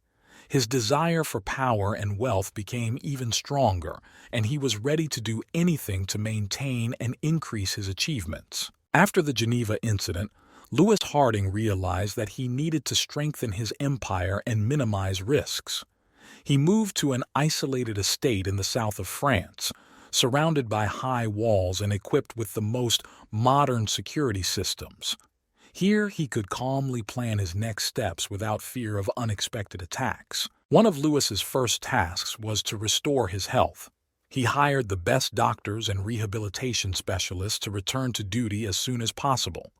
During his recovery, he wasted no time, studying reports, analyzing the market situation, and developing new strategies to expand his empire. Lewis knew that to achieve his goals, he needed to reach the next level. He began to increasingly use his legal businesses to launder money and invest in promising projects. One of these projects was the development of innovative technologies in the field of cybersecurity. He brought in top talent, creating a company that could protect him from hackers while using its technology for cybercrime. As his operations grew, Lewis had to rethink his team. He began bringing in new people who could bring fresh ideas and improve the efficiency of operations. Among them were former intelligence agents, economists, lawyers, and technologists. They helped him build complex schemes that allowed him to hide his true income and avoid the attention of the authorities. Lewis also began to strengthen his connections with influential figures in politics and business. He organized private parties where he invited members of the elite, gave expensive gifts, and made lucrative deals. Thanks to this, he acquired reliable allies who could help him in critical situations. One day, Lewis learned about a major businessman who owned a chain of elite casinos throughout Europe. This man was known for his connections with criminal structures and influence in financial circles. Lewis decided that an alliance with him could open up new horizons for his empire. He organized a meeting and proposed mutually beneficial cooperation. The deal was struck, and Lewis soon began investing in casinos, using them to launder money and conduct illegal transactions. This partnership brought him huge profits and strengthened his position on the international stage. Lewis became even more powerful and influential, but he knew that there would always be those who would try to topple him from his pedestal. One day, having received information about an impending attempt on his life, Lewis decided to take radical measures. He initiated an operation to eliminate his enemies, using his connections and resources. A series of targeted strikes were carried out, as a result of which many of his competitors and ill-wishers were neutralized. After this purge, Lewis realized that to continue to succeed, he needed to further strengthen his security and intelligence. He hired former intelligence agents to create sophisticated surveillance and counterintelligence systems. This allowed him to always be one step ahead and prevent any threats. Lewis Harding became more and more powerful. His name inspired fear and respect in the criminal world. He continued to build his empire, skillfully maneuvering between legal and illegal spheres, and every day brought him closer to his goal, to become the richest and most influential criminal in the world. Every year, Lewis Harding's influence grew, and his criminal empire extended far beyond Europe. He built a complex network of alliances and partnerships that provided him with stability and the ability to maneuver in any circumstances. But as the empire grew, so did the risks. Lewis understood that his opponents were not asleep, and every step could be decisive. One evening, while Lewis was enjoying the tranquility of his estate in the south of France, he received news that could change everything. His informant said that the British police, together with Interpol, were developing an operation to capture him. This was a warning sign that someone in his inner circle might have betrayed him. Lewis didn't waste any time. He called an emergency meeting of his most trusted people. The focus was on one task: to identify the traitor and neutralize the threat. Over the course of several days, his team conducted a thorough investigation, analyzing all contacts and recent activities of each member of their group. Finally, the traitor was found. It turned out to be one of the new team members, whom Lewis had accepted only a few months ago. This man turned out to be a double agent working for the police. Lewis acted quickly and decisively. The traitor was eliminated, and all traces of his presence were carefully destroyed. But Lewis knew that this situation was only temporarily delaying the inevitable. He decided to carry out a major operation that would divert the attention of law enforcement agencies and give him time to prepare for new challenges. At the center of his plan was the robbery of the world's largest diamond vault in Antwerp. Preparation for the operation took several months. Lewis carefully studied the vault's security system, developed a complex infiltration plan, and selected the best people to carry out the task. His team included professionals, each of whom was an expert in his field: burglars, masters of disguise, explosives experts, and hackers. The night of the robbery arrived. The operation began with a distraction. A group of hackers broke into the security system, disabling cameras and alarms. At the same time, another team entered the building through an underground tunnel prepared in advance by Lewis. Everything went according to plan, and soon the team found itself in the hall with diamonds. But at the most critical moment, something went wrong. The security system was suddenly activated, and an alarm began. Lewis knew they only had a few minutes left before the police arrived. He decided to act quickly and decisively. The team began collecting diamonds, but there was too little time. With huge losses, but still with some of the loot, Lewis and his team managed to get out of the vault and escape. This robbery became one of the most daring operations in the history of crime and attracted enormous attention from the media and law enforcement agencies. Lewis knew that he was now at the forefront of the attack, and any mistake could cost him everything. Returning to his estate, Lewis knew that his empire had reached its peak, and it would only become more difficult to maintain control. He began to prepare for a new stage of his life, planning new moves and strategies. He knew that the struggle for power and wealth never ends, and he was ready to face any challenge to maintain his place at the top. After a daring robbery in Antwerp, Lewis Harding realized he needed to radically change his strategy. His position became increasingly vulnerable, and he realized that it was time for a change. Lewis decided to temporarily lay low and develop a plan for a global reorganization of his empire.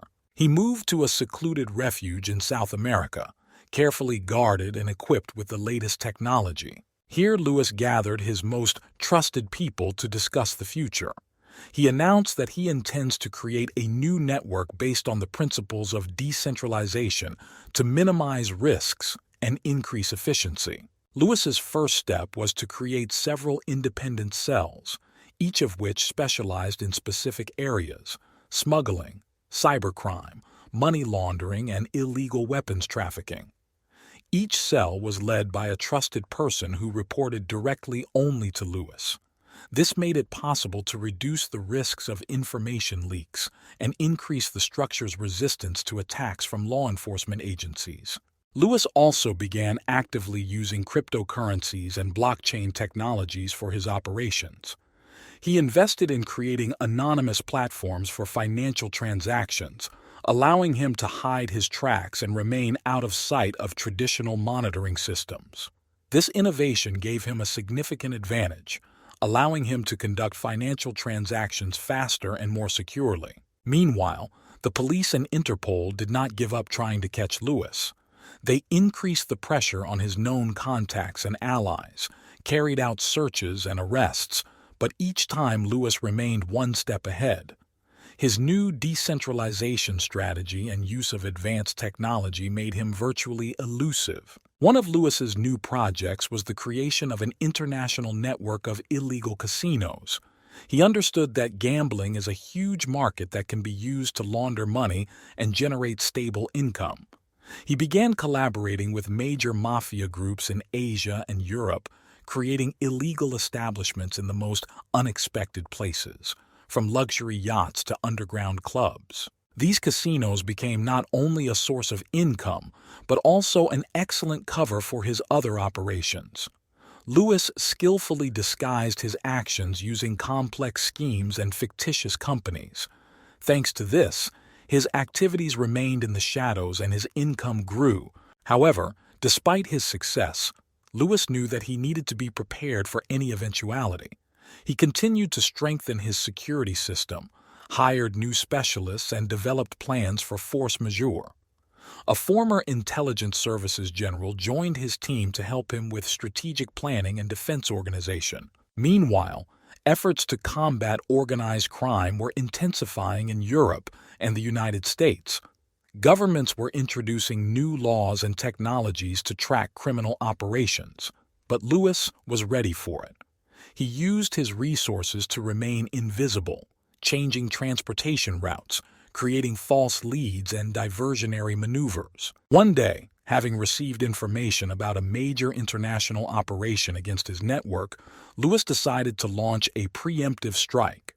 He organized a large-scale hacker attack on the servers of the police and Interpol, which led to serious disruptions in their work and temporary loss of access to key information. This allowed Lewis to buy time and strengthen the protection of his assets. Lewis Harding continued his rise, becoming one of the most influential figures in the world of crime. His ambition knew no bounds, and he was willing to do anything to maintain his position and continue to build his empire. He knew that the struggle never ends, and he was ready for any challenge to achieve his goals. Time passed, and Lewis Harding continued to develop his empire, making increasingly complex and daring decisions. His new hideout in South America has become a real control center for a global network of criminal operations. Lewis acted extremely carefully, realizing that his every move could be tracked. He used code names, encrypted communication channels, and multiple layers of security to maintain his anonymity. One of Lewis's largest and most ambitious projects was the development of a scheme for international money laundering through a network of shell companies and banks. He created fictitious enterprises that engaged in legal transactions, but in reality were just a front for transferring criminal proceeds into legitimate assets.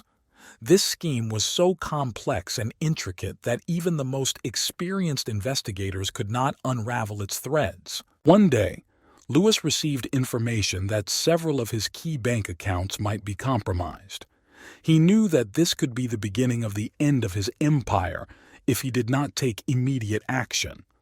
Lewis decided to carry out an operation to withdraw all assets into cryptocurrency and immediately transfer them to safe jurisdictions. It was a risky move, but he had no other choice. The operation began at night, when most banking systems were less secure. Lewis's team of top hackers and cybersecurity experts got to work. They hacked into systems, transferred money, and cleared traces left in the digital space. The entire operation took several hours, but in the end, they managed to transfer billions of dollars without leaving a single trace. Meanwhile, law enforcement began to realize that they were dealing with one of the most intelligent and dangerous criminals in the world. They increased the pressure on everyone who had ever dealt with Lewis, trying to find any information that would help their investigation. However, Lewis was ready for this. His people knew how to behave under pressure, and no one let anything slip. Lewis continued to develop his projects, but one day he faced a new threat. Interpol agents infiltrated his network and managed to quietly penetrate one of his European cells. They began to collect evidence that could lead to the exposure of the entire network. Lewis learned of this through his police contacts and decided to act immediately. He organized a meeting with the leaders of all his cells to discuss a plan of action. It was decided to carry out a large-scale operation to identify and eliminate spies. Lewis's team got to work using every means available, from surveillance to bribery and even physical elimination.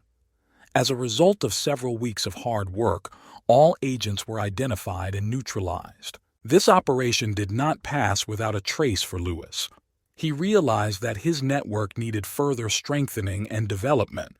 He began working on new methods to protect information and recruit new members who could bring fresh ideas and technology. Lewis also began investing in new areas such as artificial intelligence and biotechnology, seeing them as the future of its operations. However, despite all the successes, Lewis did not forget about his past and those who helped him in the early days. He always remained true to his principles and the people who were with him from the very beginning. This is what helped him maintain the loyalty and devotion of his men, which was the most important factor in his success. Every day, Lewis Harding woke up with the thought that his empire continued to grow and develop. He knew that there were still many challenges ahead, but he was ready for them. His goal remained the same: to become the most powerful and richest criminal in history, and he was willing to do anything to achieve this goal. Over time, Lewis Harding achieved such a level of influence and wealth that his name became a legend in the criminal world. But he knew that with such success comes great danger. More authorities began a coordinated effort to capture him, and the pressure grew.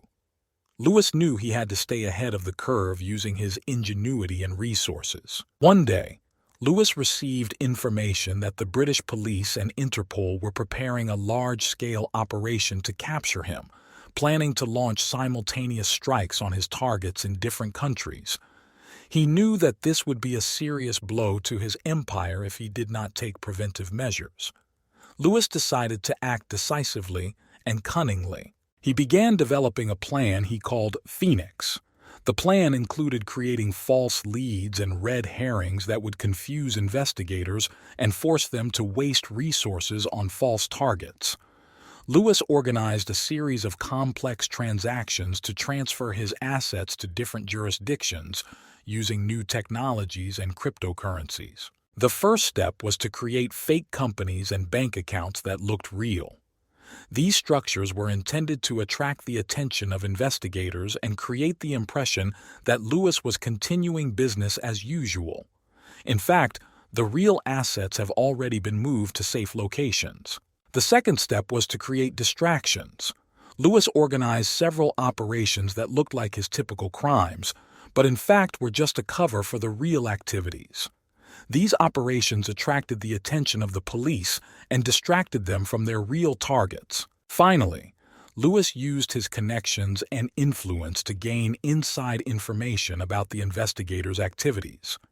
He placed his agents in key organizations in order to always be aware of their plans and be able to react to them in advance. Operation Phoenix has begun. Lewis and his team acted clearly and harmoniously. When the police and Interpol began their raids, they found only empty offices and false documents. Lewis's real assets were already far away, and he himself was safe in his hideout. This operation was a real triumph for Lewis. Not only did he maintain his empire, but he further cemented his reputation as an elusive criminal mastermind. His enemies were confused, and his allies admired his ability to get away with it in the most difficult situations. After the success of the Phoenix Plan, Lewis decided it was time to expand his operations into new territories. He began looking for new markets and opportunities for growth. His attention was drawn to Asian countries, where economic growth created many opportunities for criminal business. Lewis sent his best people to China, India, and Japan to study the market and establish connections with local criminal groups. He knew the competition would be tough, but he was prepared for it. His team began working to establish control over various types of businesses, from smuggling and drug trafficking to financial fraud and money laundering. Every day, Lewis received reports of new successes and achievements of his team. He saw his empire continue to grow and expand, covering more and more regions. His influence was becoming global, and he was no longer just a wealthy criminal, but a true crime magnate running a network that spanned the entire world. But despite all the successes, Lewis did not forget about those who helped him along the way. He continued to keep in touch with his old friends and allies, always ready to lend a helping hand in times of need.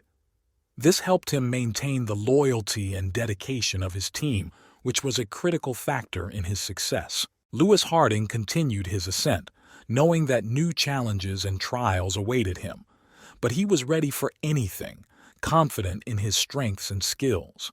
His goal remained the same: to become the most powerful and richest criminal in history, and he was willing to do anything to achieve this goal. After the success of Operation Phoenix, Lewis Harding realized that he needed to not only stay afloat, but also change to meet the new times. He began to introduce innovations that he had never even thought about before. The introduction of artificial intelligence and blockchain technologies became a new stage in his criminal empire. These technologies allowed him to act faster, more accurately, and most importantly, unnoticed. In one of the tallest skyscrapers in Hong Kong, where Lewis now often stayed, he set up his new headquarters. The panoramic windows overlooked the sparkling city, and Lewis loved to watch the bustling life of the metropolis. Here he could calmly plan his operations, away from the close attention of European law enforcement officers. Lewis began active expansion into Asia. He hired local experts to better understand the cultural and business characteristics of the region.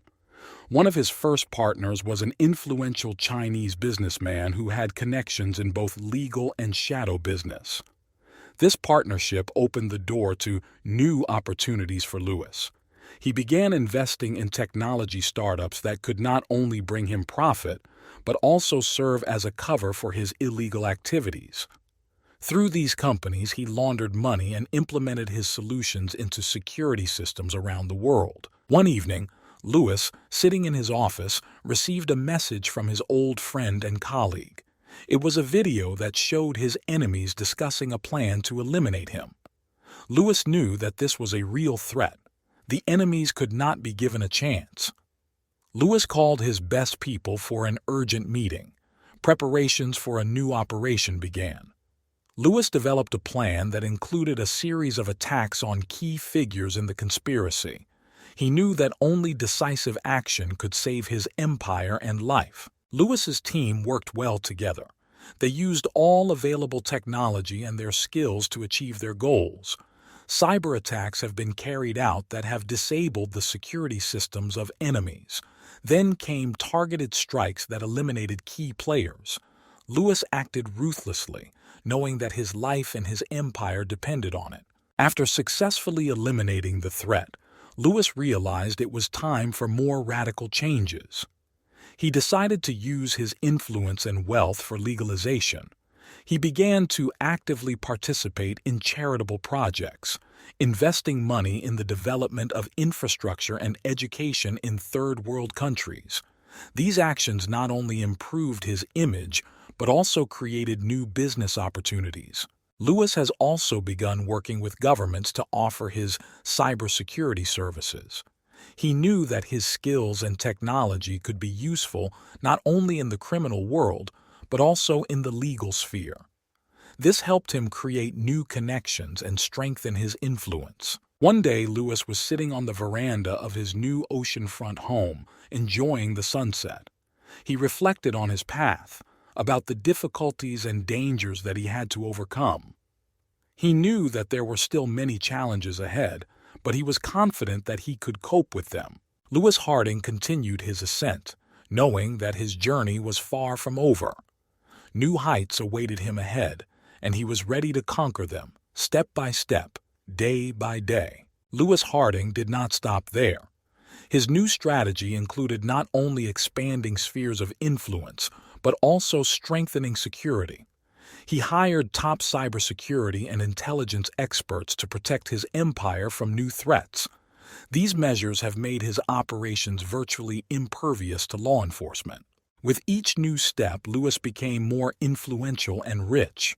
His assets grew, and he began investing in a variety of businesses that could generate a stable income and at the same time serve as a cover for illegal activities.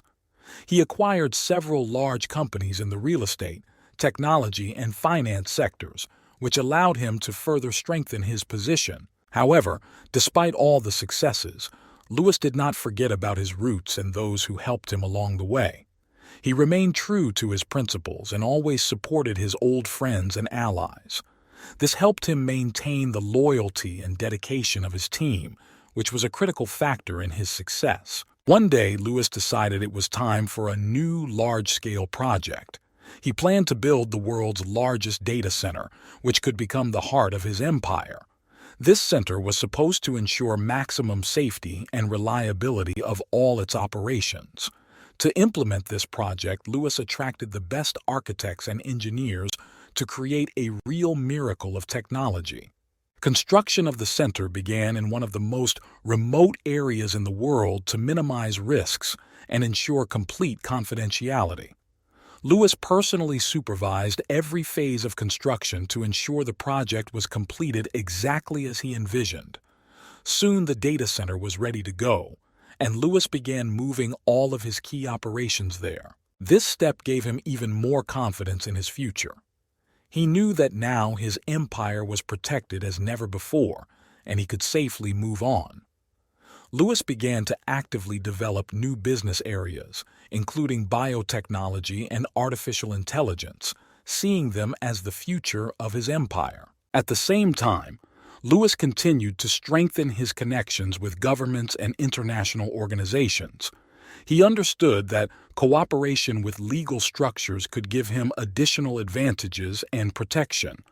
Lewis began providing cybersecurity consulting services, which helped him build a positive image and increase his influence.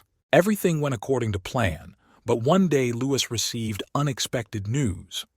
His old enemy, who tried to destroy his empire many years ago, has reappeared on the horizon. This man joined forces with new allies and began a massive campaign against Lewis. His enemies were planning a series of attacks to undermine his position and destroy his business. Lewis knew this would be a big challenge. He gathered his best people and began developing a plan to neutralize the threat. It was decided to carry out a series of preemptive strikes in order to get ahead of the enemies and deprive them of the opportunity to strike. Lewis used every available resource to carry out this plan. Lewis's team acted quickly and decisively. They carried out a series of cyber attacks that disabled their enemies' security systems and deprived them of key resources. This was followed by surgical strikes that destroyed the enemy's main control centers. The enemies were defeated and the threat was eliminated. The experience taught Lewis an important lesson. He realized that you always need to be ready for new challenges and never let your guard down. His empire continued to grow and develop, and he was confident that even greater successes lay ahead. Lewis Harding remained at the top, ready for new achievements and victories. Lewis Harding realized that staying in one place for too long was too dangerous. Despite increased security, his enemies and international law enforcement agencies continued to try to track him down. Therefore, he decided to constantly move around the world, making his location as unpredictable as possible. His travels were carefully planned and organized. Each time he used different routes and fake documents to avoid surveillance. Lewis rented luxury villas and penthouses in different parts of the world, where he could work and relax in peace. In each new place, he had a team that ensured his safety and comfort. In South America, Lewis settled for some time in Patagonia, where he could enjoy picturesque landscapes and solitude. He rented a huge mansion overlooking mountains and lakes, surrounded by private security. Here, Lewis continued to manage his operations, maintaining contact with the team through encrypted communication channels. He then traveled to Asia, where he stopped on the shores of the Andaman Sea in Thailand. The region was famous for its secluded beaches and luxury resorts. Lewis rented a villa on a private island where he could work in peace and enjoy the tropical climate. Here he spent several months establishing new connections and expanding his influence in Asian markets. While traveling through Europe, Lewis chose Tuscany in Italy. He rented an ancient castle surrounded by vineyards and olive groves. In Italy, he focused on growing his legitimate businesses, investing in local businesses and creating jobs.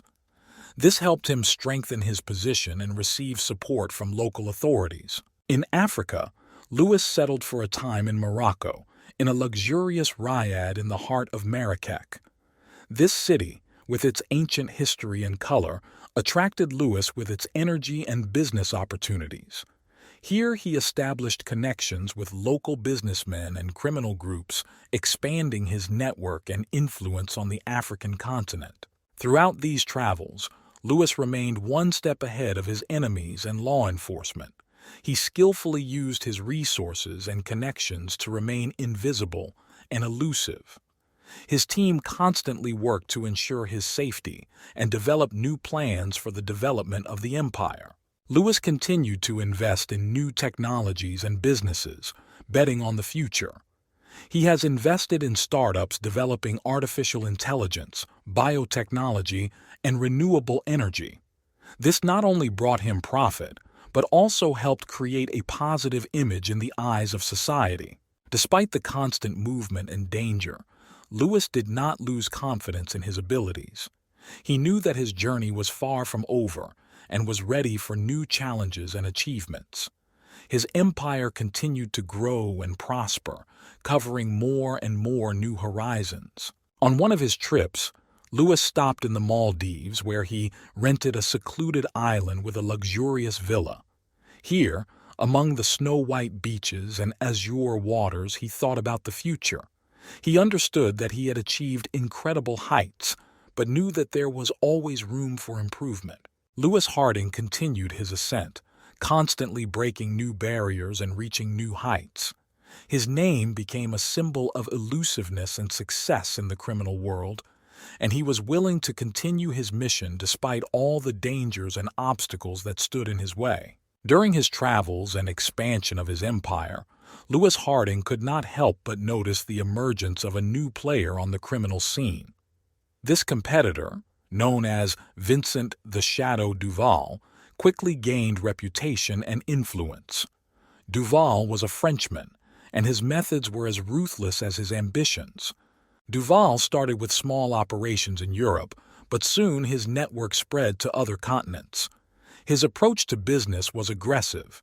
He took over territory and eliminated anyone who stood in his way. He soon became known for his successful operations and ruthlessness towards his enemies. Lewis knew that this man would stop at nothing to take away everything he had built. One day, Lewis received disturbing news from his informants. Duval had begun to actively take over his markets in Asia and Europe, bribing key people and eliminating those who remained loyal to Lewis. This was a serious threat to his entire empire. Lewis knew he had to act quickly and decisively to maintain his position. He gathered his best people for an emergency meeting. A strategy was developed to counter Duval, which included several key steps. First of all, Lewis decided to strengthen his network of informants and intelligence in order to always be aware of the actions of his competitor. He then began to launch a series of preemptive attacks to weaken Duval's position and show that he was willing to defend his empire at any cost. In one such strike, Lewis decided to strike at Duval's main sources of income. His team carried out several successful operations, destroying large quantities of drugs and weapons belonging to Duval.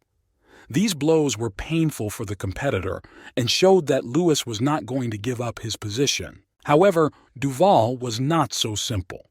He quickly regained his strength and struck back. Several installations belonging to Lewis were attacked and he suffered significant casualties.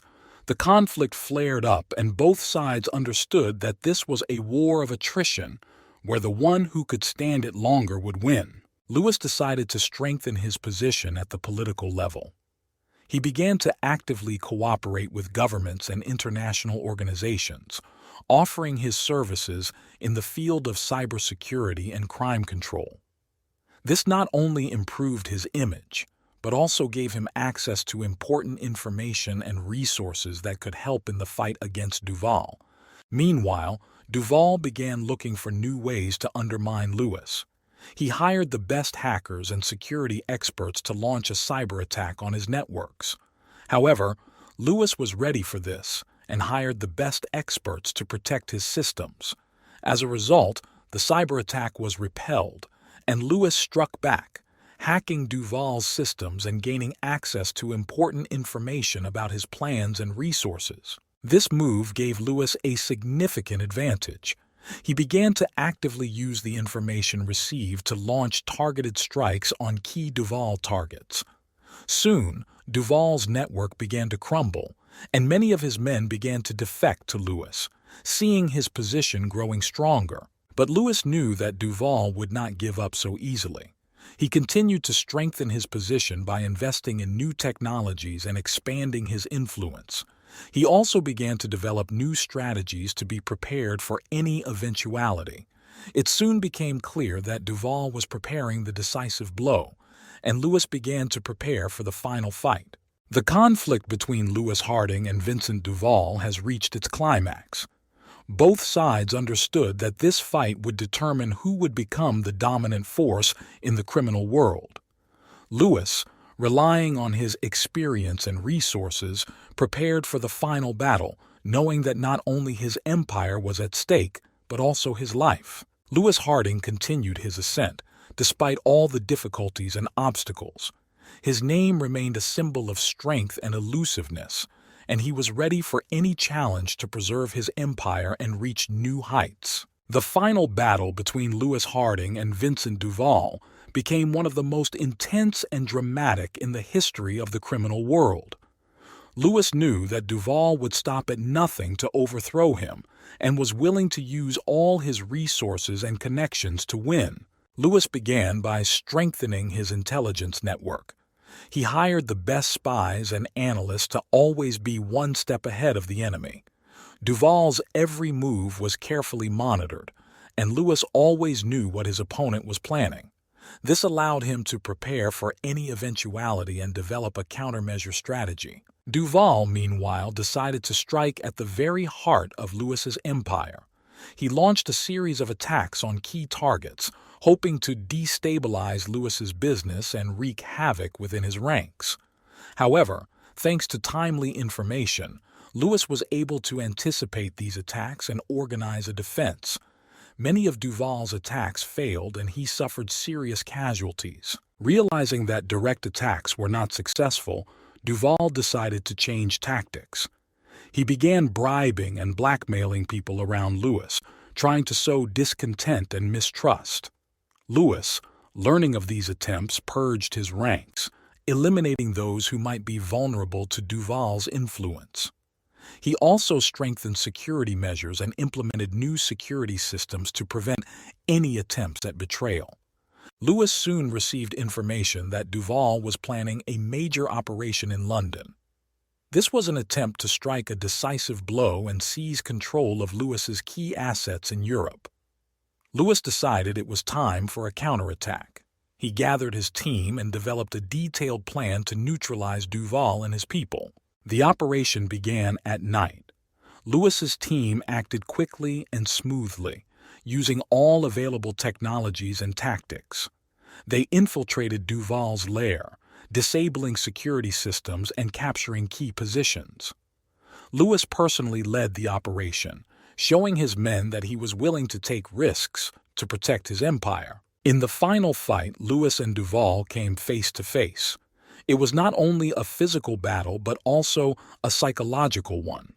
Both understood that everything was at stake and no one was going to give up. Lewis, using his experience and strategic thinking, managed to gain the upper hand. Duval was captured and neutralized, and his men either died or were arrested. With his victory over Duval, Lewis Harding solidified his position as the most powerful crime boss in the world. He continued to develop his empire, using his resources and influence to expand his business and strengthen his security. His name became a legend, and even his enemies recognized his genius and elusiveness. However, Lewis was not about to rest on his laurels. He understood that there were still many challenges and trials ahead. His travels continued, and he was constantly looking for new opportunities for development. Lewis was prepared for any eventuality and was always on the alert, knowing that there is no room for weakness in the world of crime. His empire continued to prosper, and Lewis remained a symbol of strength and success. He reached the top, but knew that the real struggle never ends. Lewis Harding continued his ascent, ready for new achievements and victories, always staying one step ahead of his enemies. Every year, the pressure from international law enforcement agencies increased. Lewis Harding realized that his time was limited and that he needed to adapt to new conditions in order to preserve his empire.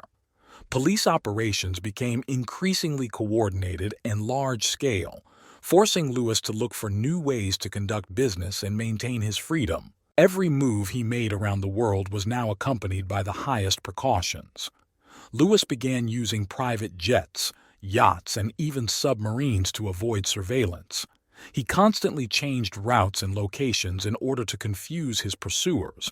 Despite all his efforts, his life became increasingly stressful. One day, Lewis was informed that the police, together with Interpol, were preparing a large-scale operation to detain him.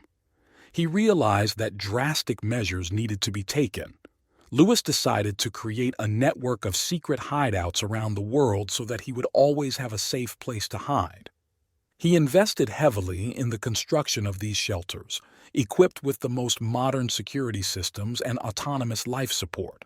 However, Lewis understood that he could not hide all the time.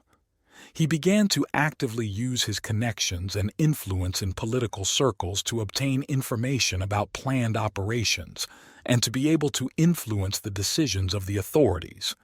He has also strengthened his legal teams to protect his interests in court and minimize the consequences of possible arrests. Meanwhile, his criminal empire continued to operate. Lewis focused on developing new schemes and technologies that would allow him to remain under the radar of law enforcement. He began using cryptocurrencies and blockchain for anonymous transactions and creating complex financial schemes. This made his operations virtually elusive and difficult to track. One such innovation was the use of decentralized networks and autonomous organizations to manage businesses. Lewis created a network of companies that operated independently of each other, but were linked by a common purpose and strategy. This made it possible to minimize risks and ensure that each part of the empire could function independently in the event of the arrest or liquidation of other parts. One day, when Lewis was in his refuge on one of the Caribbean islands, he received a message that the police were preparing another raid on his facilities in Europe. This was a big challenge, and Lewis knew he had to act quickly and decisively. He gathered his team and developed a plan to neutralize the threat. Lewis's team carried out a series of cyber attacks on police and Interpol security systems to disrupt their work and gain access to confidential information. These actions allowed us to gain time and prepare for defense.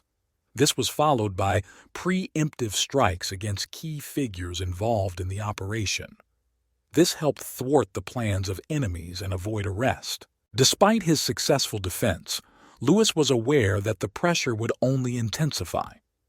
He began to develop a long-term strategy, including the legalization of part of his assets and the transition to new types of activities that could generate income without the risk of criminal prosecution.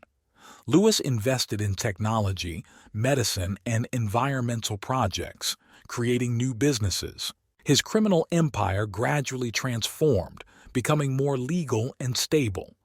Lewis knew that this path would be long and difficult, but he was ready for any challenge. His goal remained the same: to maintain his influence and wealth, despite all the efforts of his enemies and law enforcement agencies. Lewis Harding continued his ascent, despite all the difficulties and obstacles. His name remained a symbol of strength and elusiveness, and he was ready for new challenges to preserve his empire and reach new heights. Every morning he woke up with the thought that his struggle was not over yet and was ready to move forward, overcoming any obstacles in his path. Lewis Harding understood that in order to preserve his empire and strengthen his financial position, he needed to carry out a large-scale operation that would provide him with resources for a long time. He began to develop a plan for the most daring robbery of his career, the robbery of the largest gold vault in the world, located in Switzerland. This vault, known as the Alpine Fortress, was considered impregnable. It was protected by multiple layers of security, including biometric locks, CCTV systems, armored doors, and armed guards. But Lewis knew that by using his resources and talents, he could overcome any obstacle. The first step was to assemble a team of the best specialists. Lewis brought in experienced hackers, engineers, safecrackers, and former Special Forces soldiers to the operation. He carefully selected people he could trust and began planning the operation down to the smallest detail. The preparation took several months. Lewis's team studied building layouts, security systems, and security guard schedules. Hackers began hacking into video surveillance and security systems, creating fake recordings to distract security at the right time. Engineers developed special devices for opening armored doors and safes. On the day of the robbery, everything was ready. Lewis and his team arrived on the scene early in the morning, when security was least active. They used fake documents and uniforms to enter the building under the guise of technical staff. Once inside, the hackers took control of the security systems, disabling the alarm and surveillance cameras. The engineers quickly and accurately breached the armored doors leading to the main vault. At that moment, the safecrackers began their work, opening the massive metal doors behind which were tons of gold. Everything went according to plan, and Lewis's team acted smoothly and accurately. However, despite all the precautions, one of the guards accidentally stumbled upon their operation and raised the alarm. Lewis knew they only had a few minutes left before the police arrived. He gave the command to speed up the process, and the team began to quickly load the gold into the prepared containers. When police arrived at the scene, Lewis and his team had already left the building. They used several escape routes, prepared in advance for such cases. One of the routes passed through underground tunnels that led to previously hidden vehicles. The other was through the roof, where the helicopters were waiting for them. The helicopters took off, carrying away the team and the stolen gold. Lewis, aboard one of the helicopters, looked down at the city behind him and knew that they had managed to fool the system again. This robbery was a real triumph, which strengthened his reputation as a brilliant strategist and leader. But Lewis knew that their victory would not last long unless precautions were taken. He organized the distribution of the looted gold among several caches in different countries to reduce risks. Some of the gold was melted down and sold on the black market, and some was invested in legal enterprises. This operation brought Lewis and his team huge profits and temporary respite. He understood that his empire needed constant development and protection, and continued to look for new ways to strengthen his position. Lewis Harding remained at the top, ready for new challenges and achievements. His name again became a legend, and he was ready to continue his ascent, despite all the difficulties and dangers. After a daring robbery in Switzerland, Lewis Harding knew he needed to step up his precautions and expand his network to avoid prosecution and strengthen his empire. The robbery not only brought him enormous wealth, but also attracted the attention of international law enforcement agencies, making his situation even more dangerous. Lewis decided that his next goal would be to strengthen his position in the digital world. He understood that the future of criminal operations lay in the field of high technology. To do this, he hired the best cybersecurity specialists and began to create his own closed network to conduct all operations. One of the first steps was to establish a new control center in one of the remote parts of Iceland. This center, hidden deep underground and protected from all possible attacks, became the new heart of his empire. Lewis equipped it with the latest technology and hired the best people to run the facility. However, he understood that for the stability of the empire, it was necessary not only to defend itself, but also to develop. Lewis began aggressive expansion into other sectors, including biotechnology, renewable energy, and pharmaceuticals. He saw this as an opportunity not only to legalize part of his income, but also to strengthen his position in the world market. During one of his travels, Lewis stopped in Tokyo, where he met with influential Japanese businessmen and crime bosses. He offered them cooperation, which included joint investments in technology and distribution of spheres of influence. This partnership allowed Lewis to gain a foothold in Asia and create new channels for its operations. Meanwhile, international law enforcement agencies continued to increase pressure. They launched a series of raids and arrests, trying to find leads that could lead to Lewis.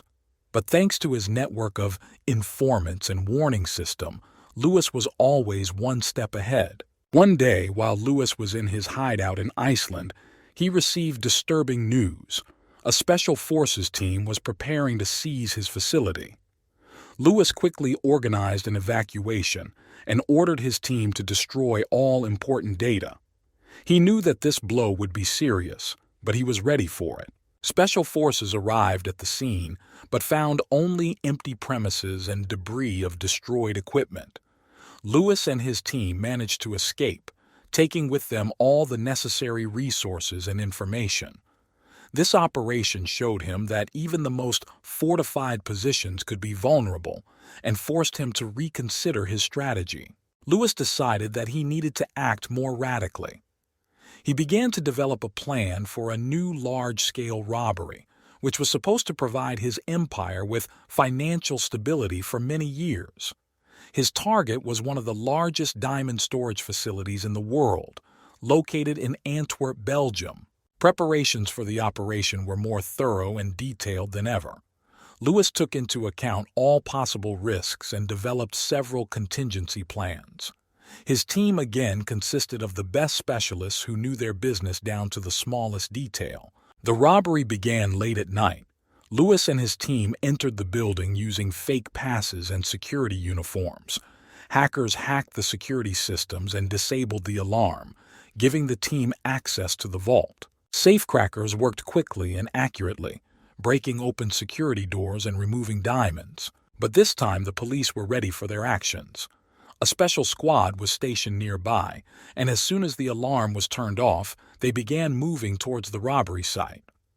Lewis knew that they had little time left and gave the command to speed up the process. When the police burst into the building, Lewis and his team were already leaving the crime scene. Using pre-prepared tunnels and shelters, they were able to escape persecution. Helicopters and boats were waiting for them in safe areas, and soon they were already far from the scene. The Antwerp robbery was another triumph for Lewis and his team. The diamonds were distributed among caches and partially sold on the black market. This allowed Lewis to obtain the necessary funds to further develop his empire. The FBI has long been trying to find a way to penetrate Lewis Harding's impenetrable network. Every time they got closer to the solution, Lewis slipped away, leaving them empty-handed. But they knew that the key to the solution lay in one of Lewis's most loyal and best assistants, Mark Randall, who was responsible for cybersecurity and encryption of all operations of the empire. Mark Randall was a genius hacker and cybersecurity specialist who ensured Lewis was protected from all possible threats. His work allowed Lewis's empire to remain elusive and invisible. The FBI realized that capturing Randall could be a key step in destroying Harding's entire network. The FBI developed a complex operation to capture Randall. They started by monitoring his habits and behavior using modern tracking and data analysis technologies. They were able to establish that Mark periodically uses the same channel to communicate with Lewis and other team members. Using this information, the FBI installed an agent under the guise of a hacker offering his services on the black market. The agent was presented as a specialist capable of offering new encryption and protection methods. They knew such proposals might interest Randall, who was always looking for new ways to improve security. After some time, the FBI agent was able to establish contact with Mark and proposed a meeting to discuss the details of cooperation. The meeting was scheduled in one of the cafes in Berlin, where Randall was on his business. The agent was well trained and had hidden devices for recording and transmitting information. During the meeting, the agent was able to convince Randall of his competence and even gave him several fake software samples for testing. This allowed the FBI to gain access to Randall's computer and begin tracking his activities. They began hacking his system and established constant surveillance of his activities. After this, the FBI organized an operation to capture him. They knew that Mark periodically visited the same apartment in Berlin, where he stored his equipment and carried out part of his operations. The FBI set up an ambush near the apartment and prepared to take over. That day, as Randall returned to his apartment, the FBI acted quickly and decisively. They broke into the apartment while he was setting up new equipment. Mark tried to resist, but he had no chance against well-trained agents. He was arrested and immediately taken to a secure location for questioning. The FBI knew that Mark Randall was a valuable source of information and began interrogating him using various methods of pressure and persuasion. They offered him a reduced sentence in exchange for cooperation. At first, Mark was reluctant and refused to talk, but after several days of intense interrogation, he realized that he had no other choice. Mark began to reveal key information about the structure of Lewis's empire, encryption methods, and the locations of some of the caches. This information was a real breakthrough for the FBI. They began planning a series of operations to seize Lewis's assets and destroy his network. Meanwhile, Lewis learned of Randall's capture and realized that their network was under threat. He immediately began taking measures to minimize the damage. Lewis organized the evacuation of his people from known locations, changed all codes and encryption keys, and began implementing new security methods. Despite these efforts, the FBI managed to deal a serious blow to Lewis's empire. They carried out several successful raids, seizing a significant portion of his assets and arresting several key figures. Lewis knew this was just the beginning, and he would have to rebuild his empire to survive. Lewis Harding was not going to give up. He understood that the fight was just beginning and was ready to use all his resources and skills to restore his influence and protect his people. New challenges and trials awaited him ahead, but he was confident that he could overcome them and continue his ascent to the top. With each passing month, Lewis Harding felt the pressure on him and his empire intensify. Following the arrest of Mark Randall and a series of successful FBI raids, his once powerful criminal organization began to crumble. The gangs became smaller and smaller, and key figures left it, fleeing arrest or going over to the side of competitors. Lewis found it increasingly difficult to hide from the police and keep the remnants of his empire afloat. Lewis realized that his usual methods were no longer working. He lost access to a significant part of his resources, and the remaining assets were under close surveillance by law enforcement agencies. His trusted people who remained with him became increasingly nervous and suspicious, fearing for their lives and freedom. In an attempt to escape arrest, Lewis began to constantly move from one country to another, using fake documents and changing his appearance. He could no longer rely on his previous network of refugees and contacts, and every day was a fight for survival. One of these days, while in hiding on the outskirts of Madrid, Lewis received news that several more of his closest associates had been arrested. This was a serious blow for him. He understood that time was working against him, and his opportunities were decreasing every day.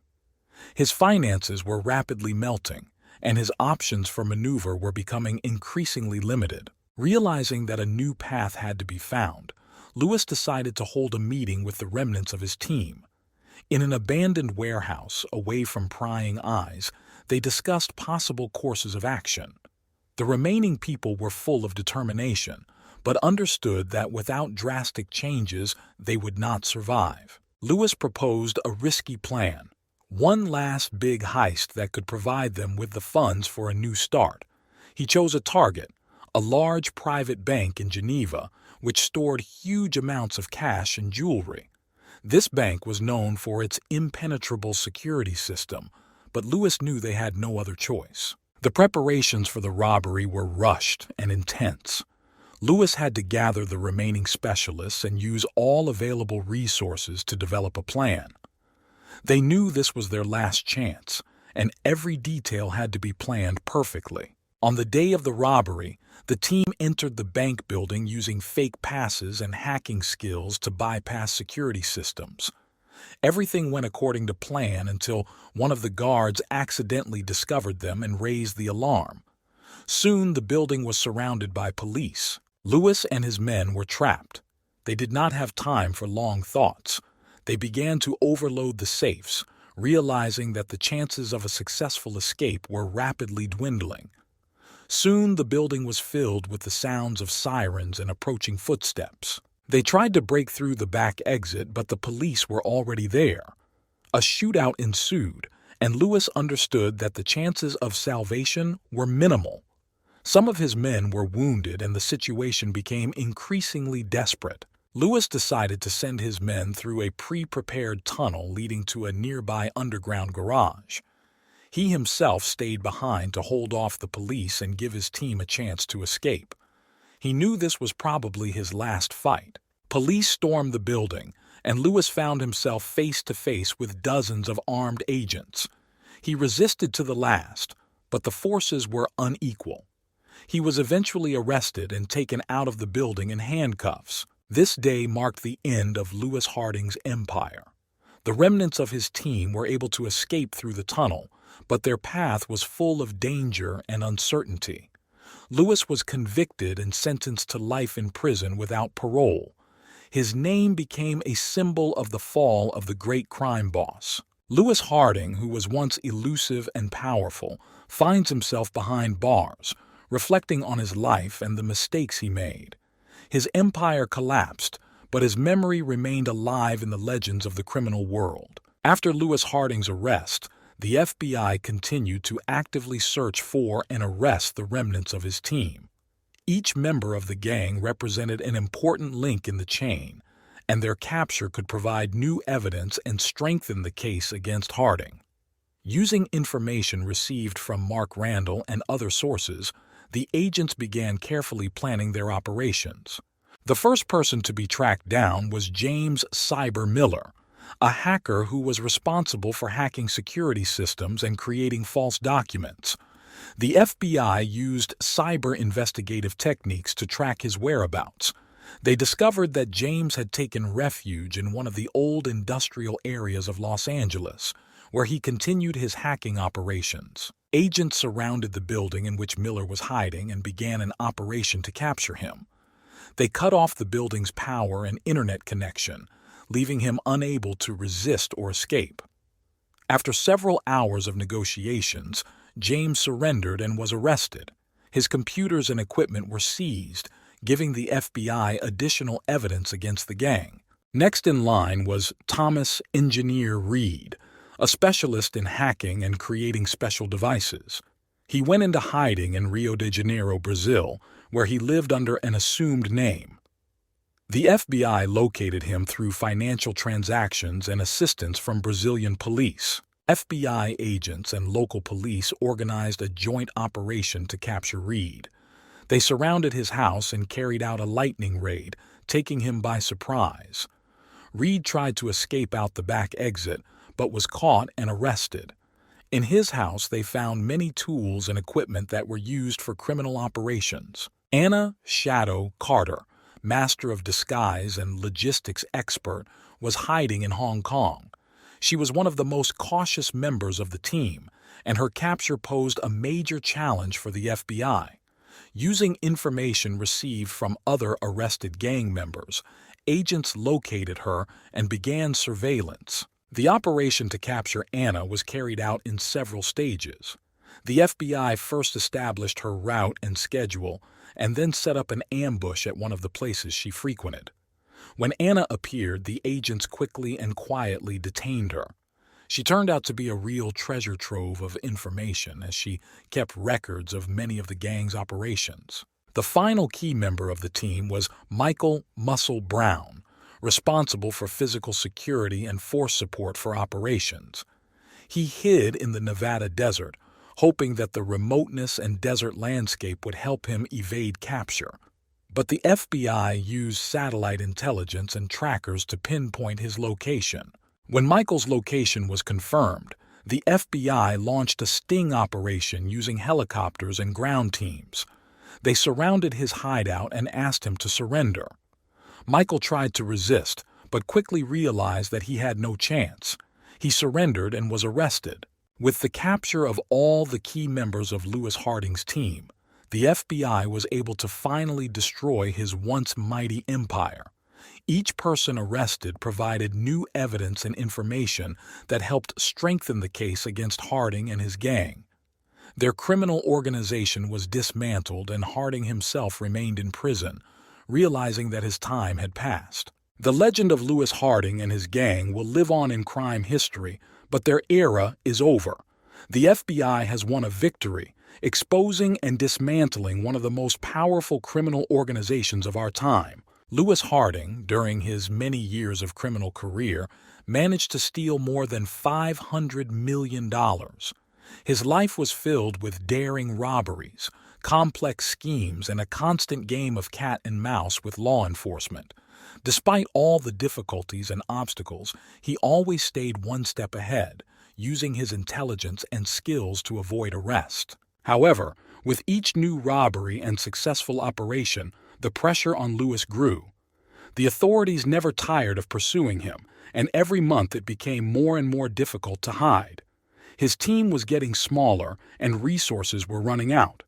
Ultimately, the FBI was able to track down and arrest one of Louis's top lieutenants, giving them key information to capture the rest of the gang.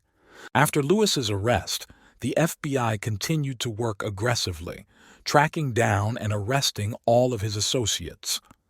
The remnants of his once powerful empire were destroyed, and Louis himself ended up in prison, sentenced to life imprisonment without parole. Sitting in his prison cell, Louis realized that his time had passed.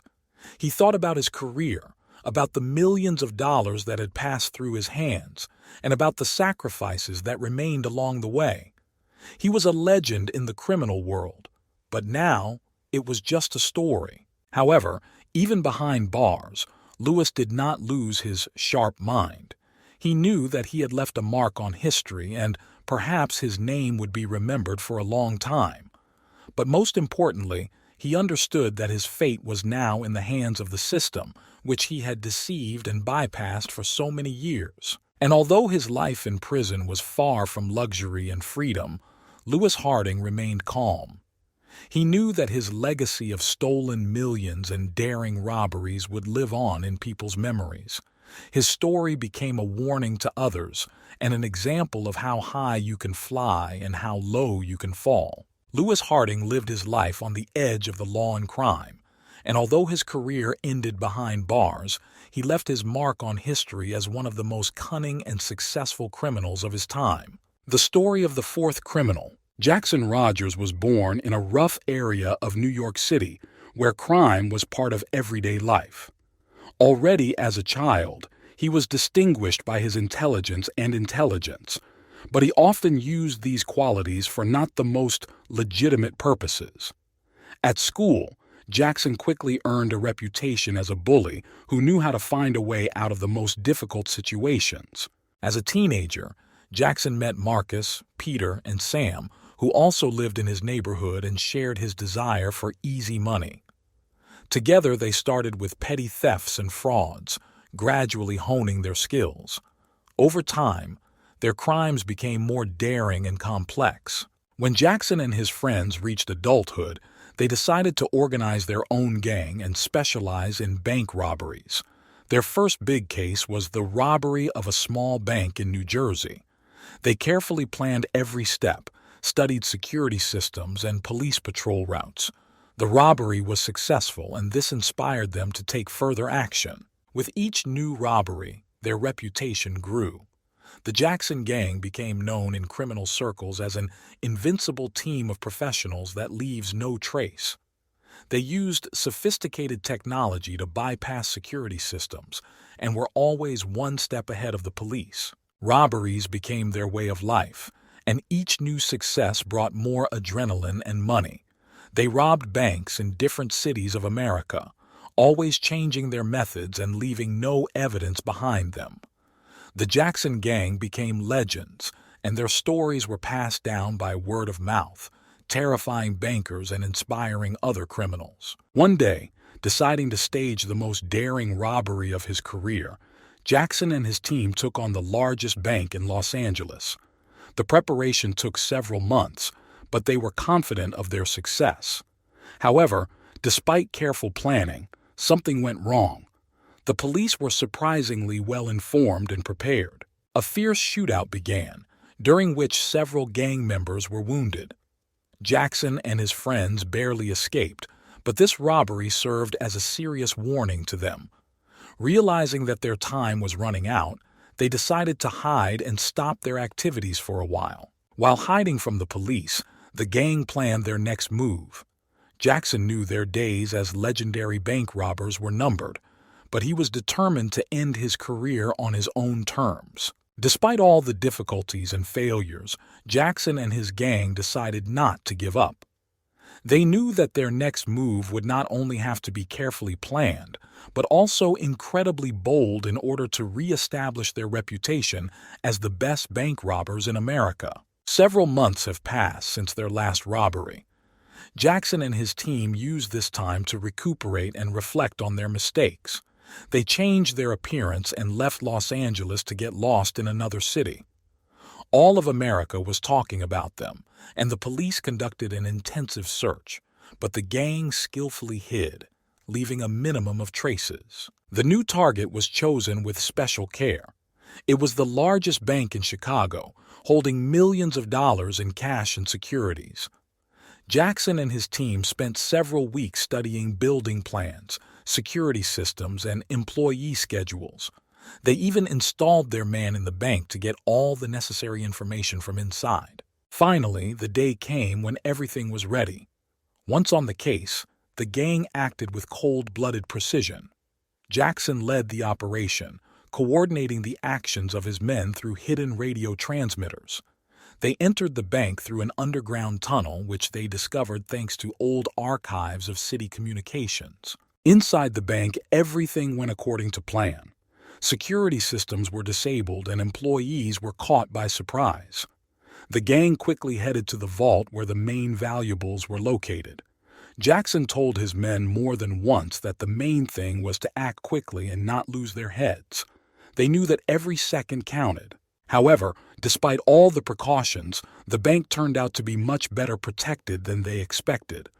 Suddenly, the backup alarm went off, which they were unable to turn off. Police arrived on the scene within minutes, surrounding the building.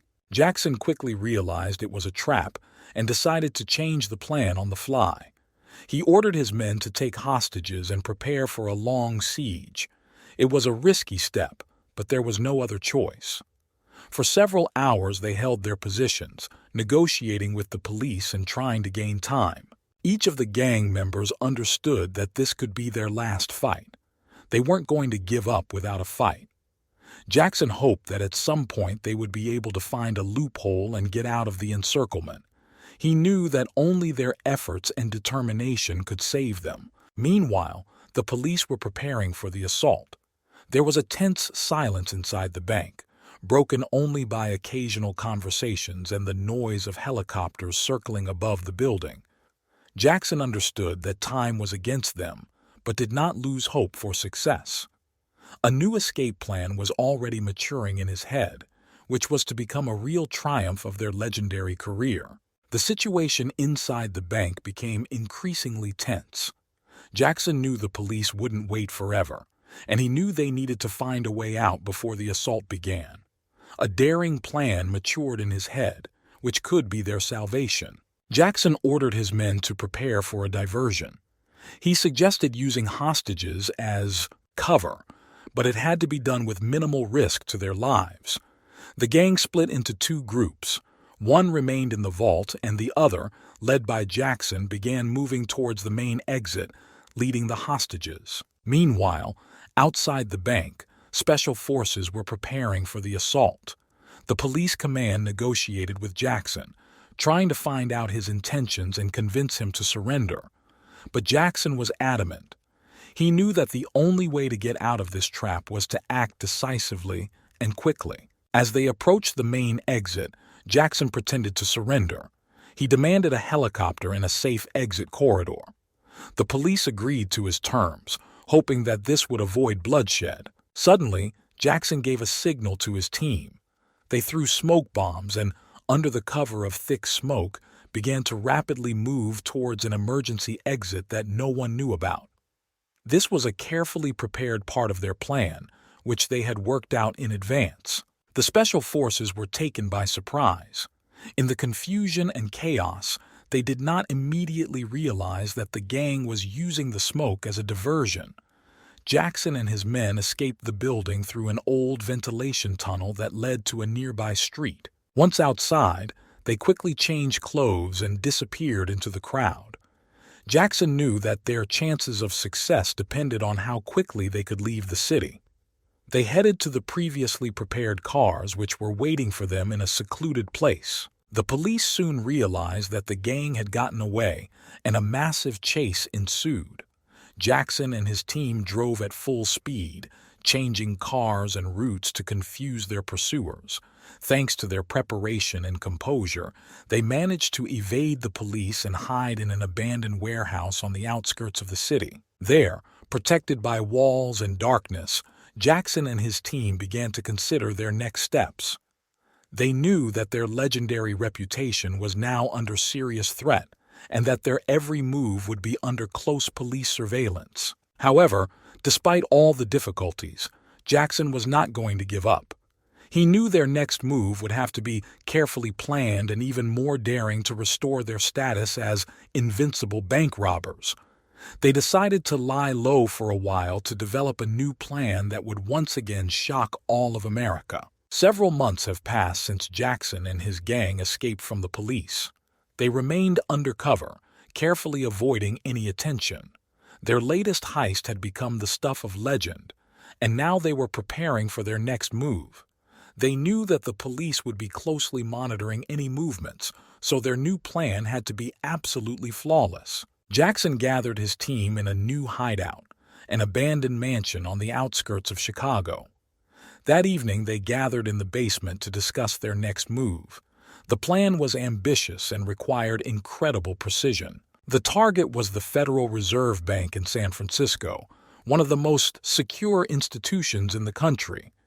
Jackson knew that this would be the most difficult robbery of their careers, but he also knew that the success of this case would restore their lost glory. They began with a detailed study of all aspects of the bank: security system layouts, employee work schedules, security patrol routes. Marcus, their technology specialist, hacked into several internal networks to gain access to the building's plans and security systems. Peter and Sam studied escape routes and found several weak points that could be exploited for infiltration.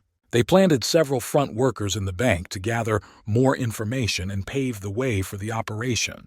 Every step was carefully thought out, and Jackson personally checked all the details to avoid repeating past mistakes. The day of the robbery arrived. Jackson and his team, dressed in bank uniforms, got inside under the guise of service personnel. Marcus began hacking into security systems, disabling cameras and alarms. Peter and Sam took up positions at the vault, ready to act at a moment's notice. Everything went according to plan. Jackson and his men made their way to the vault and began picking the locks. They worked quickly and accurately, knowing that time was on their side. At that moment, something went wrong on the street. The police unexpectedly received an anonymous call about an impending robbery. Despite the emergency measures, Jackson did not lose his cool. He gave the order to complete the operation as quickly as possible. They managed to open the vault and begin packing the money into bags. Suddenly, an alarm sounded in the building. This was an unaccounted-for backup signal that was activated when the main safe was opened. The police began to surround the building. Jackson knew they only had a few minutes to escape. He gave the order to his team and they began the evacuation. Using pre-prepared routes, they moved towards underground tunnels that led to an abandoned sewer network. They ran through the tunnels, trying not to leave any traces. The police, discovering the empty vault, gave chase, but Jackson and his team were once again one step ahead. Reaching the surface far outside the city, they quickly changed vehicles and disappeared into the night. The Federal Reserve Bank robbery became the most daring and discussed crime in American history. Jackson and his gang have once again proven that they are the best in the business, leaving behind only legends and rumors. Now, with a huge amount of money and a reputation that has turned them into real myths, they decided to temporarily leave the country. Jackson knew that their next goal would have to be even more ambitious. But to do this, they needed to find a new shelter and consider their next steps. After successfully robbing the Federal Reserve Bank, Jackson and his team left America to lay low and consider their next steps. They decided to go to Europe, where they were less known and where they could safely hide. The choice fell on a small town in the south of France, where they rented a villa and began planning their next step. Jackson knew that their reputation was now not just a legend, but also the subject of intense scrutiny by police and intelligence agencies around the world. Therefore, he decided that their next goal should not only be ambitious, but also carefully thought out to the smallest detail. This time, Jackson decided to change tactics. Instead of one large robbery, they planned a series of smaller but well-organized raids on banks in different European countries. This should not only bring in a lot of money, but also confuse the investigation, making them less predictable. The first target was a bank in Zurich, Switzerland. It was one of the richest banks in Europe, and its security was considered one of the best in the world. Jackson and his team began with a detailed study of all aspects of the bank: the security system, the work routine of employees, the patrol routes of security guards. Marcus, their technical genius, hacked into several key systems to gain access to the building's plans and internal communications.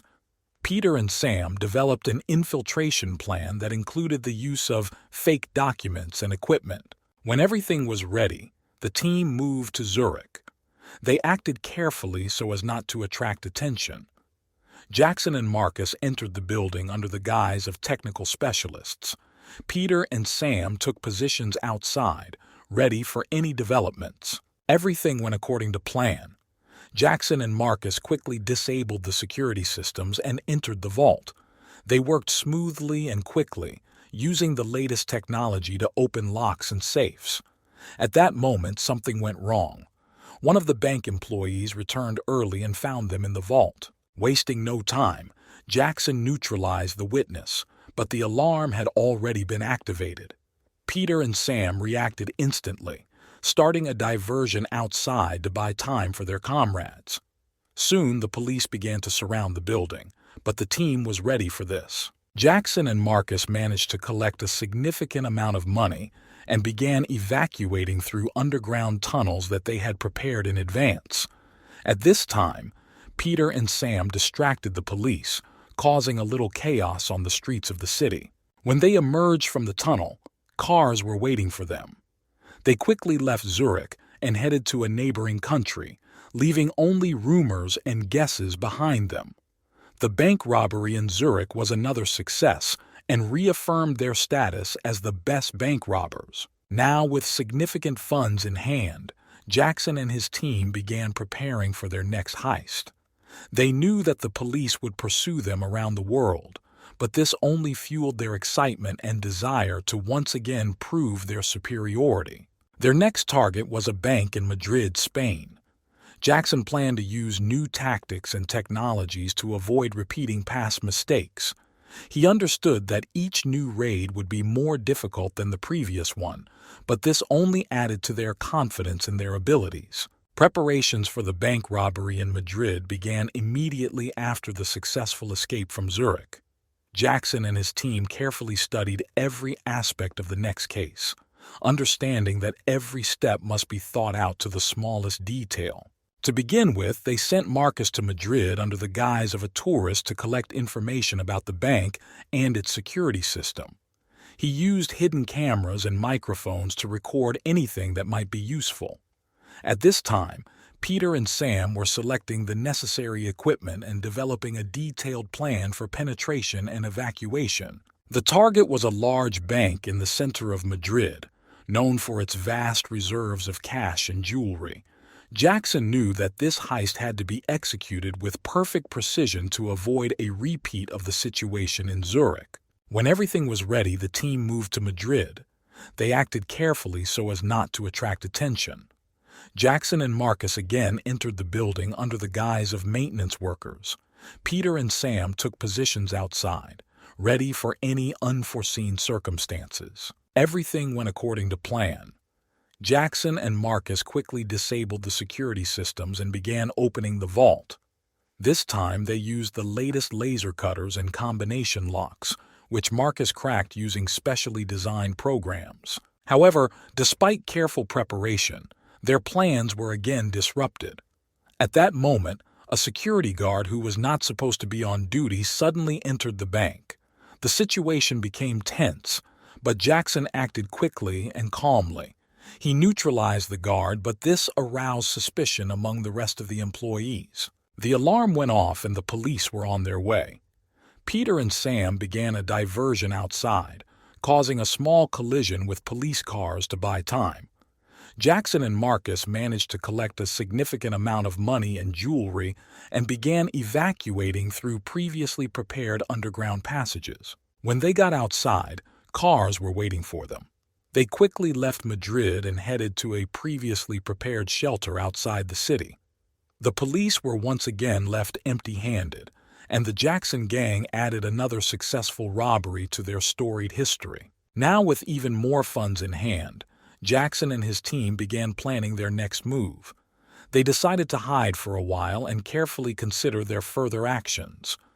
Each new raid became more and more risky, and they realized that they had to be one step ahead not only of the police, but also of their competitors. The next target was a bank in Milan, Italy. Jackson knew that this city was famous for its rich banks and complex security system. He understood that this would be the most difficult robbery of their careers, but he was ready to take the risk for the big score. They again began with a detailed study of all aspects of the bank: the security system, employee work schedules, security patrol routes. Marcus again hacked several key systems to gain access to building plans and internal communications. Peter and Sam developed an infiltration plan that included the use of fake documents and equipment. After a successful robbery in Madrid, Jackson and his team decided to lie low for a while and consider their next steps. They knew that each new raid became more risky, and they understood that they had to be one step ahead not only of the police, but also of their competitors. The next target was a bank in Milan, Italy.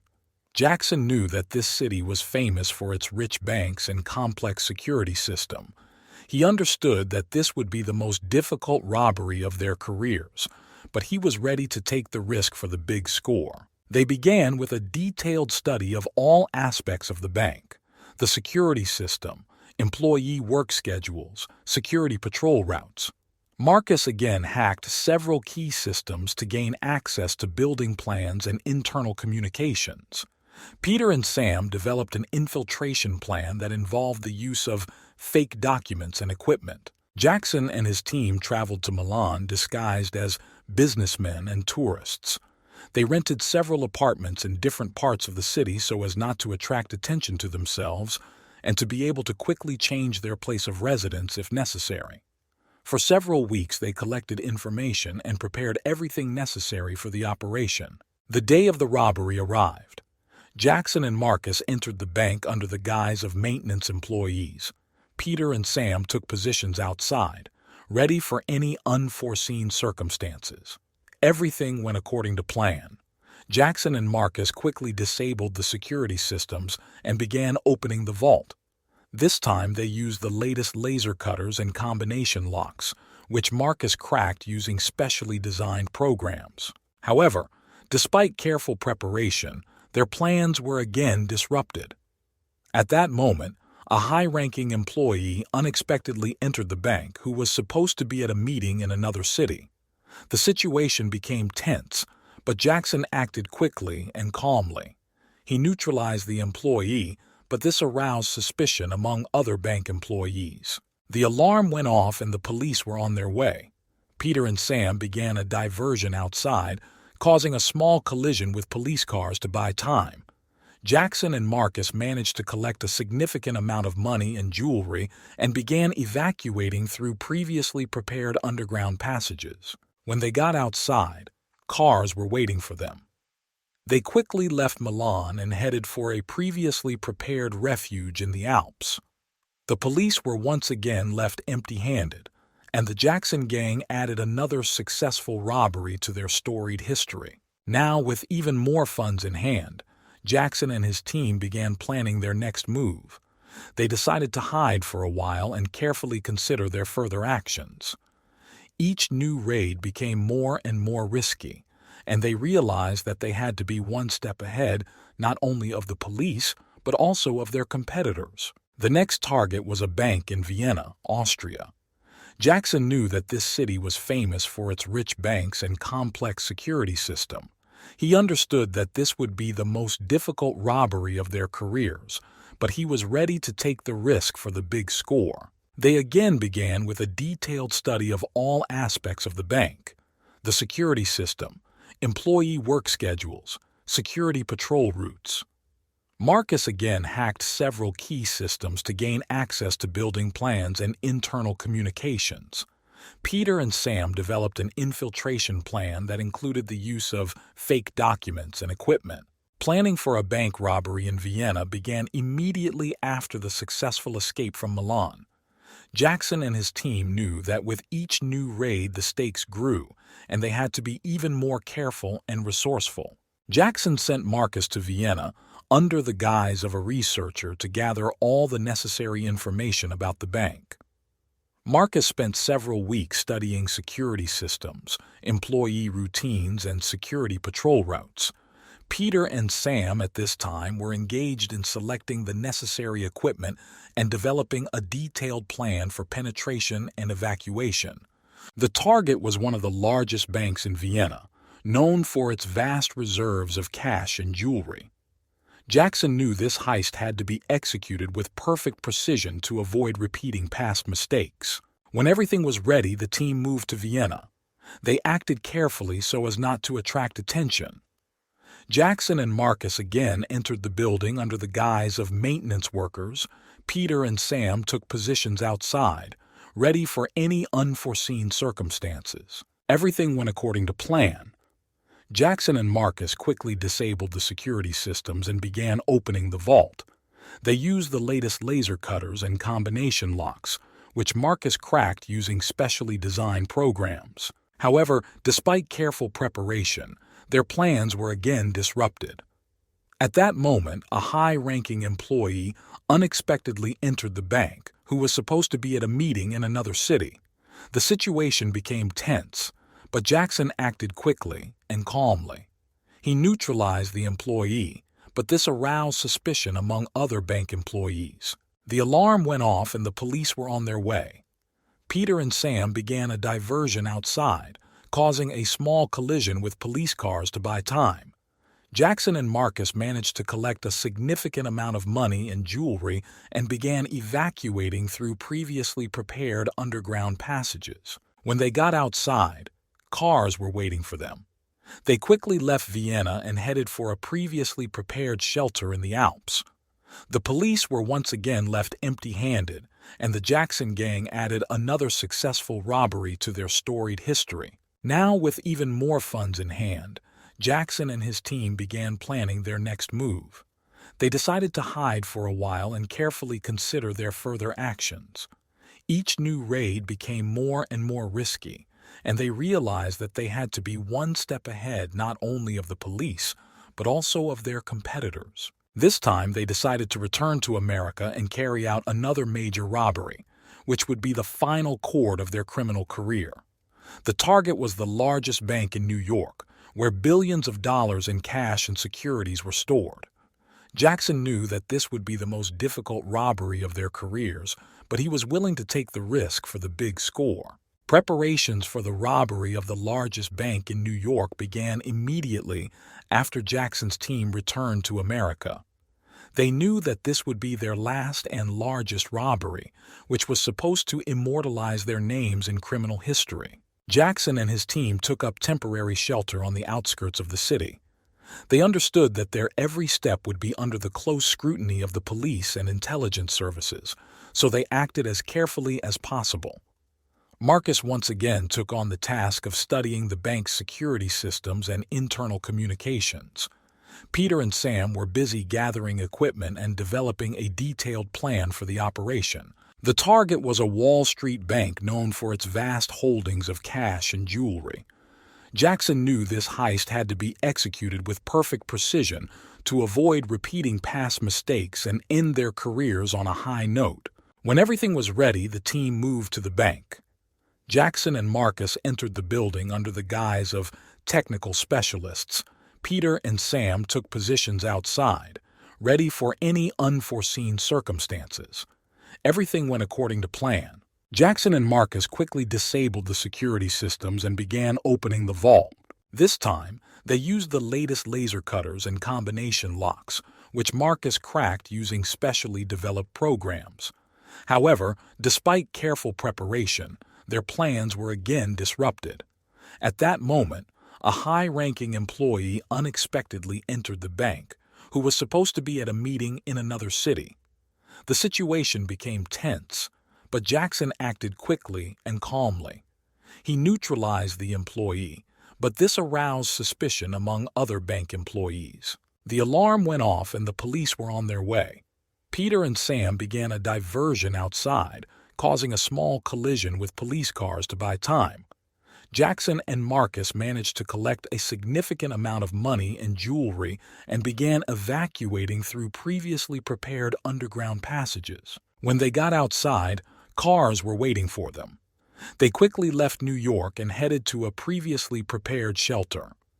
The police were once again left empty-handed, and the Jackson gang added another successful robbery to their storied history. Now, with even more money on hand, Jackson and his team decided to retire.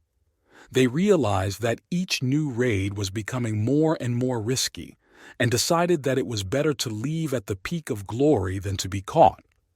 They divided the spoils and went to different parts of the world to start a new life under new names. Jackson, Marcus, Peter, and Sam remain legends in the world of crime.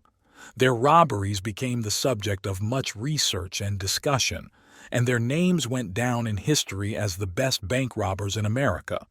They knew that their legend would live forever, and their exploits would become an example for future generations. Despite their decision to retire, Jackson and his team knew their legendary career would follow them for the rest of their lives.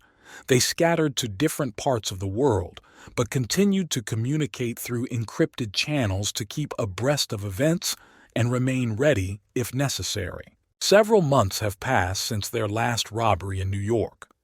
Jackson settled on a small island in the Caribbean. Marcus settled in Japan. Peter moved to Australia, and Sam decided to stay in Europe, choosing Switzerland to live. Each of them tried to live quietly and unnoticed, enjoying the fruits of their criminal career. However, despite all the precautions, Jackson felt that they could not hide from their past forever. One evening, while watching the news, he came across a report of a new daring bank robbery in Los Angeles, which was carried out with the same precision and sophistication as their own raids. This alerted Jackson, and he decided to contact the rest of the team. They arranged a virtual meeting to discuss the current situation. Marcus, analyzing the data about the new robbery, came to the conclusion that it could be their former competitors or even someone from their circle who decided to use their methods. This discovery caused a wave of concern among the team. Jackson suggested meeting in person to discuss possible actions. They agreed to meet on neutral territory, in a small resort town on the Italian coast. When they came together, they realized that they could not stand by while someone was using their methods and jeopardizing their safety. The team decided to investigate and find out who is behind the new robberies. They started by analyzing all the available data Marcus had collected and tried to find similarities between their methods and those of the new robbers. Peter and Sam went to Los Angeles to collect more information on the spot and possibly find traces of the criminals. Jackson and Marcus remained in Italy, where they continued to coordinate efforts and analyze the data collected. They understood that this could be a trap and were prepared for any development of events. Peter and Sam, while in Los Angeles, discovered several important clues that led them to a group of young and ambitious robbers who decided to repeat the success of the legendary Jackson gang. Realizing that they were dealing with new players in the criminal arena, the team decided to tread carefully. They contacted the young robbers and invited them to meet. Jackson understood that instead of confrontation, it was better to try to negotiate and use the situation to his advantage. At the meeting, Jackson and his team told the young robbers about their successes and mistakes, offering them cooperation and support in exchange for stopping daring robberies that could attract unnecessary attention. The young robbers agreed, realizing that they could learn a lot from real legends. Thus began a new stage in the life of Jackson and his team. They became mentors for a new generation of robbers, passing on their knowledge and experience, but remaining in the shadows. Their legend continued to live on, but now they acted more carefully and with calculation, realizing that every action they took could have far-reaching consequences. The new life of Jackson and his team took on a different shade. They became mentors for a new generation of robbers, helping them avoid the mistakes that they themselves once made. Jackson, Marcus, Peter, and Sam lived in the shadows, coordinating and controlling the situation so as not to attract the attention of the authorities. Several years have passed. The new group of robbers, led by Jackson and his team, achieved significant success, committing several high-profile robberies that remained unsolved. Jackson felt proud of his students, but also realized that their success might attract unwanted attention. One evening, while Jackson was relaxing on his island, he received an alarming message from Marcus. Authorities began to actively investigate new robberies, and leads began to lead to them. This caused a wave of concern among the team, and they again gathered together to discuss the current situation. Jackson suggested temporarily stopping all operations and letting the matter cool. They decided to lay low and stop any activity related to robberies in order to divert attention from themselves and their students. However, not all team members agreed with this decision. The young robbers, inspired by their successes, did not want to stop. Disagreements began, and Jackson realized that the situation could get out of control. He decided to personally meet with the leader of the young group to explain to them the importance of temporarily ceasing operations. The meeting took place in a secret location, where Jackson tried to convince the young robbers of the need for caution and a temporary lull. However, despite all his arguments, the leader of the young group did not want to stop. He believed that their successes showed their invincibility and decided to continue their activities, ignoring Jackson's advice. This caused significant disagreement and tension between the old and new team. At this time, the police began to intensify their actions. They began to notice a connection between the new robberies and the legendary Jackson gang. Task forces and investigators began an active hunt for anyone who could be involved in these crimes. Jackson, realizing that the situation was becoming dangerous, decided to act. He gathered his old team and proposed a plan to save their students and himself. They decided to stage a fake robbery that would distract the police and allow them to escape. The plan was daring and risky. Jackson and his team used all their knowledge and experience to prepare and carry out this robbery. They targeted a bank in London that was not associated with their previous activities in order to confuse investigators. When everything was ready, they began to act. The robbery went smoothly and flawlessly. Jackson and his team left behind a minimal footprint and used fake documents and equipment to create a false trail. The police, focusing on the new robbery, temporarily stopped the pursuit. This gave Jackson's team and their students time to hide and disperse. They decided to disperse to different countries and completely stop any activity related to robberies. Jackson, Marcus, Peter, and Sam understood that their time had passed, and it was time to start a new life away from crime. Several years have passed. The legends of Jackson and his team lived on, but they themselves remained in the shadows. Their students, taught to be careful, also stopped their activities and began a new life. Living on their island, Jackson enjoyed the peace and quiet of knowing that they had done everything they could to leave gracefully and leave a legacy behind. Several years have passed since Jackson and his team decided to retire. Living on his island in the Caribbean, Jackson enjoyed a quiet life, away from the criminal world. However, the past haunted him. He often thought back to when they were at the height of their criminal careers and felt like something was missing. One morning, while watching the news, Jackson came across an article about a new major robbery in Las Vegas. The operation was carried out with such precision and audacity that it reminded him of their own methods. Interest turned to concern when he realized that behind this robbery were their former students who decided to return to criminal activity. Jackson decided to contact his old team. Marcus, Peter, and Sam were also concerned that their legacy could cause new problems. They agreed to meet on neutral territory to discuss the situation. Gathering in a small town on the French coast, they discussed their concerns. Jackson offered to meet with former students and try to convince them to stop their dangerous activities. However, the situation turned out to be more complicated than they expected. The young robbers not only continued their crimes but also attracted the attention of powerful criminal groups who wanted to use their skills for their own purposes. Jackson understood that they couldn't just stop them. He proposed a radical plan to return his team to the world of crime in order to take control of the situation and keep everyone involved safe. Marcus, Peter, and Sam agreed, realizing that this was the only way to protect themselves and their students. Their first task was to find and meet the leader of the young robbers. They used their old connections and contacts to get on the trail and arrange a meeting. The meeting took place in an abandoned warehouse on the outskirts of Las Vegas. Jackson and his team outlined their concerns and offered to cooperate with the young robbers. The young robbers, realizing that their former mentors could be useful, agreed to cooperate. They talked about their plans and how their skills attracted the attention of criminal gangs. Jackson and his team offered to help them carry out several major robberies and then leave the criminal world forever. The first goal was the largest jewelry exhibition in Miami.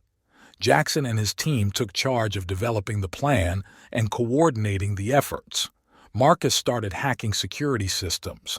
Peter and Sam started preparing equipment and escape routes. The young robbers had to act under their leadership.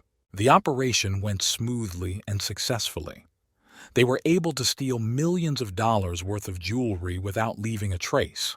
The heist was a new triumph for Jackson and his team, and proof to young robbers that experience and strategy make all the difference. However, after this robbery, the situation began to escalate. Criminal groups, having learned about the new team, began to pursue them in order to use them for their own purposes. Jackson knew they needed to finish their business and leave for good, otherwise they would all be in danger.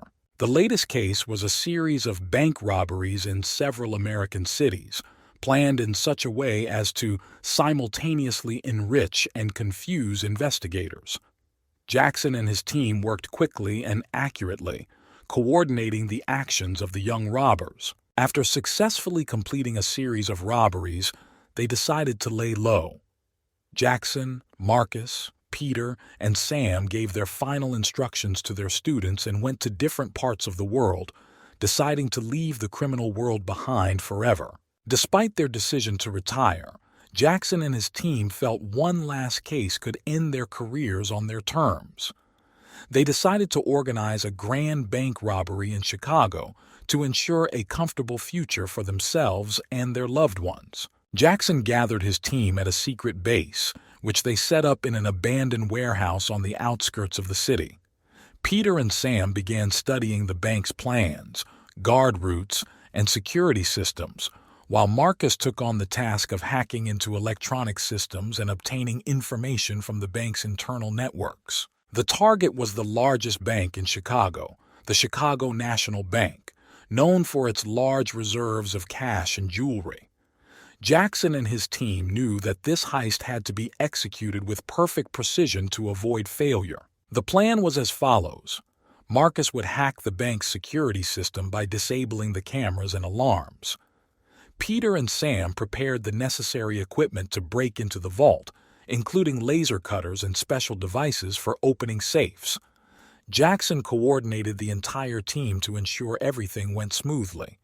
They decided to carry out the robbery at night, when the bank was closed and security was minimal. The day of the operation arrived. All team members took their positions. Jackson and Marcus entered the bank under the guise of maintenance employees. Peter and Sam took positions outside, ready for any unforeseen circumstances. Marcus quickly disabled the security systems and the team sprang into action. Jackson and Marcus headed to the vault where they began to pick the locks. Peter and Sam, who were monitoring the situation from outside, reported that everything was clear and they could continue. However, despite careful preparation, something went wrong. Suddenly, a backup alarm they didn't know about went off. The police were on the way. Jackson and his team acted quickly. They managed to collect a significant amount of money and jewelry and began evacuating through previously prepared underground passages. When they got outside, cars were waiting for them. They quickly left Chicago and headed to a previously prepared shelter. The police were once again left empty-handed, and the Jackson gang added another successful robbery to their storied history. Despite the decision to travel to different parts of the world after a successful bank robbery in Chicago, Jackson and his team were unable to completely break with the world of crime. Deep down, they understood that the excitement and adrenaline that they experienced during robberies had become an integral part of their lives. Several months have passed. Jackson, living on his island in the Caribbean, received a message from Marcus. They were still communicating through encrypted channels. Marcus suggested meeting to discuss a new potential case. Jackson, Peter, and Sam agreed, realizing that the world of crime was calling them again. Gathering at a secret location in Europe, the team discussed the possibility of another major heist. This time their target was one of the largest banks in London, the Imperial Bank of London, known for its vast reserves of cash and securities. Jackson knew that this robbery would have to be even more daring and carefully planned to avoid failure. Marcus took on the task of studying the bank's security systems and internal communications. Peter and Sam began gathering equipment and developing a detailed plan for infiltration and evacuation. Jackson coordinated the entire team to ensure everything went smoothly. The plan was as follows. Marcus would hack the bank's security system by disabling the cameras and alarms. Peter and Sam prepared the necessary equipment to break into the vault, including laser cutters and special devices for opening safes. Jackson coordinated the entire team to ensure everything went smoothly. The day of the operation arrived. All team members took their positions. Jackson and Marcus entered the bank under the guise of maintenance employees. Peter and Sam took positions outside, ready for any unforeseen circumstances. Marcus quickly disabled the security systems and the team sprang into action. Jackson and Marcus headed to the vault where they began to pick the locks. Peter and Sam, who were monitoring the situation from outside, reported that everything was clear and they could continue. However, despite careful preparation, something went wrong. Suddenly, a backup alarm they didn't know about went off. The police were on the way. Jackson and his team acted quickly. They managed to collect a significant amount of money and jewelry and began evacuating through previously prepared underground passages. When they got outside, cars were waiting for them. They quickly left London and headed to a previously prepared shelter. The police were once again left empty-handed, and the Jackson gang added another successful robbery to their storied history. Despite all the risks, Jackson and his team realized that they could not give up their life of crime. Their next heist was to be even more daring and ambitious. They chose a new target, the International Bank in Paris, known for its vast reserves of gold and securities. Jackson gathered the team in a secret meeting where they discussed the details of the operation. Marcus took on the task of studying the security system and hacking the bank's internal networks. Peter and Sam began preparing equipment and developing an infiltration and evacuation plan. Jackson coordinated the entire team to ensure everything went smoothly. The plan was as follows. Marcus would hack the bank's security system by disabling the cameras and alarms. Peter and Sam prepared the necessary equipment to break into the vault, including laser cutters and special devices for opening safes. Jackson coordinated the entire team to ensure everything went smoothly. For several weeks, they carefully studied the bank and its security systems. Marcus discovered several security vulnerabilities that could be exploited for infiltration.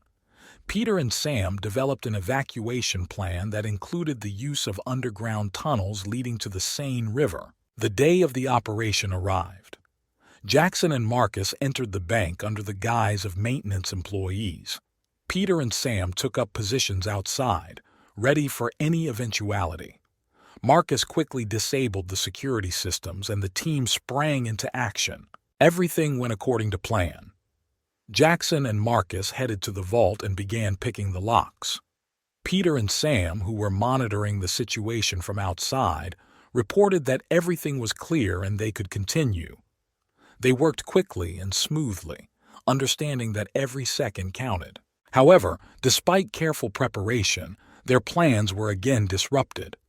Suddenly, a group of collectors arrived at the bank who were not supposed to be there at that time. The situation became tense, but Jackson acted quickly and calmly. He neutralized the collectors, but this aroused suspicion among other bank employees. The alarm went off and the police were on their way. Peter and Sam began a diversion outside, causing a small collision with police cars to buy time. Jackson and Marcus managed to collect a significant amount of money and gold and began evacuating through previously prepared underground passages. When they got outside, cars were waiting for them. They quickly left Paris and headed to a previously prepared shelter. The police were once again left empty-handed, and the Jackson gang added another successful robbery to their storied history. Now with even more money on their hands, Jackson and his team realized that they could not completely leave the world of crime. Each new raid brought them not only money, but also a sense of satisfaction and power that they could not find in ordinary life. They decided to continue their criminal activities, but with more caution and care to avoid traps and continue to live in the shadows. Realizing that each subsequent robbery would have to be more complex and daring, Jackson began planning a new series of robberies that were supposed to cover several large banks in different countries. They decided to use their knowledge and experience to create a network of bank robberies that would threaten the entire financial system. The next target was a bank in Tokyo. Marcus, Peter, and Sam began preparations, studying all aspects of security and developing a detailed plan for the operation. Jackson coordinated the entire team to ensure everything went smoothly. They understood that they were now in a game of survival, where every action could be decisive. But Jackson and his team were ready for any challenge, knowing that only their courage, intelligence, and determination would help them achieve success and preserve their legend. Jackson and his team began preparing for a bank robbery in Tokyo. They realized that this heist would be more complex and require an even greater level of caution and precision. Tokyo was known for its high technology and complex security systems, so every step had to be carefully thought out. Marcus went to Tokyo first. Disguised as a businessman, he began to study the bank and its security system. He noted that the bank uses the latest technology, including biometric authentication and sophisticated surveillance systems. However, Marcus was confident that he could bypass these systems with his skills and the latest tools. Peter and Sam began preparing equipment and developing an infiltration and evacuation plan. They decided that this robbery would require not only physical training, but also a high level of technological equipment. Peter purchased the latest laser cutters and hacking devices, and Sam developed an escape plan that involved using underground tunnels leading to the Sumida River. Jackson, coordinating the actions of the entire team, ensured that every step was carefully planned. He knew that Tokyo's police force was one of the best in the world, and any deviation from the plan could lead to disaster. The day of the operation arrived. All team members took their positions. Marcus entered the bank under the guise of a technician. Peter and Sam took positions outside, ready for any unforeseen circumstances. Marcus quickly hacked the security system, disabling the cameras and alarms. Jackson and Marcus headed to the vault and began picking the locks. Everything went according to plan. They worked quickly and smoothly, understanding that every second counted. Peter and Sam, who were monitoring the situation from outside, reported that everything was clear and they could continue. However, despite careful preparation, their plans were again disrupted. Suddenly, a security guard who was not supposed to be on duty entered the bank. The situation became tense, but Jackson acted quickly and calmly. He neutralized the guard, but this aroused suspicion among the rest of the bank employees. The alarm went off and the police were on their way. Peter and Sam began a diversion outside, causing a small collision with police cars to buy time. Jackson and Marcus managed to collect a significant amount of money and securities and began evacuating through previously prepared underground passages. When they got outside, cars were waiting for them. They quickly left Tokyo and headed to a previously prepared shelter.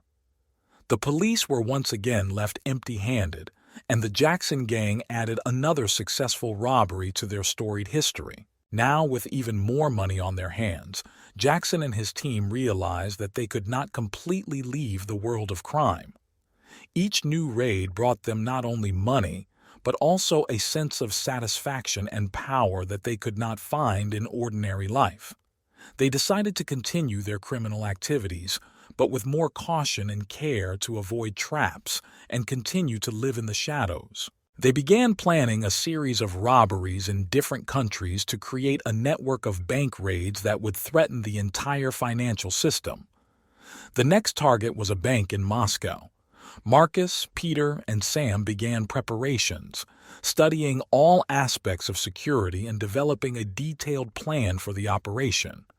Jackson coordinated the entire team to ensure everything went smoothly. They understood that they were now in a game of survival, where every action could be decisive. But Jackson and his team were ready for any challenge, knowing that only their courage, intelligence, and determination would help them achieve success and preserve their legend. After a successful robbery in Tokyo, Jackson and his team headed to their next target, a bank in Moscow. This robbery was to be part of their plan to create a network of bank raids that could threaten the financial system and strengthen their reputation as the most daring and skillful of bank robbers. Marcus went to Moscow first to study the bank's security system and collect the necessary information. Under the guise of a tourist, he began analyzing security systems, employee work schedules, and security patrol routes.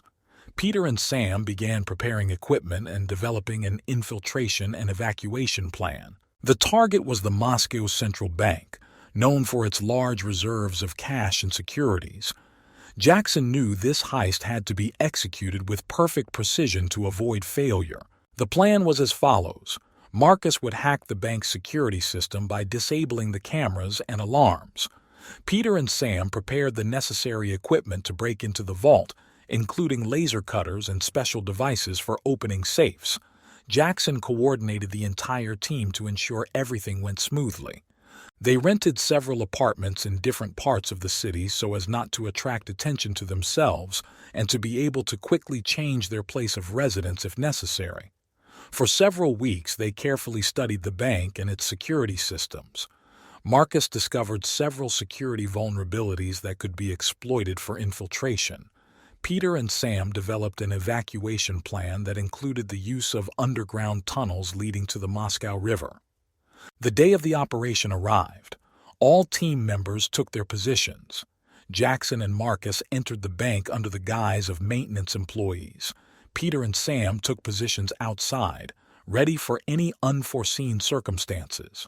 Marcus quickly disabled the security systems and the team sprang into action. Everything went according to plan. Jackson and Marcus headed to the vault and began picking the locks. Peter and Sam, who were monitoring the situation from outside, reported that everything was clear and they could continue.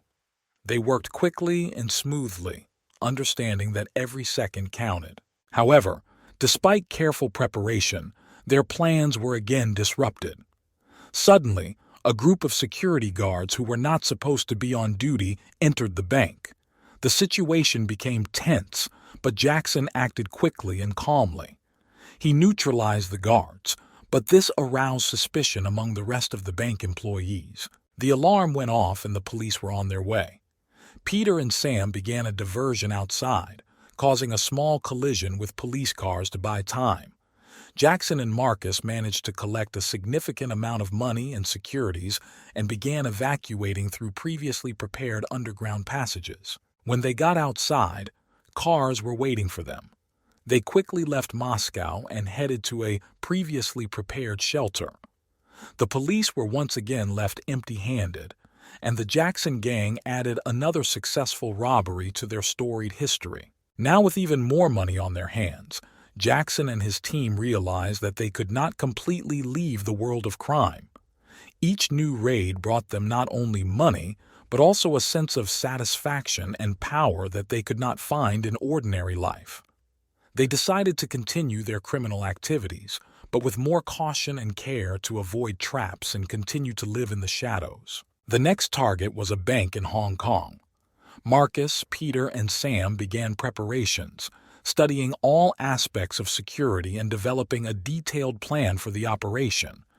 Jackson coordinated the entire team to ensure everything went smoothly. After a successful bank robbery in Moscow, Jackson and his team decided to take a short break to rest and think about their next steps. But the thought of the next robbery did not leave them. Hong Kong was the next target, a city known for its economic strength and high security standards. Marcus went to Hong Kong first. Under the guise of a businessman, he began to study the security system of one of the largest banks in the city, Hong Kong International Bank.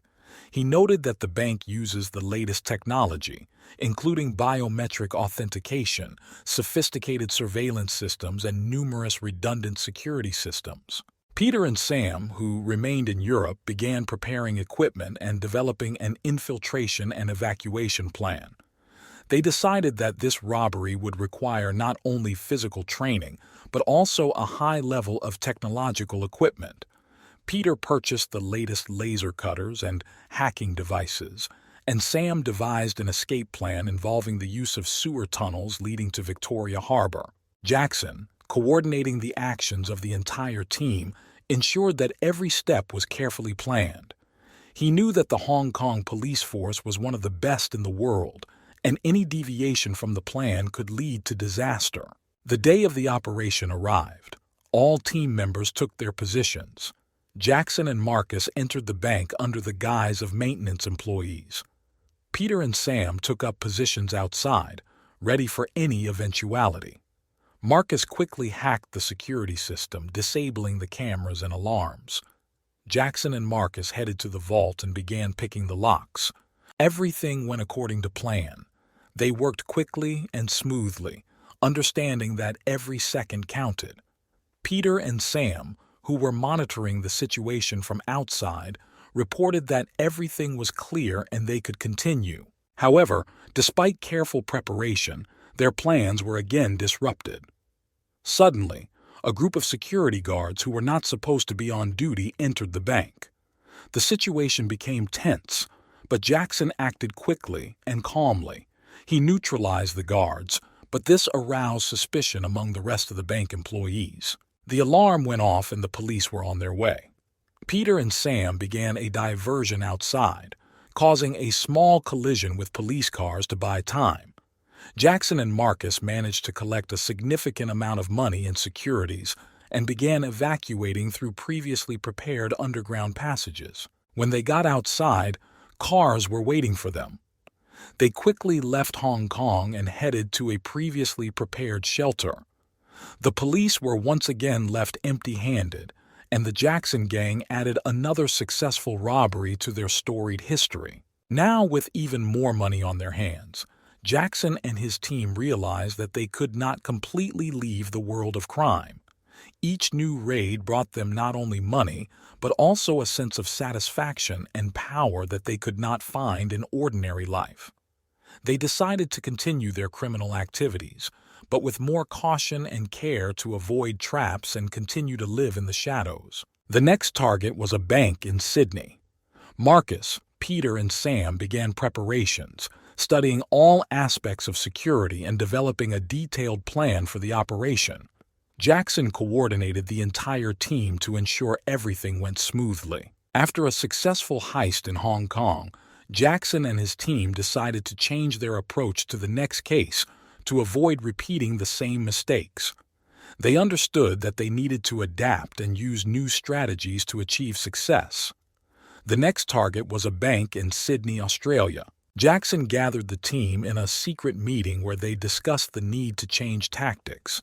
Instead of jumping right into planning a robbery, they decided to conduct detailed reconnaissance and carefully work out all possible scenarios. The team understood that adapting to new conditions and innovative approaches would help them avoid repeating previous mistakes. Marcus, Peter, and Sam started by exploring the city and its features. They penetrated the bank's security system without attracting attention and collected all the necessary data. Marcus used his technical skills to create a virtual copy of the bank to simulate various situations. Peter and Sam developed several possible infiltration and evacuation routes, taking into account all possible surprises. They rented an office in Sydney's CBD to work undercover. This office became their base for planning and coordinating activities. Jackson took on the task of coordinating the entire operation and ensuring that all team members were prepared for any contingency. They chose a day for the robbery when the bank was supposed to have a minimum number of employees. The night before the operation, the team gathered for a final test of the plan. They analyzed every step and took into account all possible risks. Jackson insisted that every member of the team knew their plan down to the last detail. The morning of the operation arrived. Disguised as ordinary employees, Marcus, Peter, and Sam entered the bank building, acting calmly and confidently. Marcus began hacking the security system, using his latest developments to bypass the defense mechanisms. Peter and Sam took up key positions, ready to act on Jackson's signal. When everything was ready, Jackson gave the signal. The team began to act quickly and harmoniously. Marcus disabled the security cameras and alarms, giving Peter and Sam the opportunity to break into the vault. They used laser cutters and the latest safe-opening devices. Jackson oversaw overall coordination, overseeing every step of the operation. But suddenly, the unexpected happened. One of the bank employees, who was not part of their calculation, returned early. He noticed suspicious behavior and activated the emergency alarm.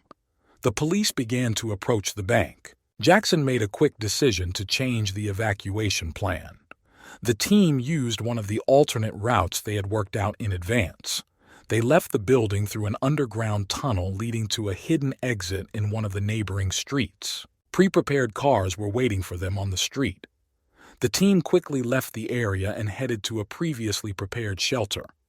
The police arrived too late, and the Jackson gang once again remained elusive. At the shelter, the team analyzed the operation, noting both successes and shortcomings.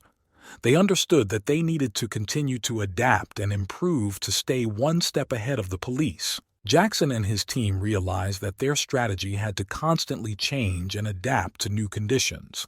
They decided to temporarily lay low and carefully plan their next steps to avoid repeating mistakes and ensure the success of future operations. Now they were planning the next heist, analyzing all aspects and developing new approaches to remain elusive and successful in their criminal trade. Despite their success in Sydney, Jackson and his team knew that each subsequent robbery required an increasingly sophisticated approach. They decided to pause and rethink their methods to avoid predictability. This time their target was a bank in Chicago, but instead of a traditional robbery, they decided to implement a more cunning strategy. The team first rented an office in downtown Chicago, operating under the guise of a consulting firm. This allowed them to move freely around the city and gather information without arousing suspicion. Marcus used his hacking skills to penetrate the bank's security systems and study them from the inside. Peter and Sam began studying the building's architecture and possible escape routes. They conducted night raids to accurately know every detail and weak point in the bank's security. Jackson coordinated the team's efforts, developing several possible contingency scenarios. Their new plan was more complex and multi-layered. They decided to use a diversion to confuse the police and bank security. On the day of the robbery, the team set up several false leads and diversionary operations throughout the city to divert attention away from the main target. On the day of the operation, Jackson, Marcus, Peter, and Sam took up their positions. They started by setting off several false alarms in different parts of Chicago, creating chaos and redirecting police forces to those locations. At the same time, Marcus hacked the bank's security systems, disabling the cameras and alarms. Under the guise of delivery employees, Jackson and Peter entered the bank building. Their task was to get into the server room and install a device that would allow Marcus to completely control the security systems. Sam remained outside, prepared for any eventuality and coordinating the team's actions. Once the device was installed, Marcus began hacking the security system. They gained access to the vault and began loading securities and cash into prepared containers. Everything was going according to plan, but suddenly the situation changed. One of the bank employees noticed suspicious activity and raised the alarm. Jackson reacted quickly, giving the command to evacuate. They used pre-prepared routes and hidden exits to leave the building. Cars were waiting for them on the street, ready for a quick evacuation, but the police were on their tail. A tense chase ensued through the streets of Chicago. Jackson and his team showed off their driving skills, skillfully maneuvering between cars and avoiding pursuit.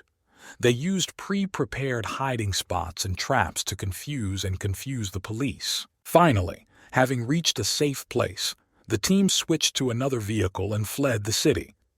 They headed to a previously prepared shelter on an abandoned farm outside the city, where they could calmly analyze the operation and evaluate their actions. At the shelter, they analyzed the operation, noting both successes and shortcomings.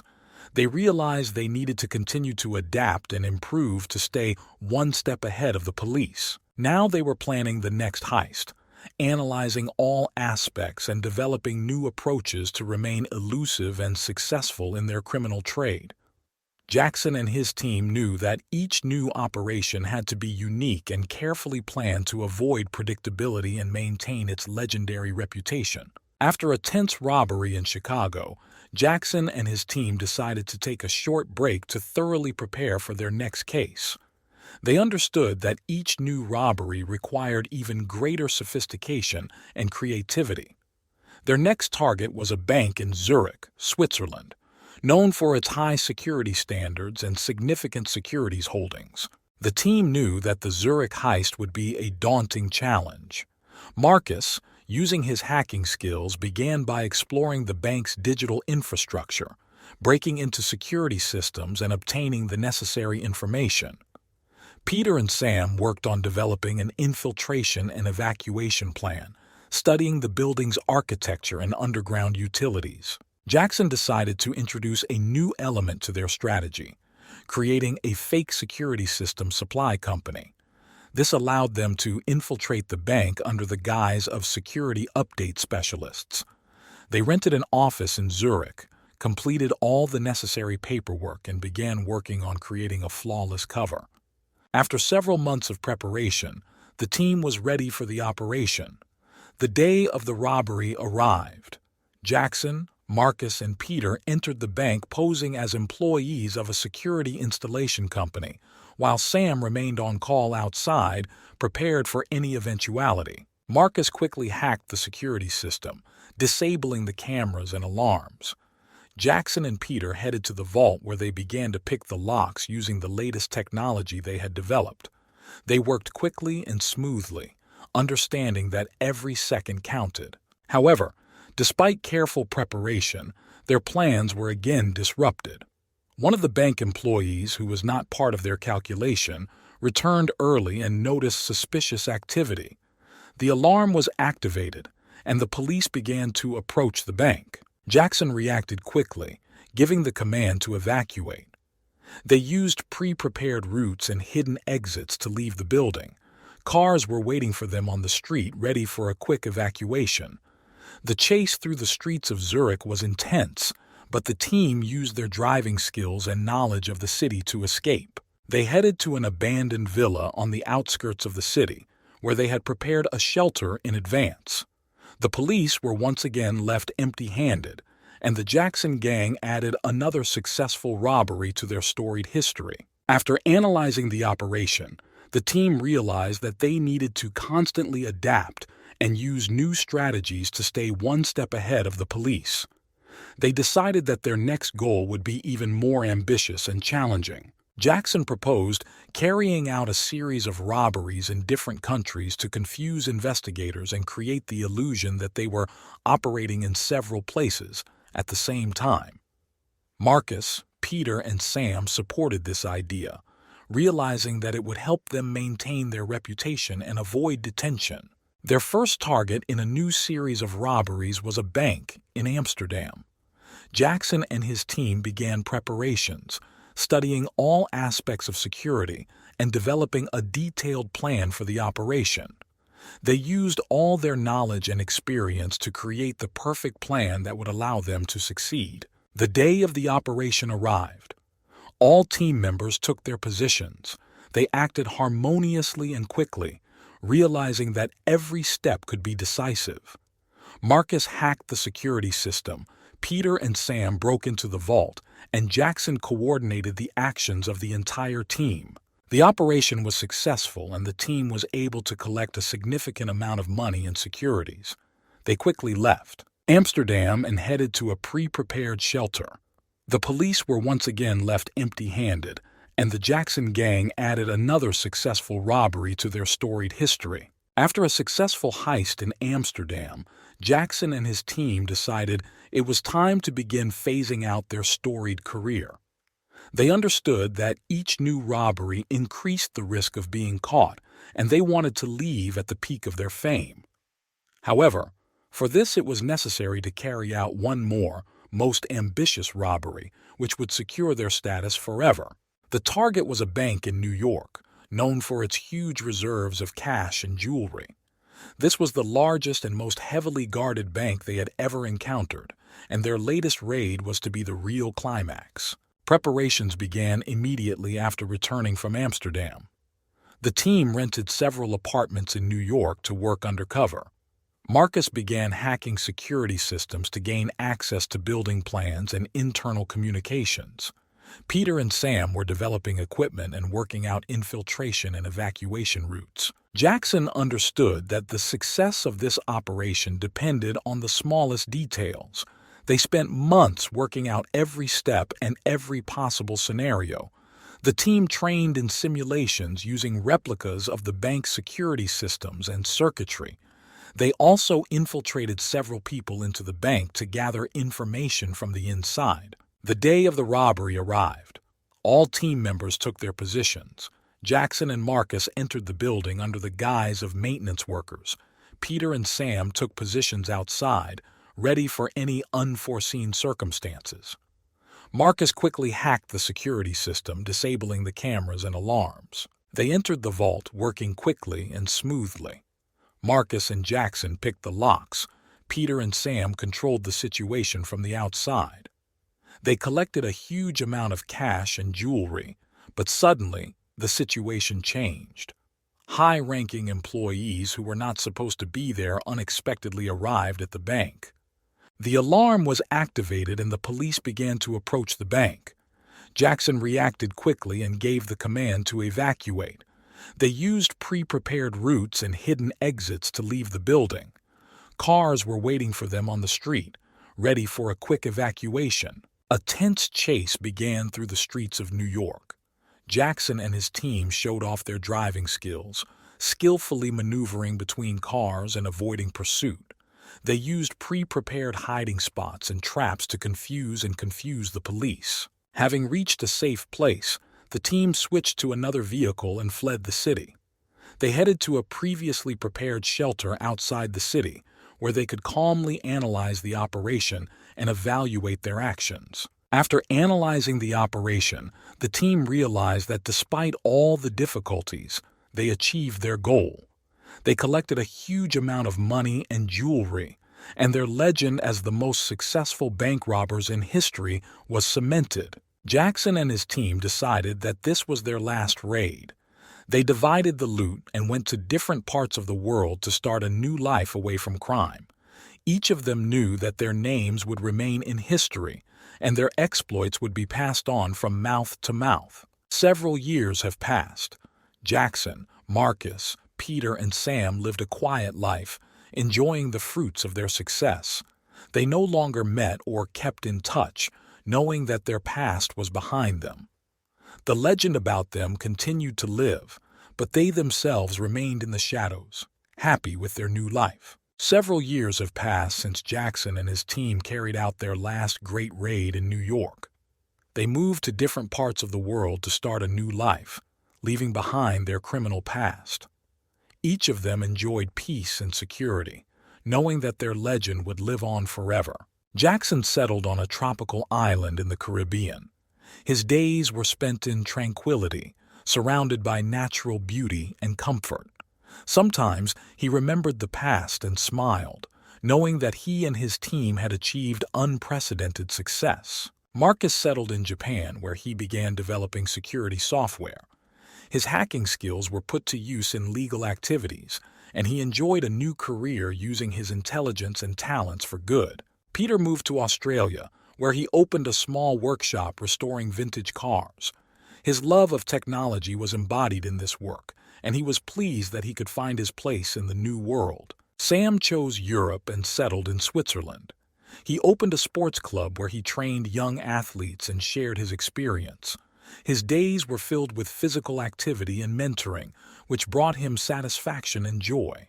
Even though they no longer kept in close contact, each of them knew that they would forever remain a team, bound by their shared history and successes. They lived their lives in peace, knowing that their criminal careers were a thing of the past. Several more years passed. The legend of Jackson and his crew lived on, passed down by word of mouth throughout the criminal underworld and among those who admired their audacity and skill. Their names became synonymous with luck and ingenuity. One day, while sitting on the veranda of his house and watching the sun set, Jackson received a letter. It was from Marcus, who had found a way to contact him through secure channels. In the letter, Marcus wrote about how glad he was for his new life and how grateful he was that they were able to leave on time. Jackson smiled as he read the letter and felt a sense of warmth and nostalgia for the days when they were an elusive team. Jackson eventually wrote back to Marcus, expressing the same feelings of gratitude and joy. They both knew that they had made the right choice, leaving at the peak of fame and starting a new life. Thus ended the story of the legendary team of bank robbers who were able not only to achieve incredible success, but also to emerge from the game unscathed, leaving their mark on the history of the criminal world. Criminal History 5. In one of the poorest areas of a small town in southern Colombia, a boy was born who was destined to become the most dangerous drug lord in the world. His name was Pedro Montalvo. From an early age, Pedro was faced with the harsh realities of life. His family lived in a small house with a leaky roof, and food on the table was rare. Pedro's mother, Maria, worked day and night to provide her children with everything they needed. She was a cleaner in rich houses, and every evening she returned home exhausted but with a smile on her face. His father, Juan, was a farmer, but his earnings were barely enough to make ends meet. Pedro often saw his father returning home after a long day on the field, covered in dirt and fatigue. He listened to his father's stories about the difficulties and injustices faced by poor people. These stories sank deep into Pedro's soul and awakened in him a desire to change his life and the life of his family. From childhood, Pedro was distinguished by his intelligence and observation. He attended a local school but often skipped classes, preferring to spend his time on the streets, where he quickly realized that the world did not work as his teachers told him. The streets became his real school. Pedro learned to survive in a cruel world by watching older boys commit petty thefts and sell drugs. One of his first teachers on the street was Raul, a local drug dealer who saw potential in Pedro. Raul was cruel and ruthless, but he taught Pedro a lot. The boy realized that the world of crime offered quick money and power, which he could never achieve through honest work. Pedro listened carefully to Raul's advice, quickly learning the art of deception and cunning. He started with small assignments, delivering drugs around the city, keeping an eye on competitors and passing on information. Raul saw Pedro as a future underworld star, and their connection grew stronger. Pedro soon became a key figure in Raul's operation. His courage and intelligence allowed him to build a network of informants among local residents who supplied him with information about the movements of the police and the actions of competitors.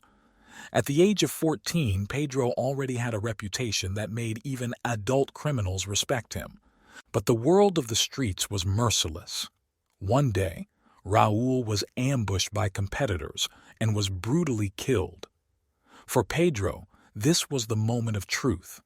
The loss of his mentor and friend made him realize that there is no place for weakness and gullibility in this world. He decided that he would never rely on others again and took matters into his own hands. Pedro began by creating his own small group, which included the most reliable and loyal people. He offered them not only protection, but also a chance for a better future. Under his leadership, the group quickly expanded its activities, capturing more and more new territories. Pedro applied all the lessons he learned from Raul, adding his own ideas and strategies. He was not afraid to take risks, but always acted calmly and prudently. Pedro began making connections with larger drug cartels, using his wit and charisma to secure lucrative deals. He understood that in order to rise to the top, you need to be not only cruel, but also smart. Every day, Pedro faced new challenges, but this only strengthened his character. He became more and more influential and powerful, but never forgot about his past. In his heart, There was always a hatred of injustice and a desire to escape poverty, which continued to spur him to action. Years passed, and Pedro grew from a little boy living on the streets into a fearsome and respected drug lord. His name became known throughout the world, inspiring fear and respect. But he knew that there was no end to this path, and even more difficult trials awaited him. After defeating Carlos, Pedro felt invincible. But this feeling was deceptive. He knew that there were more and more enemies, and that in his position, any step could become fatal. Pedro decided that he needed to go into the shadows and begin to act even more carefully. Pedro began using new methods and technologies to cover his tracks. He hired the best cybersecurity experts to protect his communications and financial transactions. All his actions began to be carefully planned and coordinated through a complex network of intermediaries and trusted persons. Pedro understood that any mistake could cost him everything he had achieved. Meanwhile, Pedro continued to develop his legal businesses. He became an influential figure in business circles, and his name was increasingly mentioned in the news in the context of philanthropy and social responsibility. He opened several schools and medical clinics in poor areas, trying to improve the lives of the people among whom he grew up. But even his good deeds had a hidden meaning. Pedro bought the loyalty of local residents, who became his eyes and ears on the streets. One day, Pedro received information that several agents of an international anti-drug organization had begun an investigation into his activities.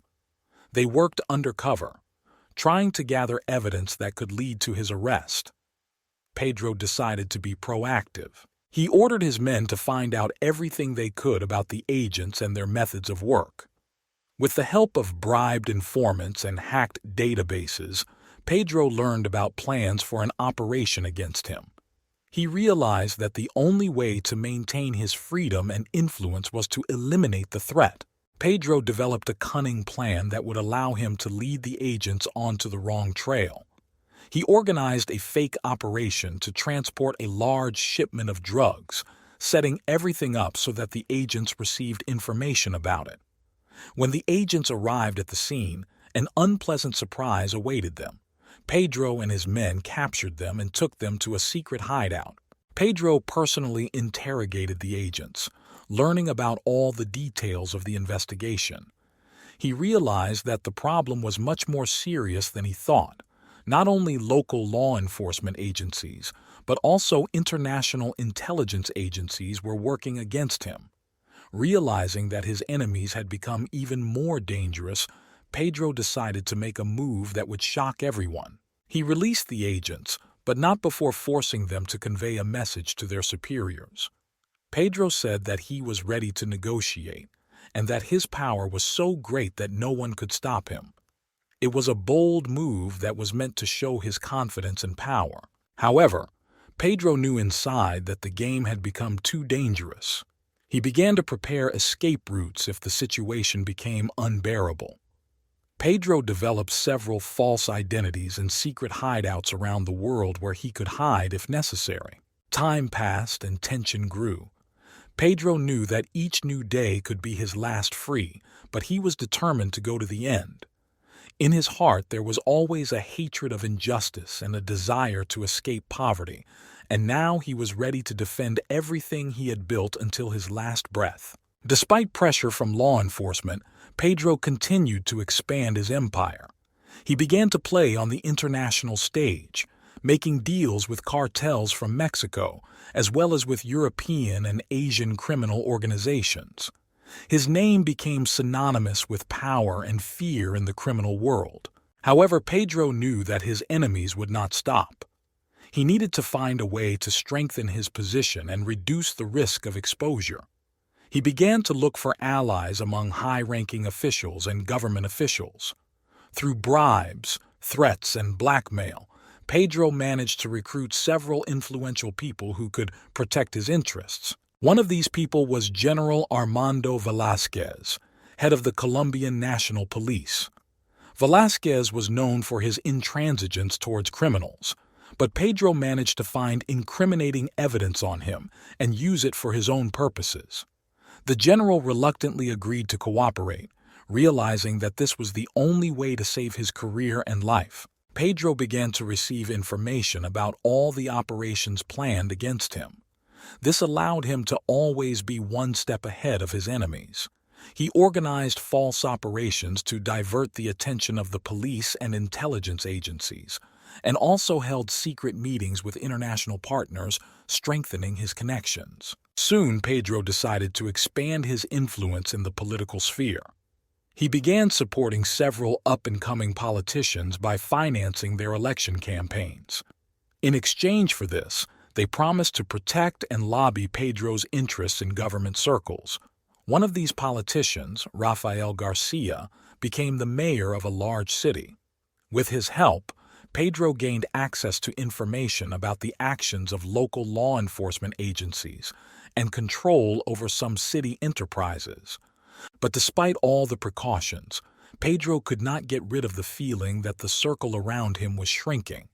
He knew that his enemies would stop at nothing to overthrow him. This feeling was confirmed when one of his trusted men, Carlos, was found dead. This was a clear attempt to intimidate Pedro and show that no one around him was safe. Pedro decided that the time had come for drastic measures. He began to plan an operation that could not only protect him from his enemies, but also secure his position for many years. He was going to organize a large-scale supply of drugs to the United States, using a new network of routes and methods not yet known to law enforcement agencies. This operation was to be the largest and most daring of his entire career. To prepare the operation, Pedro attracted the best specialists, including former military personnel, engineers, and hackers. He spared no expense and resources, realizing that his life and everything that he had built was at stake. Every detail of the plan was thought out to the smallest detail, from transportation to local distribution of goods. But even the best laid plans can go wrong. On the day of the operation, Pedro received a message that one of his key agents had been arrested. This meant that the entire operation could be in jeopardy. Pedro quickly gathered his closest associates to discuss how to proceed. Time was running out, and Pedro decided to continue the operation despite the risk. He understood that retreat now would mean defeat. He ordered his men to follow the plan and make every effort to complete it successfully. The operation continued despite the arrest of a key agent. Pedro knew that now everything depended on coordination and speed of action. He contacted Miguel, his chief logistics officer, to ensure delivery routes were changed and all safety precautions were followed. At this time, in the United States, a special anti-drug group, headed by Agent Rebecca Smith, received information about the impending operation. Rebecca had been hunting for Pedro for a long time and saw this operation as a chance to put an end to his empire once and for all. She understood that she needed to act quickly and decisively. Pedro knew about the approaching danger and decided to play it safe. He ordered his men to create several diversionary maneuvers to confuse law enforcement. False loads were launched and sent along secondary routes, diverting attention to themselves. At this time, the real cargo, carefully disguised, crossed the border under the guise of legal goods. Pedro understood that discipline and coherence of his team played a key role at this stage. Each person knew his role and acted strictly according to plan. However, Rebecca did not give up. She intuitively felt that Pedro was preparing something big. Through data analysis and information from informants, she was able to identify several suspicious routes. She decided to conduct several raids simultaneously to catch Pedro by surprise. The decisive moment has arrived. One of the cargoes, following the main route, was discovered by Rebecca's agents. A chase began, which could lead to the failure of the entire operation. Pedro watched events unfold from a safe distance, receiving constant updates from his men. Realizing that the situation was getting out of control, Pedro decided to activate the last stage of the plan. He gave the command to destroy the cargo to prevent its capture. At the same time, the remaining routes continued to move, avoiding clashes with law enforcement agencies. Rebecca was furious when she learned that the cargo had been destroyed, but she didn't give up.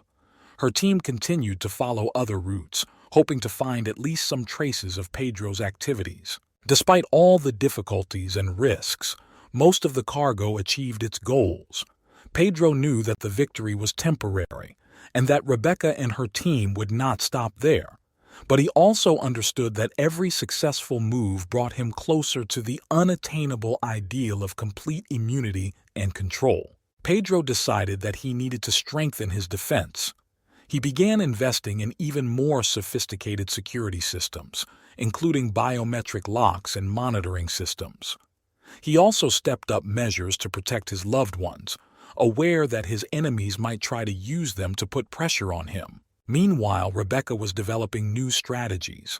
She understood that Pedro had become even more careful and cunning, but she was not going to give up. Her goal was clear: to overthrow Pedro and destroy his empire. Pedro realized that his game of survival was becoming more intense every day. He knew that his inner circle of trusted people was his most valuable resource.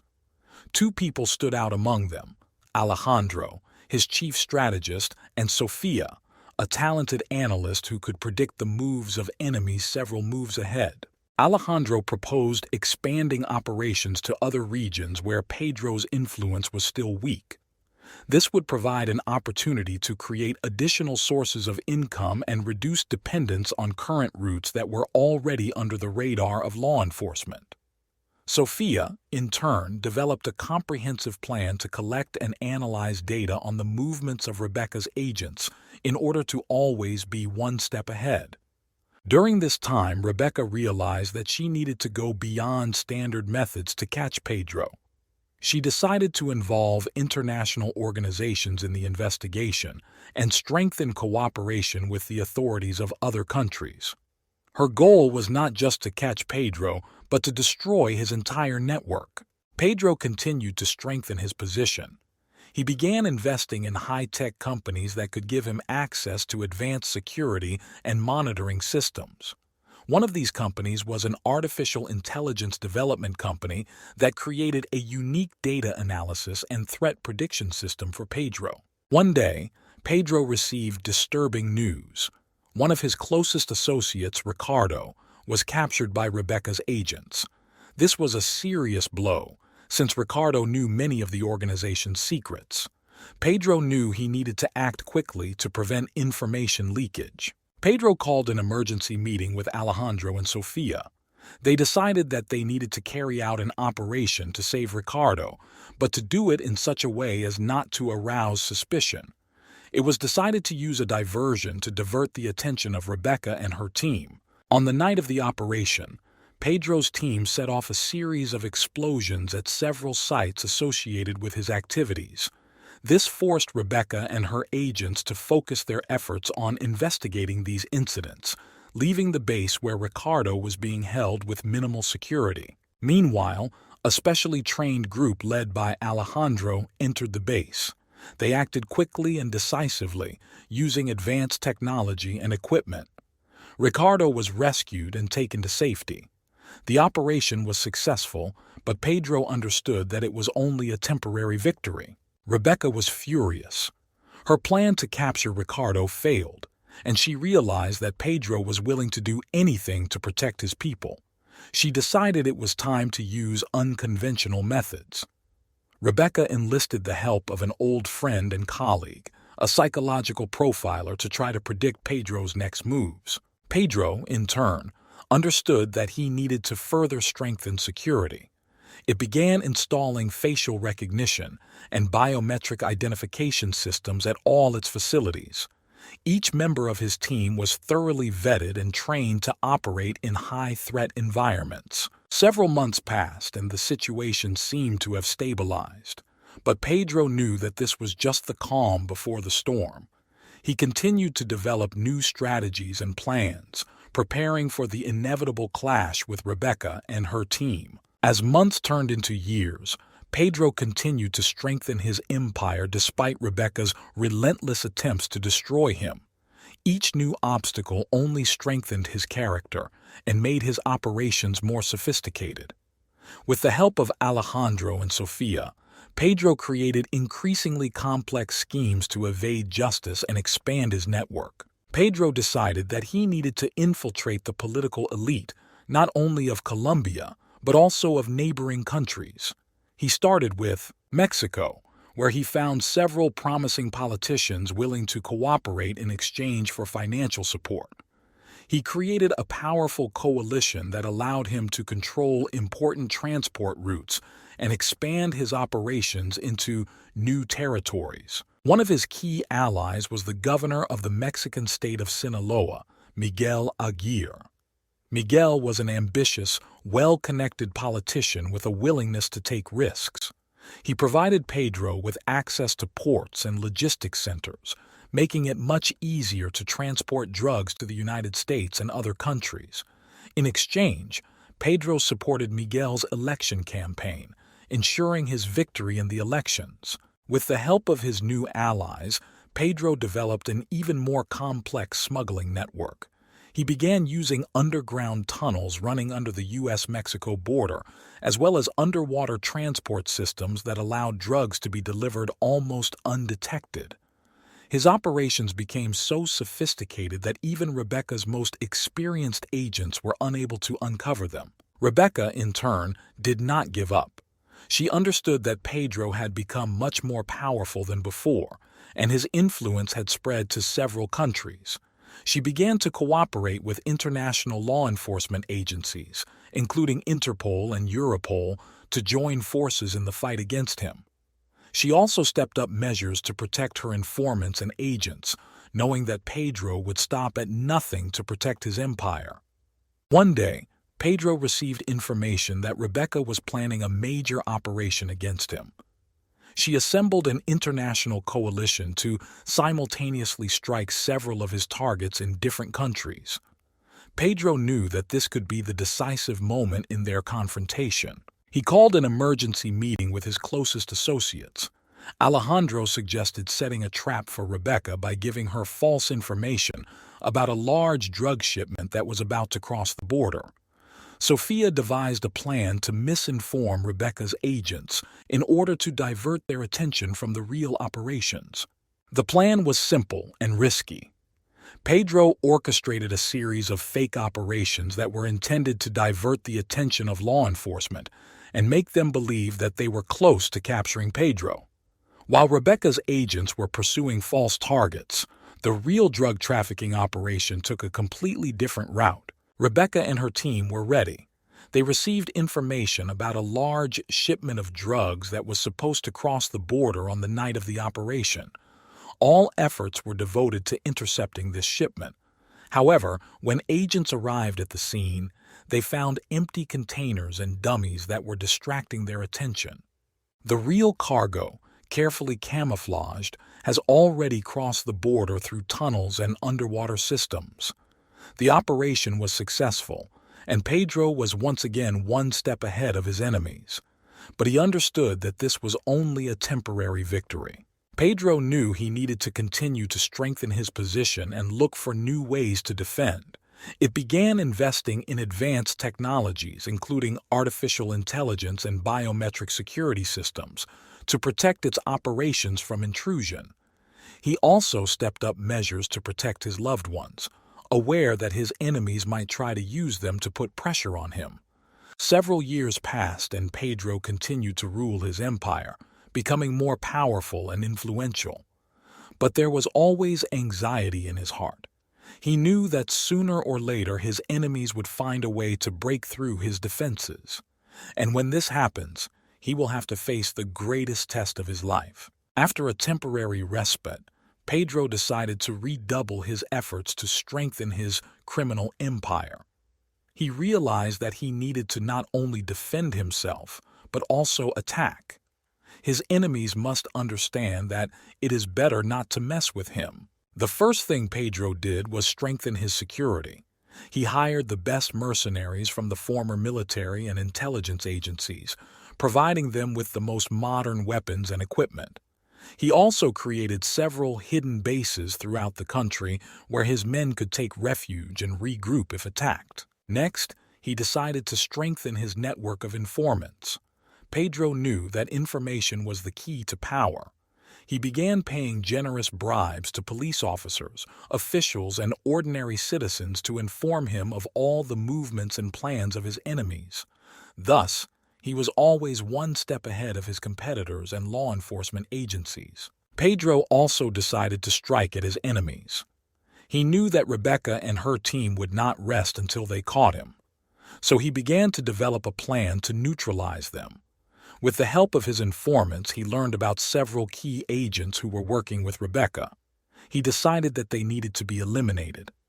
The first target is Agent Thomas, who led operations against Pedro in South America.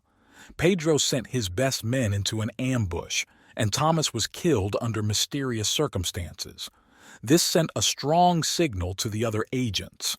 Pedro was ready to defend himself by any means necessary. The next target was Agent Anna, who was involved in financial investigations against Pedro. She was kidnapped right from her home, and a few days later her body was found in the river.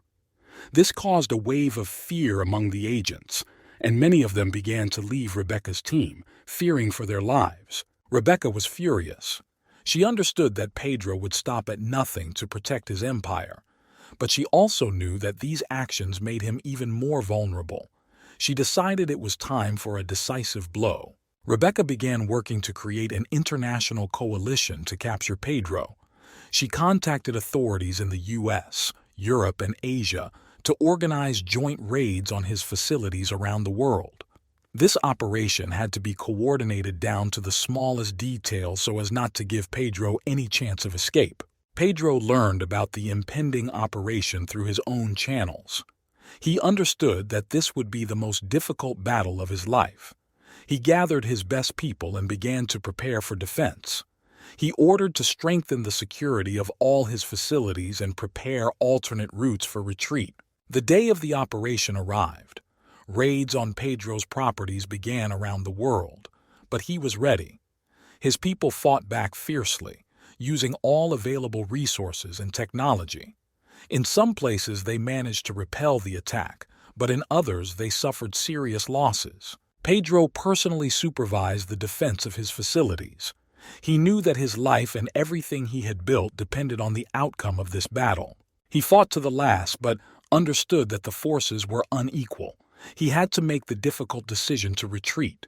Pedro and his closest associates hid in one of his secret hideouts. He knew that this was a temporary solution and that his enemies would not stop until they caught him. But he was determined to continue the fight. In his heart there was always a hatred of injustice and a desire to escape poverty. And now he was ready to defend everything he had built until his last breath. Pedro realized that his empire was under threat as never before. International raids and the murders of his comrades shook his position, but he was not going to give up. He decided to go on the offensive and show his enemies that he could not be easily destroyed. Pedro knew he had to strike a series of brutal blows to demoralize his enemies and strengthen his influence in the criminal world. He decided to start by eliminating the main competitors in Colombia and neighboring countries. To do this, he turned to his old allies Miguel and Alejandro to coordinate these operations. The first target was José Rodriguez, a drug lord who controlled vast areas of northern Colombia.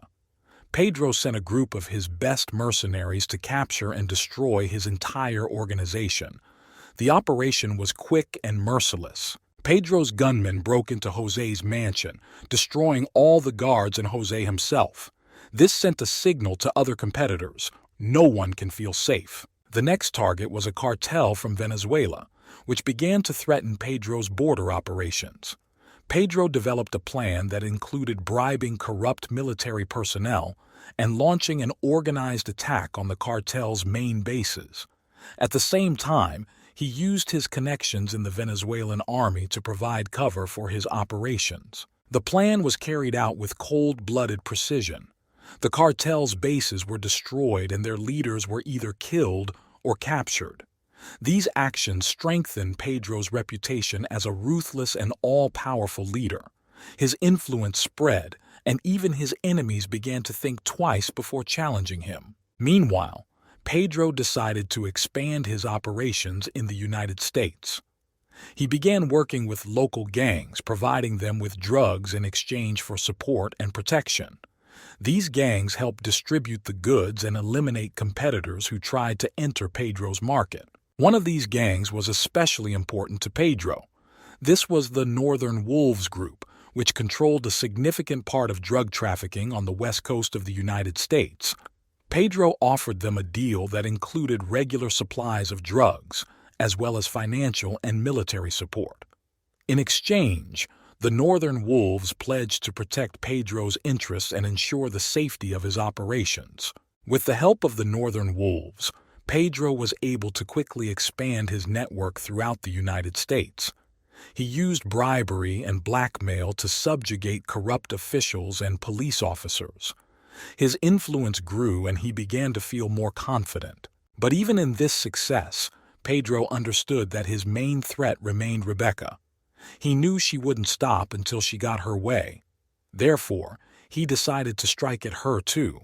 Pedro began to collect information about Rebecca and her closest associates. He learned that she had a family, which she tried to keep secret. Pedro decided to use this to his advantage.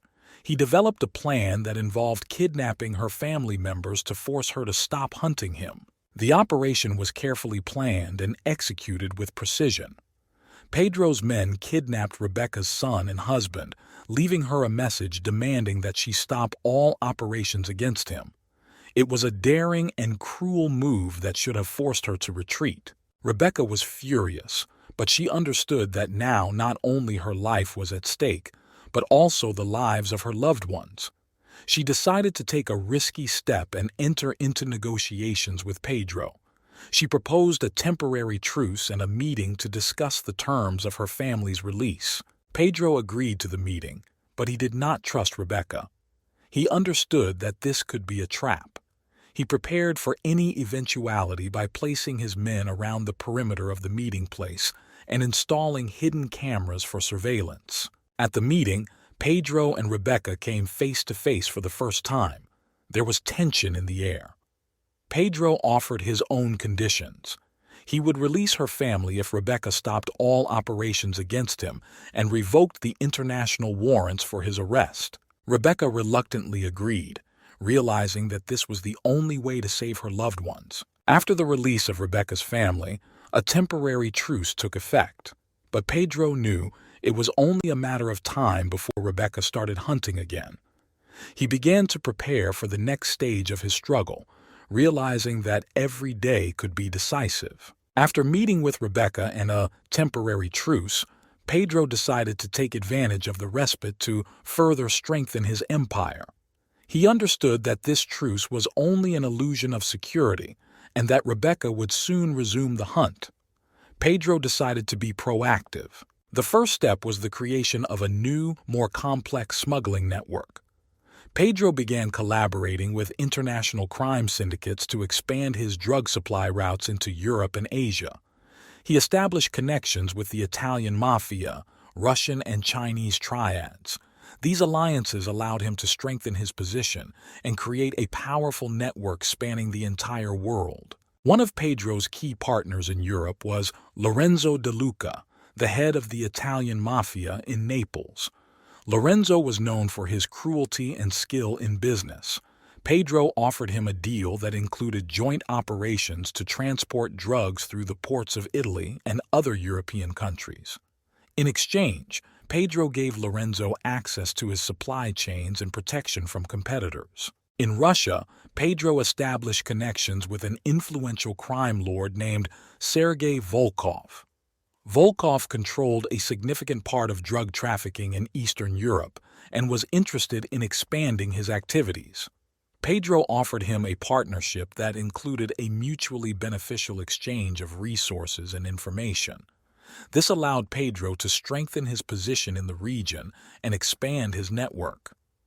But Pedro knew that external alliances were not enough to protect his empire. He decided to strengthen internal security measures. Pedro hired the best cybersecurity experts to create impenetrable systems to protect his data and communications. He also strengthened measures to protect his people, providing them with the most modern weapons and equipment. During this time, Rebecca, despite the temporary truce, continued to collect information about Pedro and his operations. She knew that her chance to win would come when Pedro made a mistake. She decided to use all available means to monitor his actions and prepare for a new blow. One of these means was an undercover agent whom Rebecca introduced into Pedro's organization. This agent, Manuel, worked for Pedro for a long time and earned his trust. He provided Rebecca with valuable information about Pedro's plans and operations, helping her stay one step ahead. Manuel learned that Pedro was planning a large operation to transport drugs through the Caribbean Sea to the United States. This was an important operation that could bring Pedro huge profits and strengthen his position in the market. Rebecca decided this was her chance to strike the finishing blow. She organized a joint operation with the U.S. Coast Guard and international partners to intercept the cargo and arrest Pedro's men. The operation was carefully planned and coordinated. On the day the cargo was on its way, Rebecca's agents and the Coast Guard began an operation to seize it. But Pedro was ready. He knew about the impending operation thanks to his informants and developed a plan for a counterattack. He set up several false routes to confuse law enforcement and prepared his forces to protect the real cargo. When Rebecca's agents and the Coast Guard intercepted one of the decoys, they encountered fierce resistance. Pedro's people were ready for battle and gave a serious rebuff. At this time, the real cargo, under the protection of well-armed guards, continued its movement along a different route. Rebecca's operation was unsuccessful. Although they managed to capture several false cargoes and arrest several people, the real cargo reached its destination safely. Pedro was once again one step ahead, but he knew that this success was only temporary. After this operation, Pedro decided that it was time to strike at Rebecca herself. He knew that her main weakness was her loyalty to her team and loved ones. Pedro devised a plan to intimidate her into retreating. He began by attacking targets associated with her team. Several agents were killed and their families were threatened. This caused a wave of fear and paranoia among the agents, many of whom began to doubt their safety. Rebecca realized that Pedro had started hunting her and her team. She decided to take drastic measures to protect her people and continue the fight. She contacted international organizations to obtain additional support and resources. Meanwhile, Pedro continued to strengthen his empire. He knew that every new day brought new threats, but he was ready to fight. In his heart there was always a hatred of injustice and a desire to escape poverty, and now he was ready to defend everything he had built until his last breath. The hatred and determination in Pedro's heart made him even more cruel and ruthless. His attacks on Rebecca's people created chaos and fear, but she did not retreat. Rebecca knew that every operation, every arrest could bring her closer to her goal, to catch Pedro. Meanwhile, Pedro decided to strengthen his presence in the drug market. He knew that to do this he needed to not only protect his current routes, but also find new ones. He turned his attention to Africa, where the drug trade was gaining momentum. With the help of his allies in Europe and Asia, Pedro began to establish new connections and create new supply channels. One of Pedro's key partners in Africa was Samir Njuma, an influential crime boss in West Africa. Samir controlled a significant portion of the drug trafficking passing through the region and was interested in expanding his activities. Pedro offered him mutually beneficial cooperation, which included the supply of drugs, weapons, and financial support. With Samir's help, Pedro began sending drugs through Africa to Europe and Asia, using sea and air routes. These operations allowed him to increase profits and strengthen his influence on the international stage. But Pedro understood that every new deal and every new partner adds new risks and threats. During this time, Rebecca continued to gather information about Pedro and his operations. Her agent Manuel was able to infiltrate Pedro's African network and began to supply valuable data on new routes and partners. Rebecca decided it was time to strike again. She organized an international operation to intercept one of Pedro's large cargoes, which was heading from Africa to Europe. The operation was carefully planned and involved coordination between law enforcement agencies in several countries. The day the cargo was set to travel, Rebecca's agents and their international partners began an operation to seize it. But Pedro was ready. He knew about Rebecca's plans thanks to his informants and developed a plan for a counterattack. He set up several false routes to confuse law enforcement and prepared his forces to protect the real cargo. When Rebecca's agents and their associates intercepted one of the decoys, they encountered fierce resistance. Pedro's people were ready for battle and gave a serious rebuff. At this time, the real cargo, under the protection of well-armed guards, continued its movement along a different route. Rebecca's operation was unsuccessful.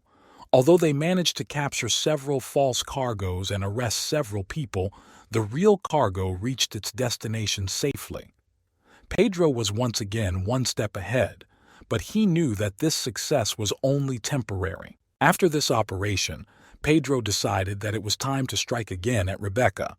He knew that her main weakness was her loyalty to her team and loved ones. Pedro devised a plan to intimidate her into retreating. He began by attacking targets associated with her team. Several agents were killed and their families were threatened.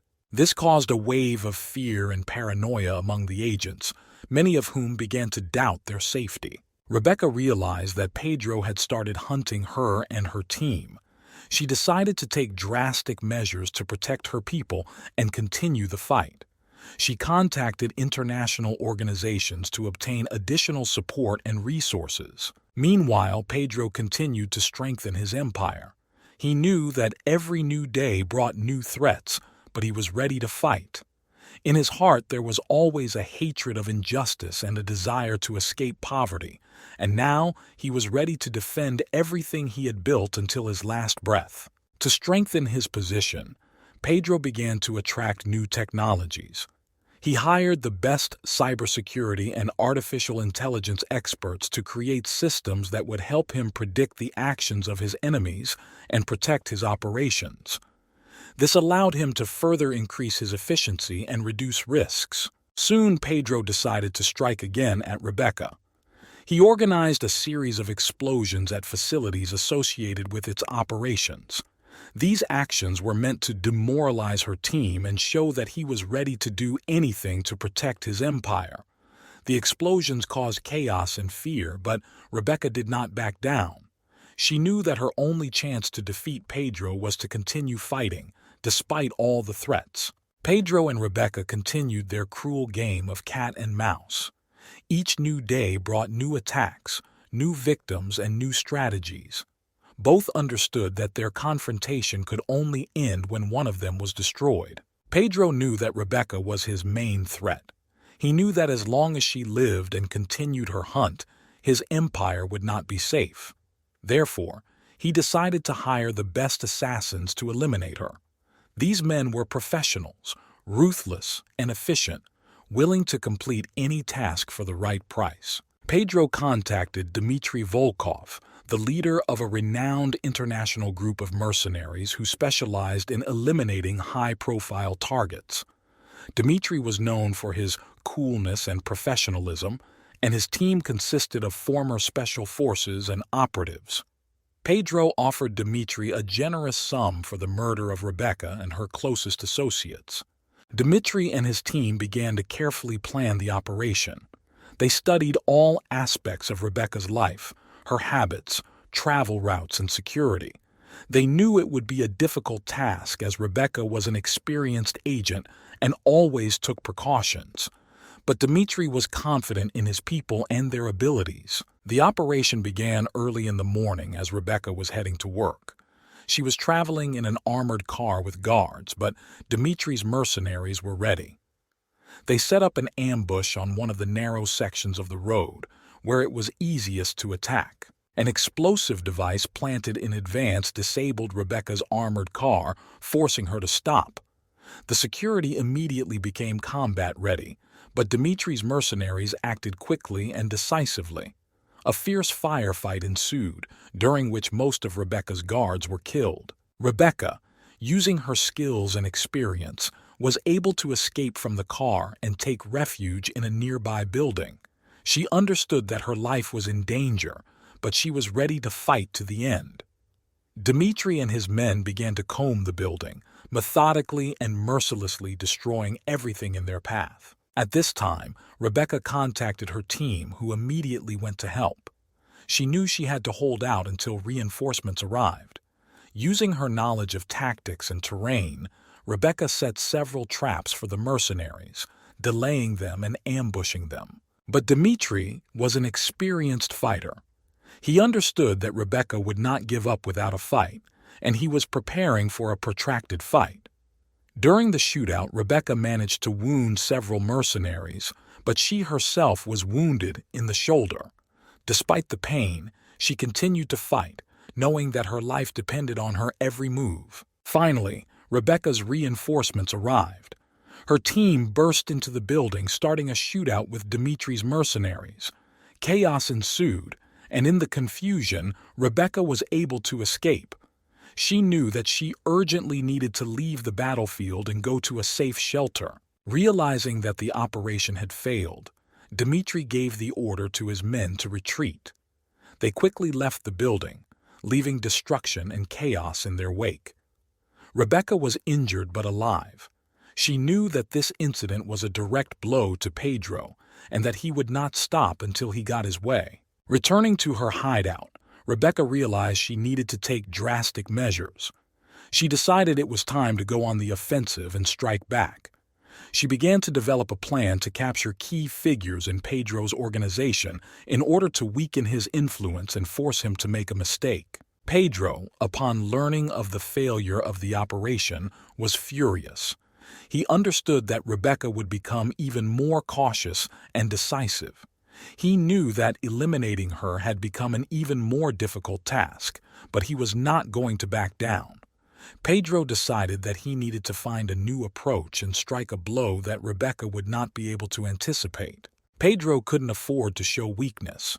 He understood that now he needed to act even more decisively and ruthlessly. The failure of the operation against Rebecca showed him that it was necessary to change tactics and use more cunning methods. Pedro decided that the next attempt to eliminate Rebecca should not only be sudden, but also carefully planned. He turned to his longtime ally, a hacker named Lorenzo, who had exceptional skills in cybercrime. Lorenzo could hack any security system and penetrate the most secure databases. Pedro's plan was to use Lorenzo to gain information about all of Rebecca's movements and communications. The hacker had to hack into her email, phones, and surveillance systems. This would allow Pedro to gain a full understanding of her plans and prepare a new operation to eliminate her. Lorenzo quickly completed the task. He managed to hack all of Rebecca's devices and gain access to her secret files. Pedro now knew her every move, every message, and every place where she appeared. This gave him a huge advantage. Using the data obtained, Pedro developed a new plan. He decided to use disinformation to lure Rebecca into a trap. He fed her false information about a supposedly large drug deal that was about to take place at one of his properties. This place was carefully prepared for an ambush. Rebecca, considering the information reliable, decided to use this chance to capture Pedro.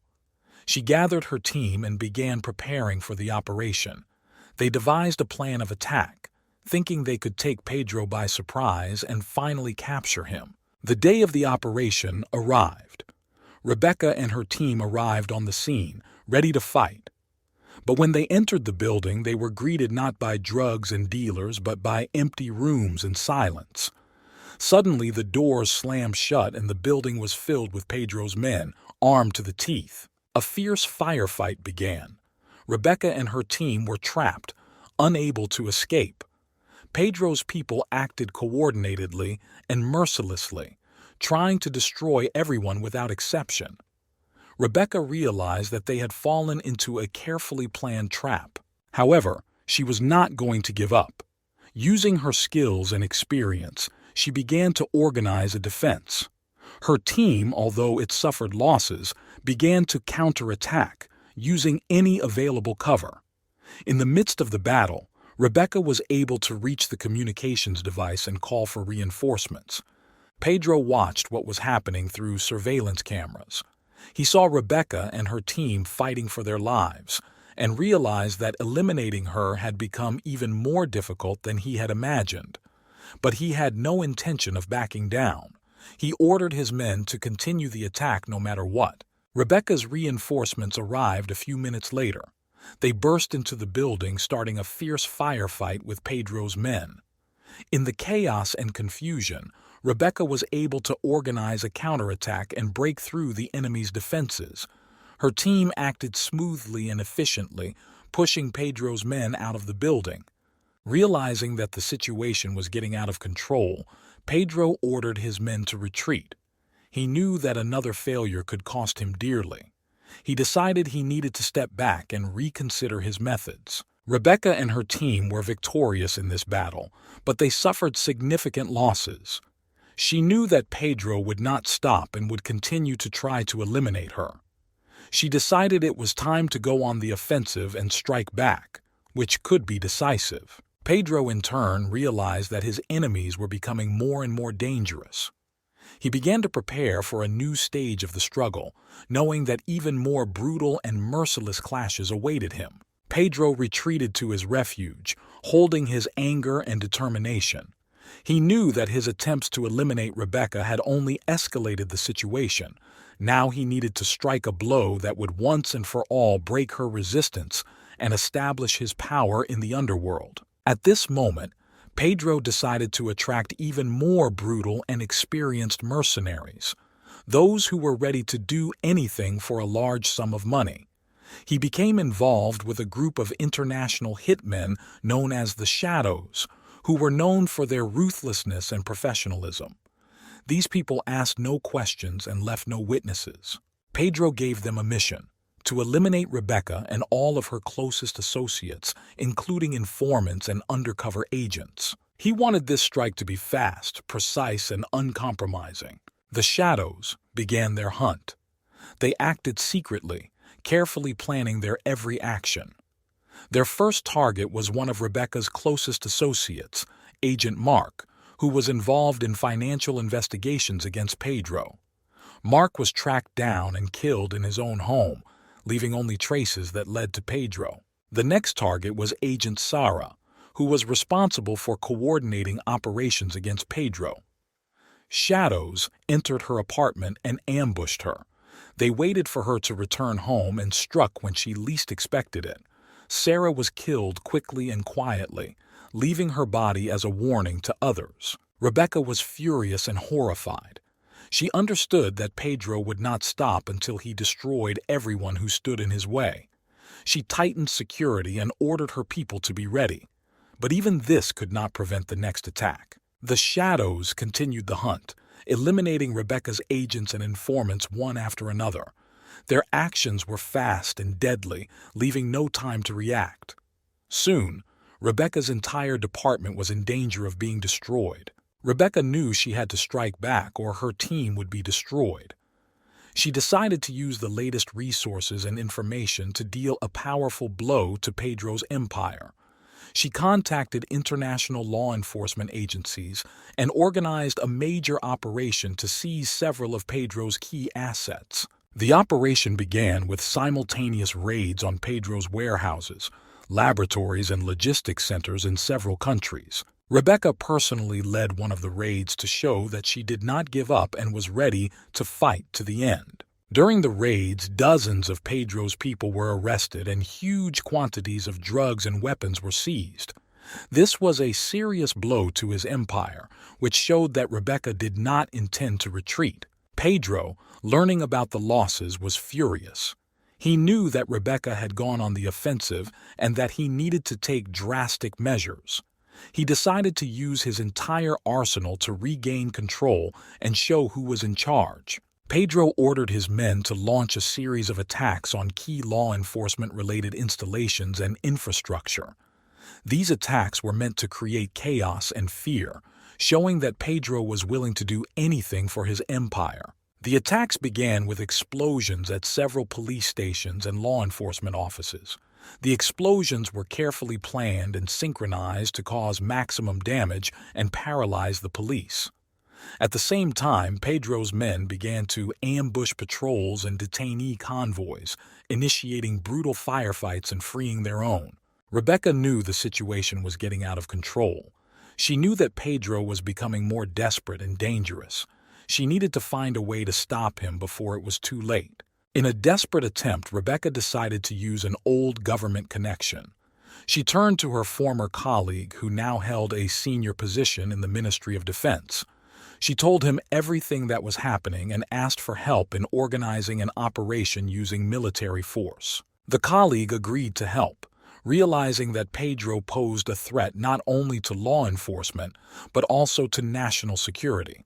He organized a special operation with the participation of elite units that were supposed to deal a decisive blow to Pedro's empire. The operation began with a large-scale invasion of several key Pedro installations. Military forces used all available means, including helicopters, armored vehicles, and special forces. This was a real assault aimed at destroying Pedro's entire infrastructure. At this time, Pedro, realizing that his empire was collapsing, began to prepare for the last battle. He gathered all his remaining men and fortified his main refuge, preparing to defend himself to the last. He knew that this was his last chance to hold on to everything he had built. The assault began early in the morning. Military forces surrounded Pedro's hideout and launched a massive attack. The smell of gunpowder was in the air and explosions were heard. Pedro's men fought desperately, but their forces were insignificant compared to the power of the war machine. In the midst of the battle, Pedro realized that it was all over. He knew that he could not hold on to his empire, but he was determined to fight to the end. He picked up his weapon and walked to the front line, ready to face his fate. Pedro understood that his empire was collapsing, and that the victory of Rebecca and her allies was inevitable. In a shelter surrounded on all sides, he made his final decision.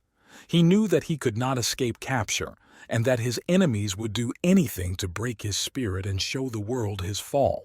Pedro climbed to the roof of his fortified complex, which overlooked the unfolding battle. He watched as his men fought desperately to hold their ground, but knew it was only a matter of time.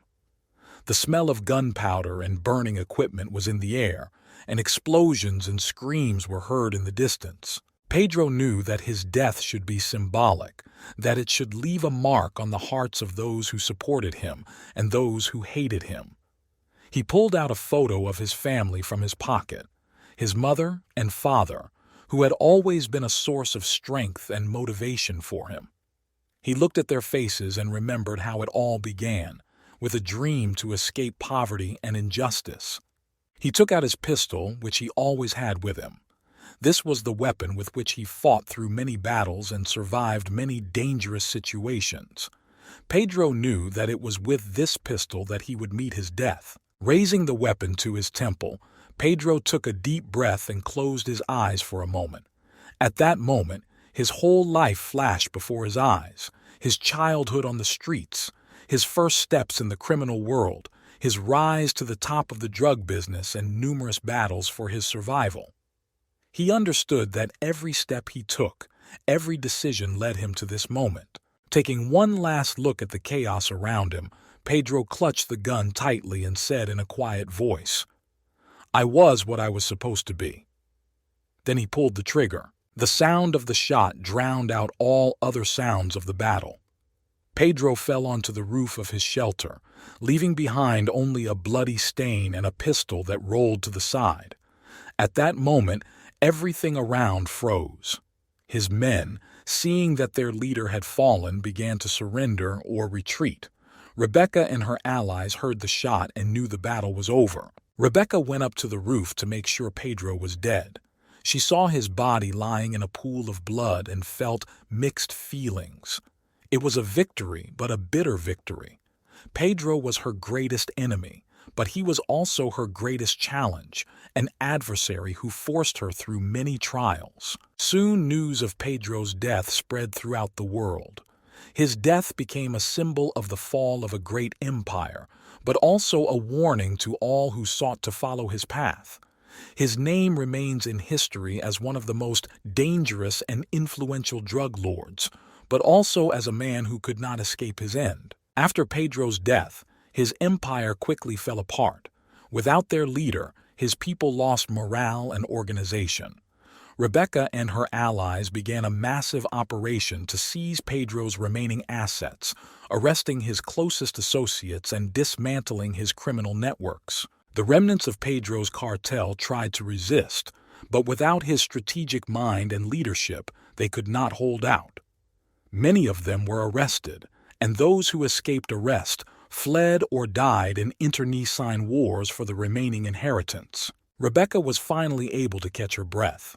She knew her work wasn't over yet, but Pedro's death was a huge victory. This moment became a turning point in her career and life. She suffered great losses, but her determination and perseverance led to success. Rebecca continued to work, leading international operations against the remaining drug cartels and criminal organizations. She became known in law enforcement circles as an implacable fighter against organized crime. Her methods and strategies became a model for many other agents and operatives around the world. Meanwhile, changes began in Colombia and other countries where Pedro had influence. The authorities have launched active reforms aimed at combating corruption and drug trafficking. However, Pedro's legacy continued to influence these regions. Many remembered him as a fierce, yet charismatic leader who managed to achieve incredible heights despite his background and circumstances. People in the poor areas where Pedro began his life recalled his charitable projects and the support he provided. To some, he was a hero. To others, he was the embodiment of evil. But one thing was clear. His story left an indelible mark on everyone who knew him or heard about him. Several years passed, and Rebecca, despite her successes, still felt the weight of the losses she had experienced. She often thought about Pedro, about how their paths had crossed and how this confrontation had changed them both. She knew that her work would never be finished, but every day she dedicated to fighting crime was a tribute to those who fell in this fight. The story of Pedro Montalvo remained in textbooks and chronicles as an example of how far a person driven by hatred and lust for power can go.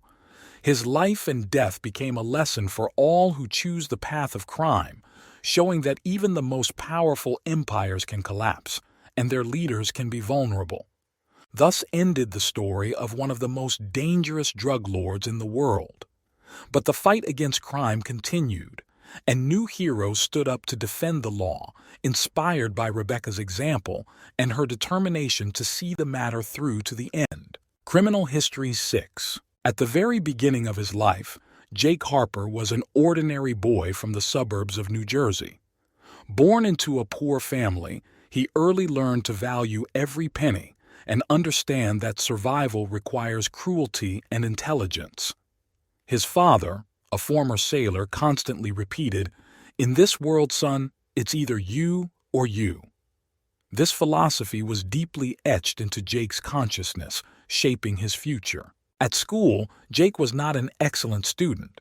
He preferred the streets to textbooks, often getting into trouble for petty thefts and fights. His teachers saw him as a problem child, but he was much smarter than he seemed. He carefully observed those around him, learned to manipulate and control people. One day, at the age of 12, Jake became embroiled in a violent street fight while defending his little brother from local bullies. He used not only his fists, but also improvised objects, showing unusual cruelty for his age. This incident was noticed by one of the local gangsters, Mr. Salvatore, who saw the potential for bigger things in Jake. Salvatore began giving the boy small assignments, gradually introducing him to the world of crime. Jake was a diligent student, absorbing every instruction and putting it into practice. Already at the age of 16, he began to carry out his first orders to intimidate debtors, demonstrating extraordinary composure and prudence. Thus began the life of Jake Harper, who soon became known as one of the most dangerous killers in America. His childhood became the foundation on which his ruthless career in the world of assassins was built. Every year, Jake Harper became more experienced and calm. By the age of 18, he was already well known in New Jersey criminal circles. His abilities did not go unnoticed, and soon he began to receive orders not only from local gangsters, but also from influential people from other states. One of the first major orders was the elimination of an important witness in a major trial against the mafia. Jake understood that this task required not only brutality, but also precise planning. He studied the victim, his habits and routes. On the day of the elimination, he acted flawlessly. Everything went smoothly and there was no witness. This success established his reputation as a professional in his field. His services became in demand among the elite of the criminal world. Jake didn't just kill. He created the illusion of accidents, disappearances, and suicides. Each order was completed with the utmost care and precision, leaving no traces leading to it. But every success had its price. Jake became increasingly distant and paranoid. He didn't trust anyone, not even those who had been with him from the very beginning. Only those who unconditionally obeyed and did not ask unnecessary questions remained in his circle. Over time, Jake began to work only on the most expensive orders. He was no longer interested in petty squabbles. He was only interested in the big game. He became known for his methods of intimidation, always achieving his goal. One of these orders was the elimination of a competitor of a major drug lord from Miami. This man posed a serious threat to the customer's business, and Jake accepted the challenge. He went to Miami, where he began collecting information about the victim. The plan was worked out to the smallest detail, and on the appointed day, Jake did his job. The enemy was destroyed, and no one could link this crime to Jake.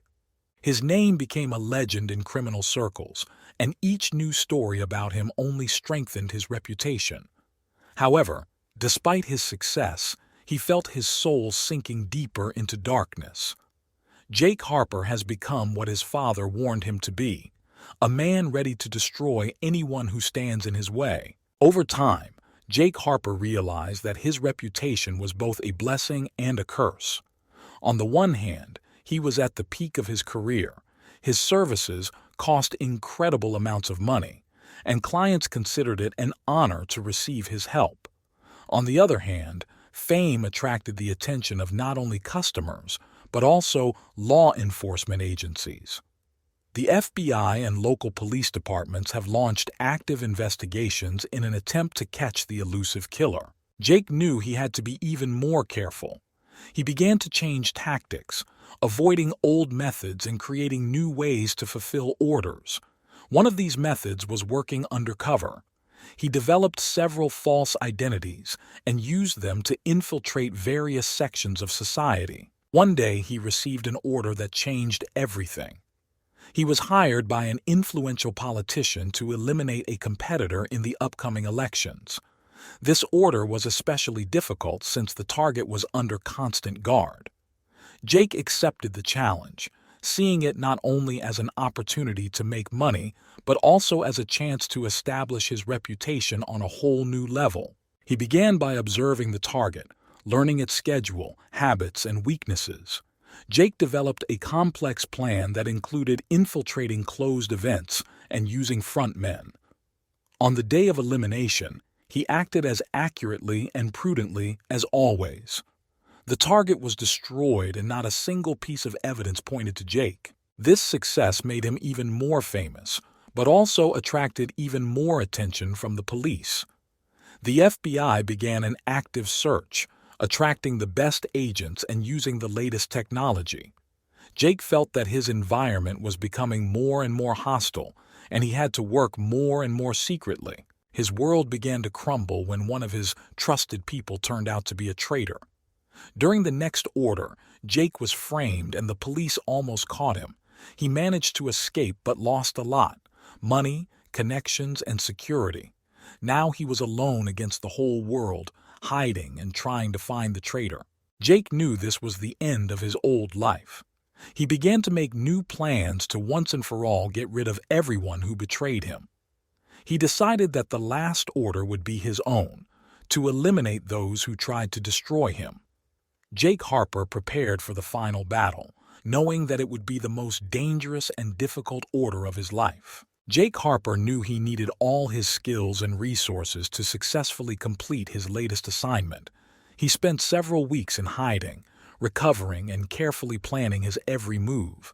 His goal was clear: to take revenge on those who betrayed him and tried to destroy him. First on the list was a traitor from his circle, a former friend and accomplice named Marcus. Jake knew that Marcus was now hiding in Los Angeles, working for one of the local crime bosses. Jake went to Los Angeles using one of his fake identities. He knew he couldn't act openly, so he started by observing. Several days passed before Jake found the right moment. Marcus was accustomed to a luxurious life, often visiting elite clubs and restaurants. Jake decided to act in one of these places. On the night when Marcus was celebrating the conclusion of a major deal, Jake infiltrated the establishment's security. He waited until Marcus was alone and silently approached him. "You made a big mistake, Marcus," Jake whispered before throwing the final blow. It was fast and without unnecessary fuss. The next target was the crime boss himself, who hired Marcus. Jake knew it would be even more difficult, but he had information that could help. He learned that the boss often spends time in his country house, surrounded by guards. Jake began preparing an infiltration plan. He used his old connections to obtain equipment and weapons.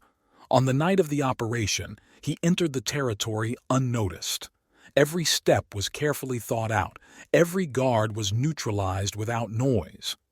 Jake approached the house where the boss was and acted quickly and decisively. The meeting was short, and the boss realized that his days were numbered. With each completed task, Jake became more and more careful. He understood that his time was running out, and every wrong step could be his last. But he still had one more goal: the man behind all these events, an influential politician who ordered the elimination of a competitor. Jake knew this would be his final game. The politician was under constant guard, but Jake knew that every person has a weak spot. He began by studying habits and schedules, figuring out when the target would be most vulnerable. The plan was risky, but Jake was ready for anything. On the night the politician was scheduled to speak at an important event, Jake broke into the building using his old methods. He waited until the politician was alone in his dressing room. Jake walked in, closing the door behind him. "This is the end. You left me no choice," Jake said, pointing the weapon at his final target. The politician tried to resist, but Jake was adamant. Having fired the last shot, Jake knew his mission was accomplished. He knew that now he would have to hide for the rest of his life, but it was a price he was willing to pay. Since then, Jake Harper has disappeared from view, becoming a legend in criminal circles. His name was no longer heard on the streets, but his story remained in the memory of those who knew about his deeds. Jake Harper disappeared from the radar, but that didn't mean he quit his job. He knew he had to become even more invisible, even more careful. Using his remaining money and connections, he created a new identity. Now his name was Nick Casey, and he was an inconspicuous, quiet man living in a small town in the Midwest. In this new guise, Jake began his new life, gradually integrating into the local community. He found work at an auto repair shop, where his repair and mechanical skills came in handy. Jake enjoyed a quiet life, but did not forget that his past could catch up with him at any moment. However, the underworld has not forgotten about Jake Harper. Those who had lost their men because of his actions sought revenge. They began searching, trying to find even the slightest trace.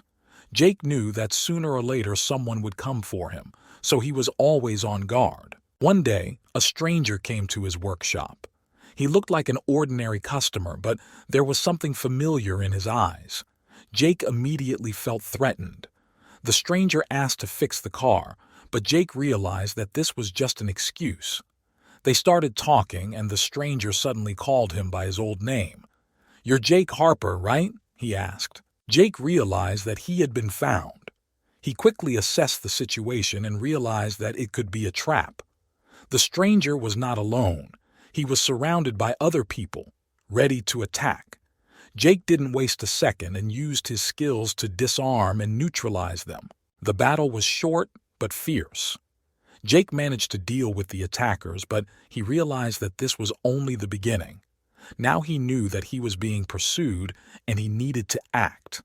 He packed his things and left the city, leaving his new life behind. Jake set out on his journey, knowing that the only way to survive was to stay one step ahead of his enemies. He began to use all his knowledge and experience to deceive his pursuers. Changing cities and identities, Jake continued his struggle for survival. He decided to meet with old allies who could help him escape. One of these people was a former intelligence agent who now works in the private security business. Jake contacted him and arranged a meeting. They met in an abandoned warehouse, where an agent offered Jake a new identity and a chance to start over. But Jake understood that his pursuers would not stop. He decided it was time to go on the offensive. He began planning how to eliminate those who were hunting him. Using his skills and connections, Jake began to gather information about his enemies. Thus began a new chapter in his life, where he not only defended himself but also attacked. Jake Harper was once again turning invisible, but this time his goal was clear: to destroy those who tried to destroy him. Jake Harper knew there was no room for mistakes in his new life. Every step, every decision could be the last. He carefully planned his actions to stay one step ahead of his enemies.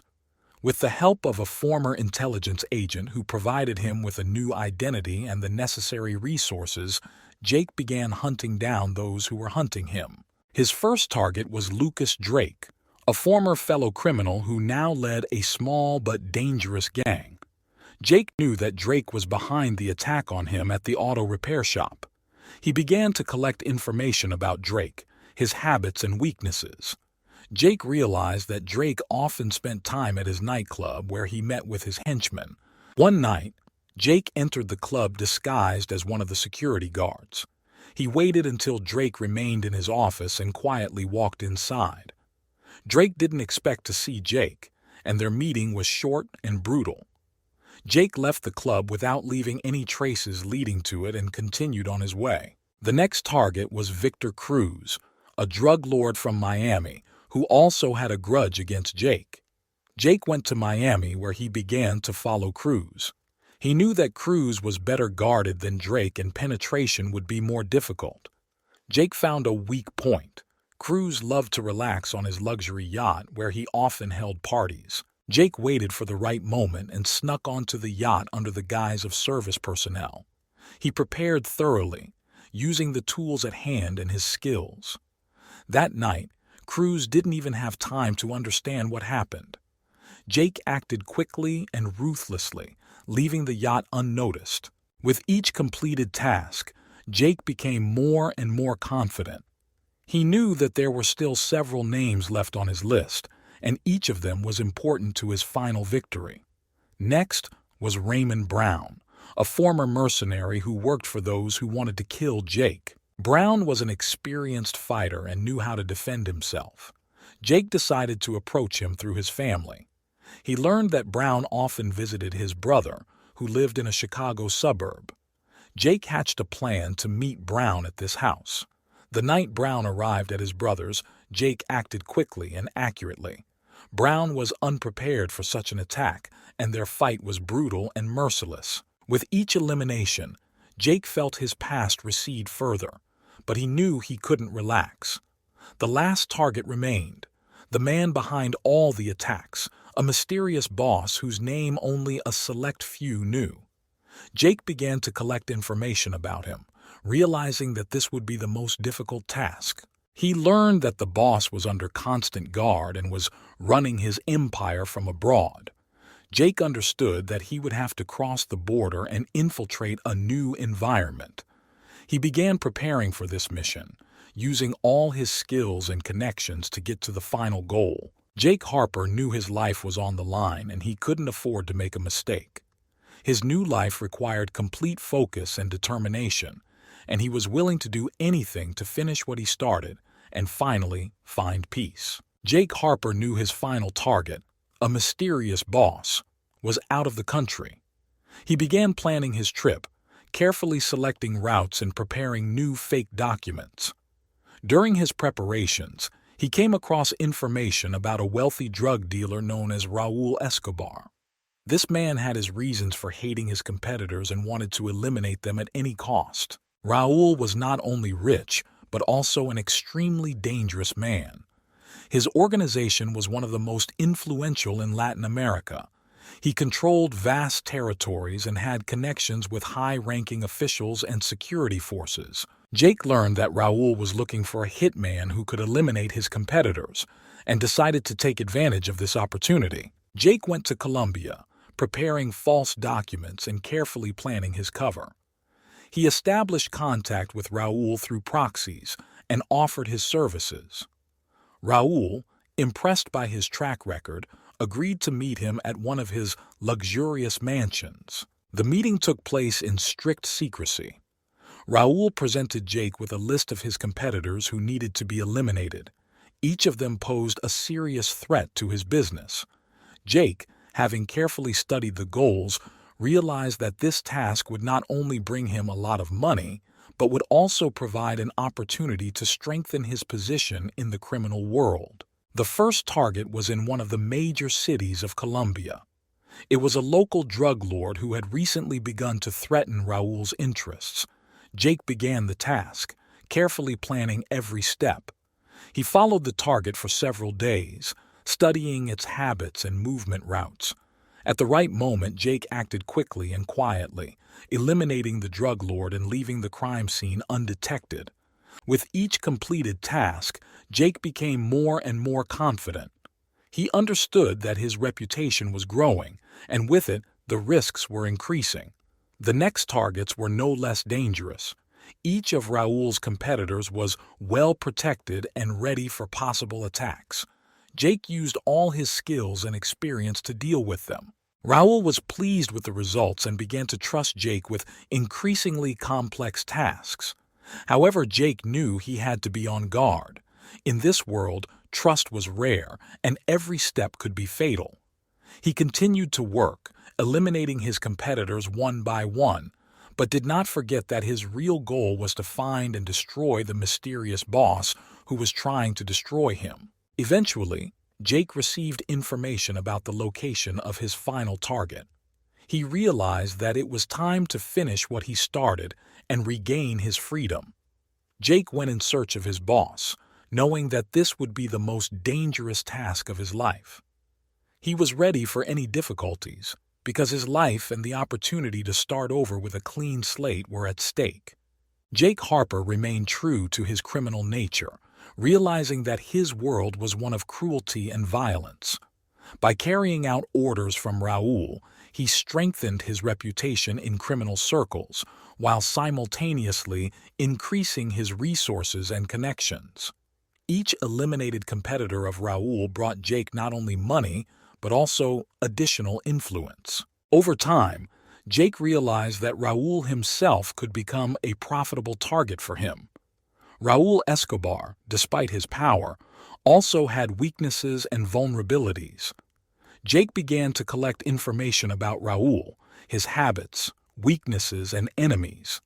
He knew that in the criminal world, you always need to be one step ahead. One day, Jake received the task of eliminating another of Raul's competitors, a major drug lord named Miguel Alvarez. Miguel controlled most of the coast and posed a serious threat to Raul's business. Jake accepted the task, seeing this as an opportunity not only to make money, but also to get closer to his goal. Jake carefully prepared to eliminate Miguel. He collected information about his schedule, places to visit, and surroundings.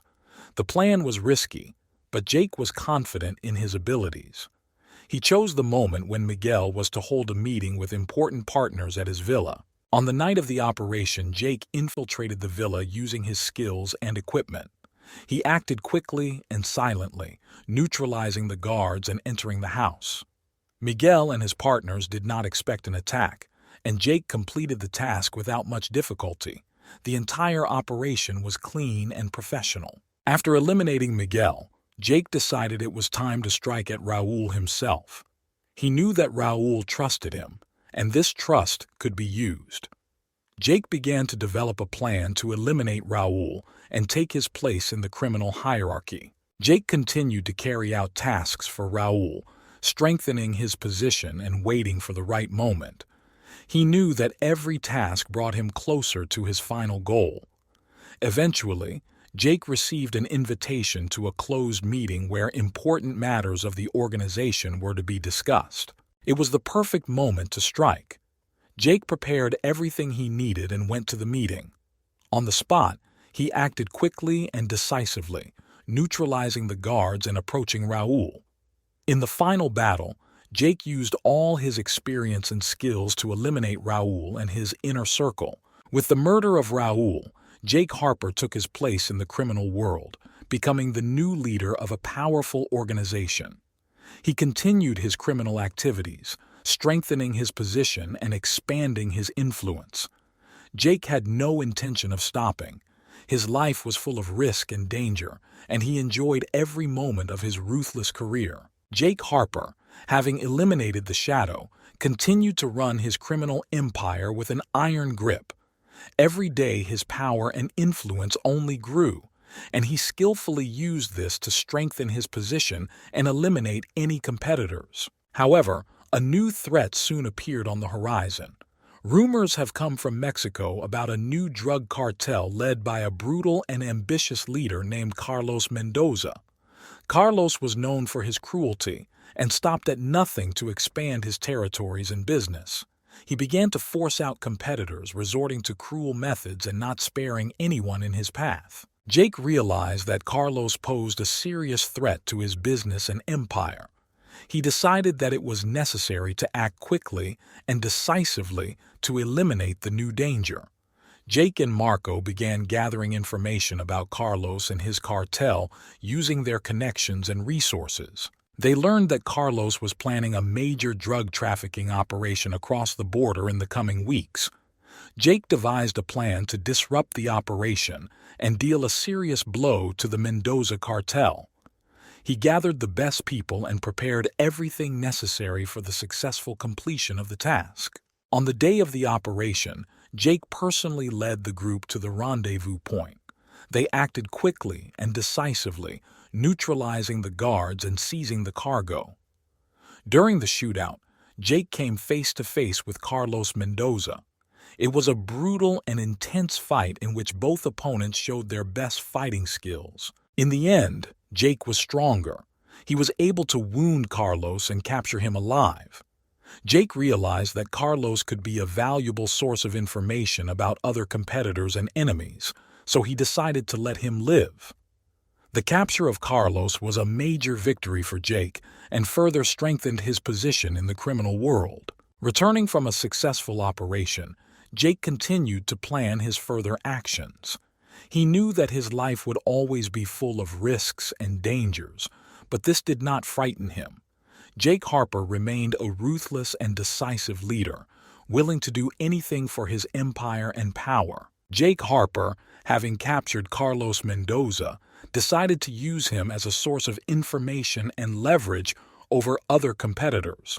For several weeks, Carlos was kept in one of Jake's secret hideouts, where he was interrogated by experienced specialists. Under pressure, Carlos began to give away valuable information about his network and other cartels with which he collaborated. This data allowed Jake to carry out a series of successful operations, striking at competitors and expanding his influence. Each new disclosure strengthened his position and provided new opportunities to expand his business. Jake knew he couldn't afford to relax. His enemies would always find a way to come back. One day, Jake learned from Carlos about a major deal that was about to take place between several influential drug lords. The deal promised to unite their efforts against Jake and his empire. Jake realized that this was his chance to deliver the decisive blow and ruin the plans of his enemies. He carefully planned the operation, deciding to act quickly and decisively. Using Carlos's information, Jake learned the location and time of the meeting. He gathered his best people, providing everything necessary for a successful attack. Jake knew that this blow could be key in his fight for absolute dominance. On the day of the deal, Jake and his team went to the meeting location. They acted quickly and decisively, neutralizing the guards and entering the building. The surprise attack took the drug lords and their men by surprise. Jake personally led the assault, showing all his cruelty and composure. During the operation, it was possible to capture important documents and evidence confirming the cooperation of drug lords. Jake used these materials to destroy the reputations of his enemies and win new allies to his side. His power and influence continued to grow, and the empire became more and more impregnable. However, Jake understood that with every victory comes new challenges. He continued to improve his organization, strengthening security and expanding his connections. Jake Harper remained at the top of the criminal world, leaving no chance for his enemies. Every day was a fight for survival and power, and Jake knew he couldn't afford to stop. He continued to move forward, ready for any trials and dangers. There was no room for weakness in his world. Only strength and determination allowed him to stay on top. Jake Harper, strengthening his criminal empire, inevitably attracted more and more enemies.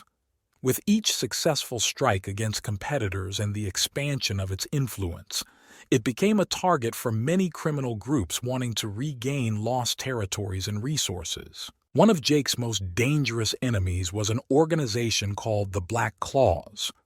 This group consisted of former military and special forces soldiers who were distinguished by their cruelty and military discipline.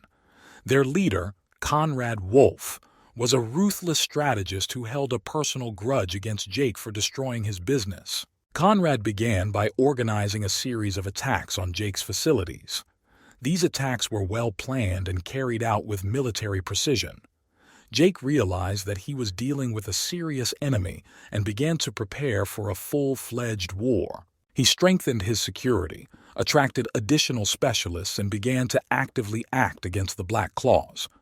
Jake and his men set up ambushes, attacked enemy weapons and drug stores, gradually draining Conrad's resources.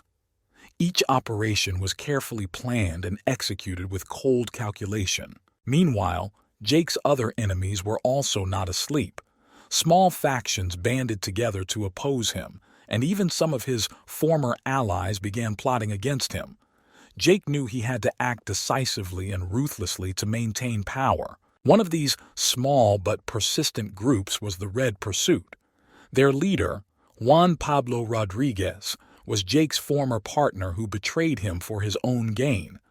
Juan began to actively act against Jake, trying to harm him through blackmail and bribery. Jake decided it was time to strike against Juan and his people. He learned that the Red Pursuit was planning a major arms deal and decided to use this to his advantage. Jake organized the ambush, recruiting his best fighters and using his intelligence network. When Juan and his men arrived at the transaction site, an unpleasant surprise awaited them. Jake and his team acted quickly and decisively, neutralizing the guards and seizing the weapons. Juan was caught and brought to Jake. Without further ado, Jake eliminated the traitor, showing everyone that betrayal would be severely punished. The war with the enemies continued, and Jake understood that his life would never be calm. He acted decisively, eliminating threats one by one. Every enemy who tried to stand in his way was faced with his cruelty and cold-bloodedness. Jake Harper remained at the top of the criminal world, but it was an achievement that required constant effort and a willingness to take on any challenge. His enemies were numerous and dangerous, but he was ready to fight to the end, defending his empire and power. The situation became increasingly tense. Jake Harper felt the pressure mounting from all sides. His enemies united, forming coalitions to overthrow him. Despite all the successes, Jake knew that he could not relax. Every day brought new threats. One of the most dangerous enemies turned out to be an international drug lord named Ricardo Lopez. Ricardo was known for his cunning and ruthlessness, and he decided that Jake was a serious threat to his business. Ricardo began to act against Jake, organizing sabotage and attacks on his facilities. Jake understood that Ricardo was a serious opponent who needed to be dealt with strategically. He began collecting information about Lopez using his connections and spy network. He soon learned that Lopez planned to meet one of his main suppliers at a secret villa in Central America. This was the perfect opportunity for Jake to strike. He gathered his best people, prepared everything he needed, and went to Central America. The plan was simple: infiltrate the villa and eliminate Lopez, leaving his organization leaderless. The night was dark and moonless when Jake and his team arrived on site. They quietly entered the villa using night vision and silent weapons. Every step was carefully planned, and soon they were inside. The villa was luxurious, but Jake wasn't interested in that. He moved through the corridors until he found the room where Lopez was meeting with the supplier. The sudden attack took everyone by surprise. Jake acted quickly and decisively, eliminating the guards and breaking through to Lopez. The meeting with Lopez was short and brutal. Jake knew he couldn't let the enemy get away and did everything he could to complete his mission. Lopez's death was a major blow to his organization, leaving it without leadership and destabilizing the situation. However, this was only one of many battles. Jake knew that his enemies would continue to attack. He strengthened his security measures, brought in additional specialists, and began to actively act against anyone who dared to challenge him. Every day Jake faced new threats, but he remained calm and determined. His reputation as a ruthless leader continued to grow, and many began to realize that fighting him would be a recipe for destruction. Jake Harper continued to rule his criminal world, not giving his enemies the slightest chance of victory. His life was full of dangers, but this is where he found his calling. He knew that he would never be able to give up this life, and was ready to go to the end, defending his influence and power. Shortly after Ricardo Lopez was eliminated, a new threat appeared on the horizon. A criminal group known as the Blue Crows has emerged. This group consisted of former mercenaries and professional killers, known for their cruelty and ability to act secretly. Their goal was to eliminate Jake Harper and take over his territory. The leader of the Blue Ravens, Alexei Vorontsov, was an experienced strategist and had repeatedly proven his ability to handle complex operations. He knew that a direct attack on Jake wouldn't be enough, so he started with subversion. The Voronovites began by sabotaging supplies, causing sabotage and attacking Jake's key facilities. Jake quickly realized that he was dealing with a serious enemy. He strengthened the security of his facilities and began collecting information about the Blue Ravens. His intelligence network worked around the clock, trying to figure out who was behind the attacks and what the next target was. Jake soon learned that Alexei Vorontsov was planning a major operation, the purpose of which was to destroy his main base. Jake decided to launch a preemptive strike. He gathered his best people and developed a plan to lure Vorontsov out of hiding. Jake staged a false leak about a major arms shipment, knowing that Vorontsov would not be able to resist the opportunity. The operation was carefully planned, and at the right moment, Jake and his team set up an ambush. On the night of the attack, Jake and his men took up positions around the meeting place. As soon as the Blue Crows arrived on the scene, a fierce firefight began. Jake personally led the assault, showing his coolness and fighting skills. Vorontsov turned out to be a skilled opponent, and the battle was long and bloody. In the end, Jake managed to gain the upper hand. Vorontsov was mortally wounded and his men began to retreat. Jake approached the Blue Ravens' leader to make sure the threat was eliminated. Alexei Vorontsov looked at Jake with contempt before he died, but his last breath meant the end of the threat. After this victory, Jake strengthened his position and further strengthened his security measures. He understood that such enemies would appear again and again, but he was ready for any challenge. Jake Harper remained a ruthless leader, willing to do anything for his empire and power. His reputation as an invincible crime boss continued to grow, and his enemies were increasingly less likely to challenge him. Jake knew that his path would be full of dangers, but he was ready to go to the end, protecting his influence and power. The win over the Blue Crows strengthened Jake Harper's position, but also made him a target for even more enemies. Each success attracted the attention of new opponents, and Jake knew that his struggle for power would never end. Enemies on all sides began to conspire to overthrow him. One of these enemies was the mafia clan known as the Black Hand. It was one of the oldest and most powerful criminal organizations on the East Coast. Their leader, Antonio "Tony" Marchesi, was a skilled and brutal mafioso who considered Jake a serious threat to his business. Tony decided that the only way to maintain his power was to destroy Jake Harper. Tony started by hiring the best hitmen and began carefully planning his attack on Jake. He knew that Jake was well protected, so he decided to act with cunning. Tony contacted one of Jake's trusted men and offered him a large sum of money for his betrayal. Jake, suspecting that there may be a mole within his organization, began to closely monitor his men. He installed hidden cameras and listening devices in an attempt to identify the traitor. One night he received information that his trusted man, Thomas, often meets with someone from the Black Hand. Jake decided to set a trap. He organized a fake meeting to which Thomas was supposed to bring important documents. Jake and his men prepared for the ambush, knowing this could be their chance to expose the traitor and strike the Black Hand. At the meeting place, Thomas arrived with documents, and soon a representative of the Black Hand appeared. Jake and his team surrounded them in a surprise attack. Thomas was captured, and the Black Hand was killed. Under pressure, Thomas confessed to his betrayal and revealed information about Tony's plans.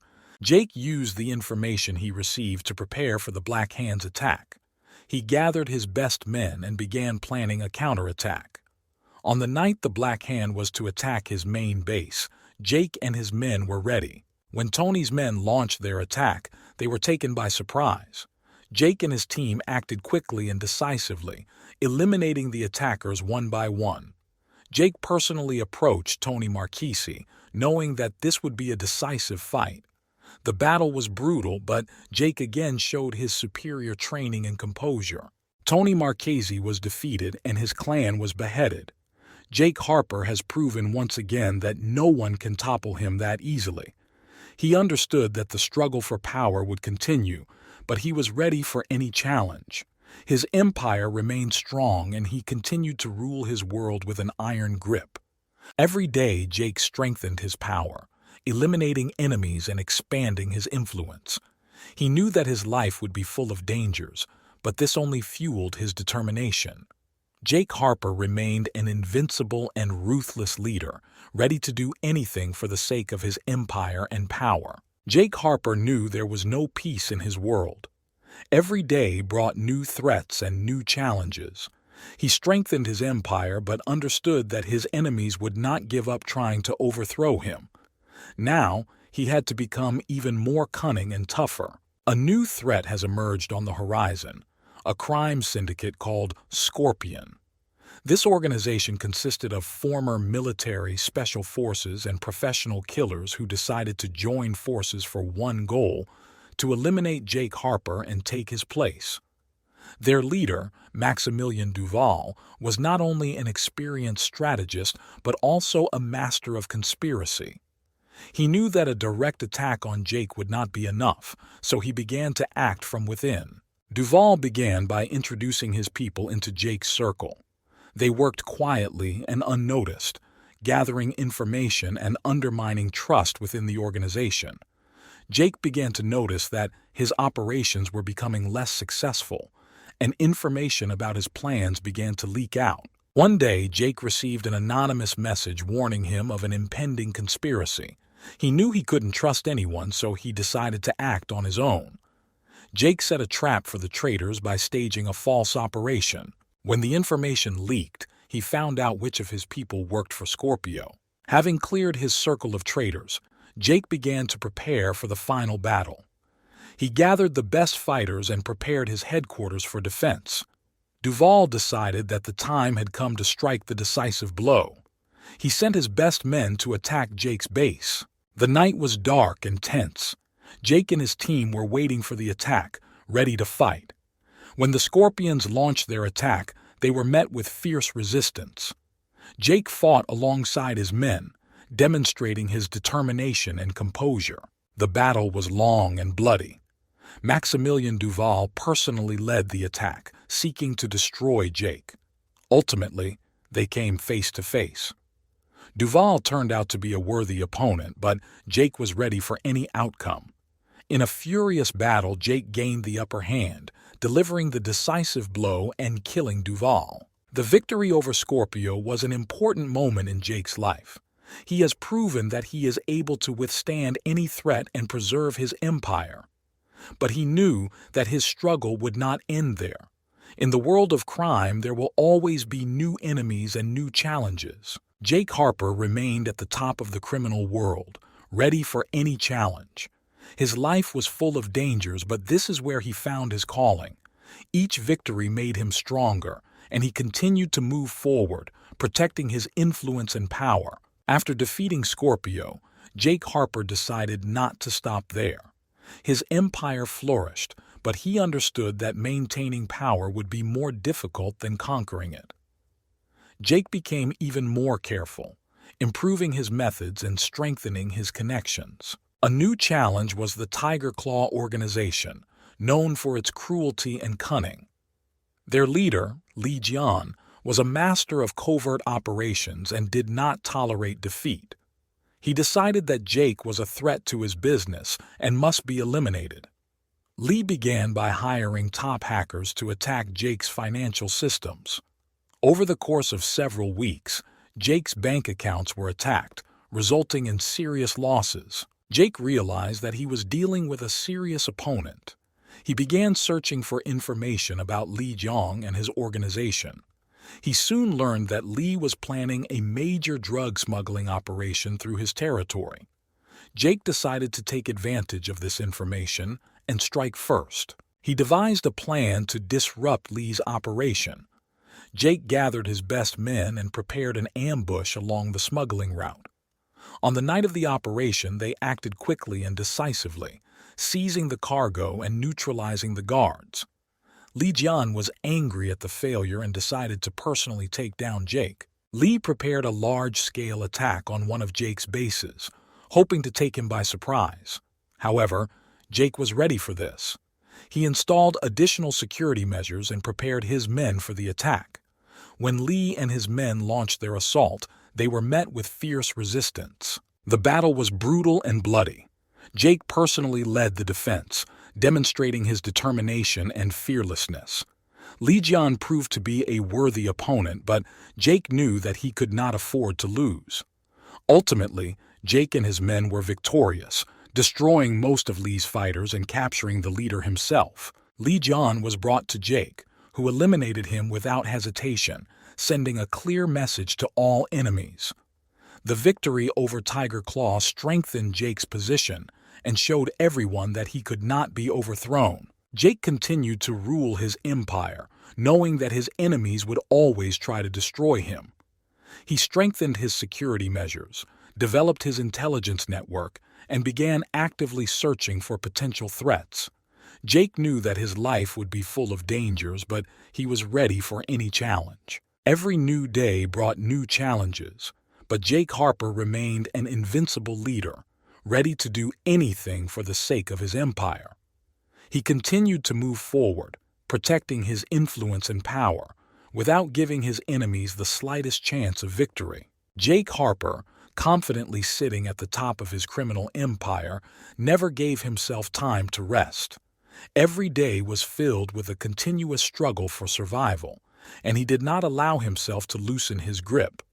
His victories over Scorpion and Tiger Claw became a legend, but new enemies were not long in coming. This time, a group called the Shadow League opposed Jake. This organization was known for its secrecy and ability to carry out sabotage. Their leader, the mysterious Elias Knight, was a master of manipulation and strategy. He has staged coups more than once and overthrown strong leaders in the criminal world. Knight decided that Jake Harper would be his next victim. Elias began by penetrating the deepest layers of Jake's network. His people infiltrated key positions, gathering information and undermining trust within the organization. Jake felt that something was wrong but could not determine the source of the problem. Every step forward was accompanied by 2 steps back. Jake soon received information that the Shadow League was planning a series of attacks on his main targets. He knew he had to act quickly and decisively to maintain control. Jake gathered his best men and prepared a defense plan. He knew that Knight would act cunningly and secretly, so he decided to use the same tactics. Jake set up decoys to confuse the enemy and prepared ambushes at key points. When the attack started, Jake and his men acted with lightning speed. They successfully repulsed the first wave of attacks, but knew that this was only the beginning. Elias Knight was not going to give up. He resorted to tactics of sabotage and disinformation in an attempt to weaken the morale of Jake's men. But Jake was ready for this. He began to carefully check each of his people, identifying traitors and strengthening security measures. During one of the operations, Jake managed to capture one of Knight's people, who gave away the location of their headquarters. Jake knew it could be a trap, but decided to take the risk. He gathered his team and went to the place. Arriving at the scene, Jake and his men acted secretly, using the nighttime for a surprise attack. They quickly entered the building, neutralizing the guards and heading towards the room where Elias Knight was said to be located. There they found a lot of documents and equipment confirming the participation of the Shadow League in numerous sabotages. Knight tried to escape, but Jake caught up with him. Their fight was fierce. Each of them showed all their skills and cunning. In the end, Jake was stronger. Knight was captured and brought to Jake. Instead of eliminating him outright, Jake decided to use Knight to obtain information about other enemies and the plans of the Shadow League. With this victory, Jake once again proved that he cannot be toppled. He continued to rule his empire with an iron grip, leaving no chance for his enemies to succeed. His life remained full of dangers, but that was what made it so exciting and meaningful. Jake Harper was ready for any challenge, knowing that his strength and determination would help him overcome any obstacles on the path to absolute power. Jake Harper, having consolidated his power and destroyed many enemies, knew that his position was still precarious. There was always someone who sought to overthrow him. This time his attention was attracted by a new enemy, a rich and influential businessman named Victor Kowalski. Victor, who was involved in illegal transactions and had connections in government circles, decided that Jake posed a threat to his empire. Victor was careful, always surrounded by guards, and lived in a luxurious mansion, which was guarded like a fortress. Jake knew that nothing could be achieved with a direct attack. He began collecting information about Kowalski, his habits and weaknesses. He soon learned that Victor visited an exclusive club in the city center every week, where he met influential people and conducted his business. Jake decided this was the perfect moment to strike. He developed a plan that would require precision and secrecy. The first step was to infiltrate one of his men into the club's staff. Jake chose one of the most reliable and experienced agents who was able to get a job as a bartender. This agent was supposed to keep an eye on Kowalski and provide information about his schedule. In the evening, when Victor once again came to the club, the agent told Jake that Kowalski would soon go to his private room to meet with an important partner. Jake gathered his best people and went to the club, acting secretly and unnoticed. When Victor entered his room, Jake and his team were already inside, hidden in the dark corners. They waited until Victor was engaged in conversation, and then they began to act. The sudden attack took Kowalski and his guards by surprise. Jake quickly and calmly neutralized everyone in the room. Victor tried to resist, but Jake was adamant. He knew that this man was a serious threat and could not be left alive. With cold calculation, Jake eliminated Victor, leaving the room in complete disarray. After leaving the club, Jake and his men returned to base, knowing that their mission was successful. The elimination of Victor Kowalski became a high-profile event in the criminal world, and many realized that Jake Harper would stop at nothing to protect his empire. With each new enemy, Jake became more and more cold-blooded and experienced. His reputation as an invincible leader continued to grow, and his enemies began to fear his name. Jake knew that his struggle would never end, but he was ready for any challenge to maintain his power and influence. After eliminating Victor Kowalski, Jake Harper cemented his reputation as a ruthless and decisive leader. However, this victory attracted the attention of even more powerful enemies. A new threat has emerged on the horizon: the Consortium, a secret organization running large shadow operations around the world. Their leader, Lucius Kane, was known for his coolness and strategic intelligence. The Consortium decided that Jake was a threat to their global plans and decided to eliminate him. Jake learned of the impending threat and began to prepare for a new battle.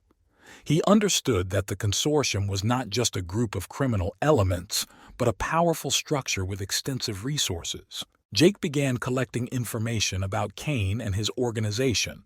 He used all his connections and resources to find out more about the Consortium. He soon learned that Lucius Kane was planning to meet several of his key partners at one of his luxury hotels in Switzerland. Jake decided this was the perfect moment to strike. The plan required precision and secrecy. Jake developed an operation that involved infiltrating his best agents into the hotel staff. These agents were required to provide access to key areas and gather the necessary information. For weeks they had been preparing the ground for the final blow. Finally, the day of the operation arrived. Jake and his team arrived in Switzerland under the guise of tourists and businessmen. They used fake documents and carefully planned routes to sneak into the hotel undetected. Every step was thought out to the smallest detail. As Lucius Kane and his partners gathered for a meeting, Jake and his men sprang into action. They quickly and silently neutralized the security and entered the conference room where the meeting was taking place. The sudden attack took everyone by surprise. Lucius Kane tried to resist, but Jake was adamant. With cold calculation, Jake and his team eliminated everyone present, leaving no witnesses. Lucius Kane, trying to escape, found himself trapped. Jake caught up with him and won the final battle, eliminating the leader of the Consortium. This was a powerful statement to all of Jake's enemies. No one could stop him. After leaving the hotel, Jake and his team disappeared without a trace, leaving only chaos and fear in their wake. The victory over the Consortium strengthened Jake's position in the criminal world. His reputation as an invincible leader continued to grow, and his enemies dared to challenge him less and less. Jake knew his struggle would never end, but he was ready for any challenge. He continued to rule his empire with an iron grip, protecting his influence and power. There was no room for weakness in the world of crime, and Jake Harper proved he was willing to do anything to stay on top. After defeating Lucius Kane and the Consortium, Jake Harper found himself at the top of the criminal world. But he knew that his position was still precarious. Enemies were everywhere, and he could not afford to relax. Jake decided that the only way to finally assert his power was to carry out the most dangerous operation of his life: the elimination of a high-ranking politician who controlled huge shadow flows and was connected with international intelligence agencies. This politician, Senator William Radcliffe, was known for his brutal methods and elusiveness. He controlled a huge amount of resources and had support at the highest level. Jake knew that attacking Radcliffe directly would be suicide. He began collecting information, studying every little detail about the senator's life, his schedule, and habits. Jake soon learned that Radcliffe regularly attends a secret conference of elite politicians and businessmen on a closed island in the Caribbean. This event was better guarded than any fortress, but Jake decided to take a chance. He developed a plan that required perfect coordination and precision. The first step was to introduce an agent into the island's maintenance team. Jake chose the best of his people: Lawrence, a master of disguise and covert operations. Lawrence received false documents and successfully got a job on the island. His task was to collect information and prepare everything necessary for the arrival of Jake and his team. Jake gathered the best fighters and began to prepare for the operation. They spent weeks training and planning, studying every detail and possible scenario. Finally, the day came when Jake and his men went to the island under the guise of high-ranking guests. Using forged documents and carefully crafted legends, they successfully passed the check and entered the territory. An atmosphere of luxury and safety reigned on the island. There were guards and surveillance systems everywhere. Jake and his team acted secretly, avoiding unnecessary attention. Lawrence provided them with information about the senator's location and schedule. They knew they would only have one chance. When the moment was right, Jake and his men took action. They made their way into the building where the meeting was taking place, neutralizing the guards and hiding in the shadows. Jake knew he had to act quickly and decisively. They entered the room where Senator Radcliffe was located and launched a surprise attack. Radcliffe was surrounded by guards, but Jake and his men acted with lightning speed. They eliminated the guards and reached the senator. In the final battle, Jake personally faced Radcliffe. The senator was well prepared and was not going to give up without a fight. But Jake was adamant. With composure and determination, he achieved victory by eliminating Radcliffe. After leaving the hall, Jake and his team used a pre-prepared evacuation plan. They left the island, leaving chaos and fear in their wake. The operation was a success, and Jake knew that his power was now even more unshakable. This operation became the most dangerous and decisive in his life. He proved that he was ready to do anything to preserve his empire. Jake Harper continued to rule his world with an iron grip, not giving his enemies the slightest chance of victory. His reputation as an invincible leader was cemented forever, and his enemies realized that it was better not to mess with him. After his most risky operation, Jake Harper consolidated his power and became an unshakable leader in the criminal underworld. However, his success attracted the attention of new enemies, who decided that it was time to eliminate Jake once and for all. Among them was a young and ambitious crime boss known as Vincent Romano. Vincent saw Jake not only as a threat, but also as an opportunity to take his place. Vincent carefully planned the assassination attempt on Jake. He knew that a direct attack would not achieve anything, so he decided to act covertly. Vincent used his best people and infiltrated them into Jake's circle to gather information about his schedule and weaknesses. One evening, as Jake was returning to his mansion after an important meeting, the plan began. Vincent knew that Jake was always surrounded by security, so he organized a diversion.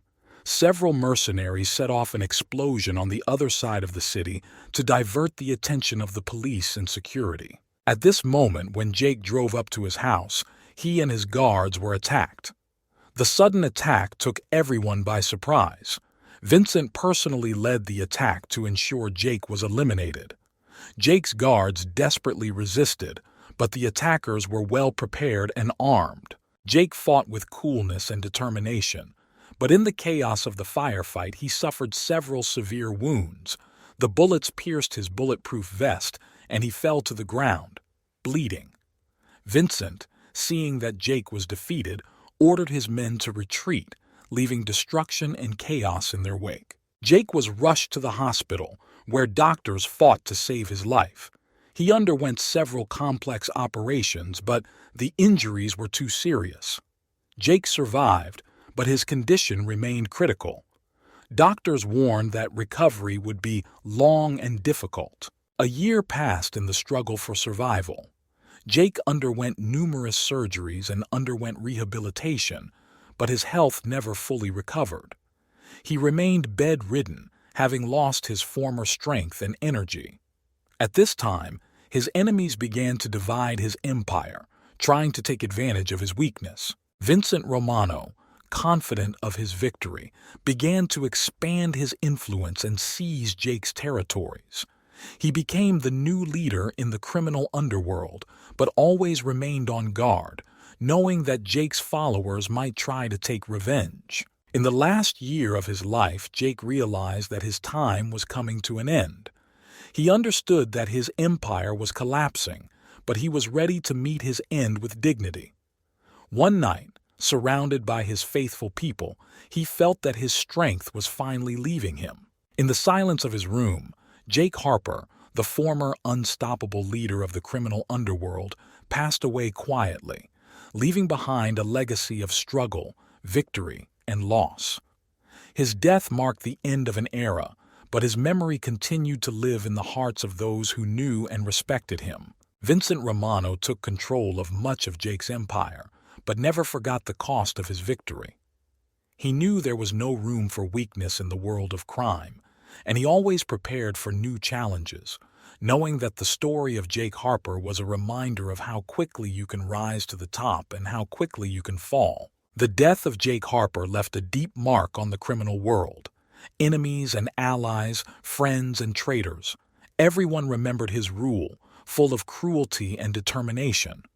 Vincent Romano, the new leader, understood that Jake's legacy was not only the source of his strength, but also an eternal reminder of the dangers of being at the top. A year has passed since Jake's death. Vincent Romano strengthened his position, subjugating most of Jake's former empire. He introduced new methods and technologies to maintain control and prevent rebellion. However, among Jake's people, there were those who had not forgotten their former leader and wanted to avenge his death. One evening, while Vincent was enjoying his victory in his new luxurious office, he received an anonymous message. It contained information about a conspiracy among his closest associates. Vincent decided to act decisively and began an investigation to identify the traitors. This investigation led him to a shocking discovery. Some of his most trusted men were secretly planning to overthrow him and return power to Jake's followers. Vincent gathered his loyal people and organized a trap for the conspirators. In one of the night operations, he eliminated the traitors, showing that he was ready to defend his position at any cost. It was a warning to anyone who tried to challenge him. However, this operation also showed how dangerous it is to be a leader. Vincent realized that every day at the top was accompanied by risk and betrayal.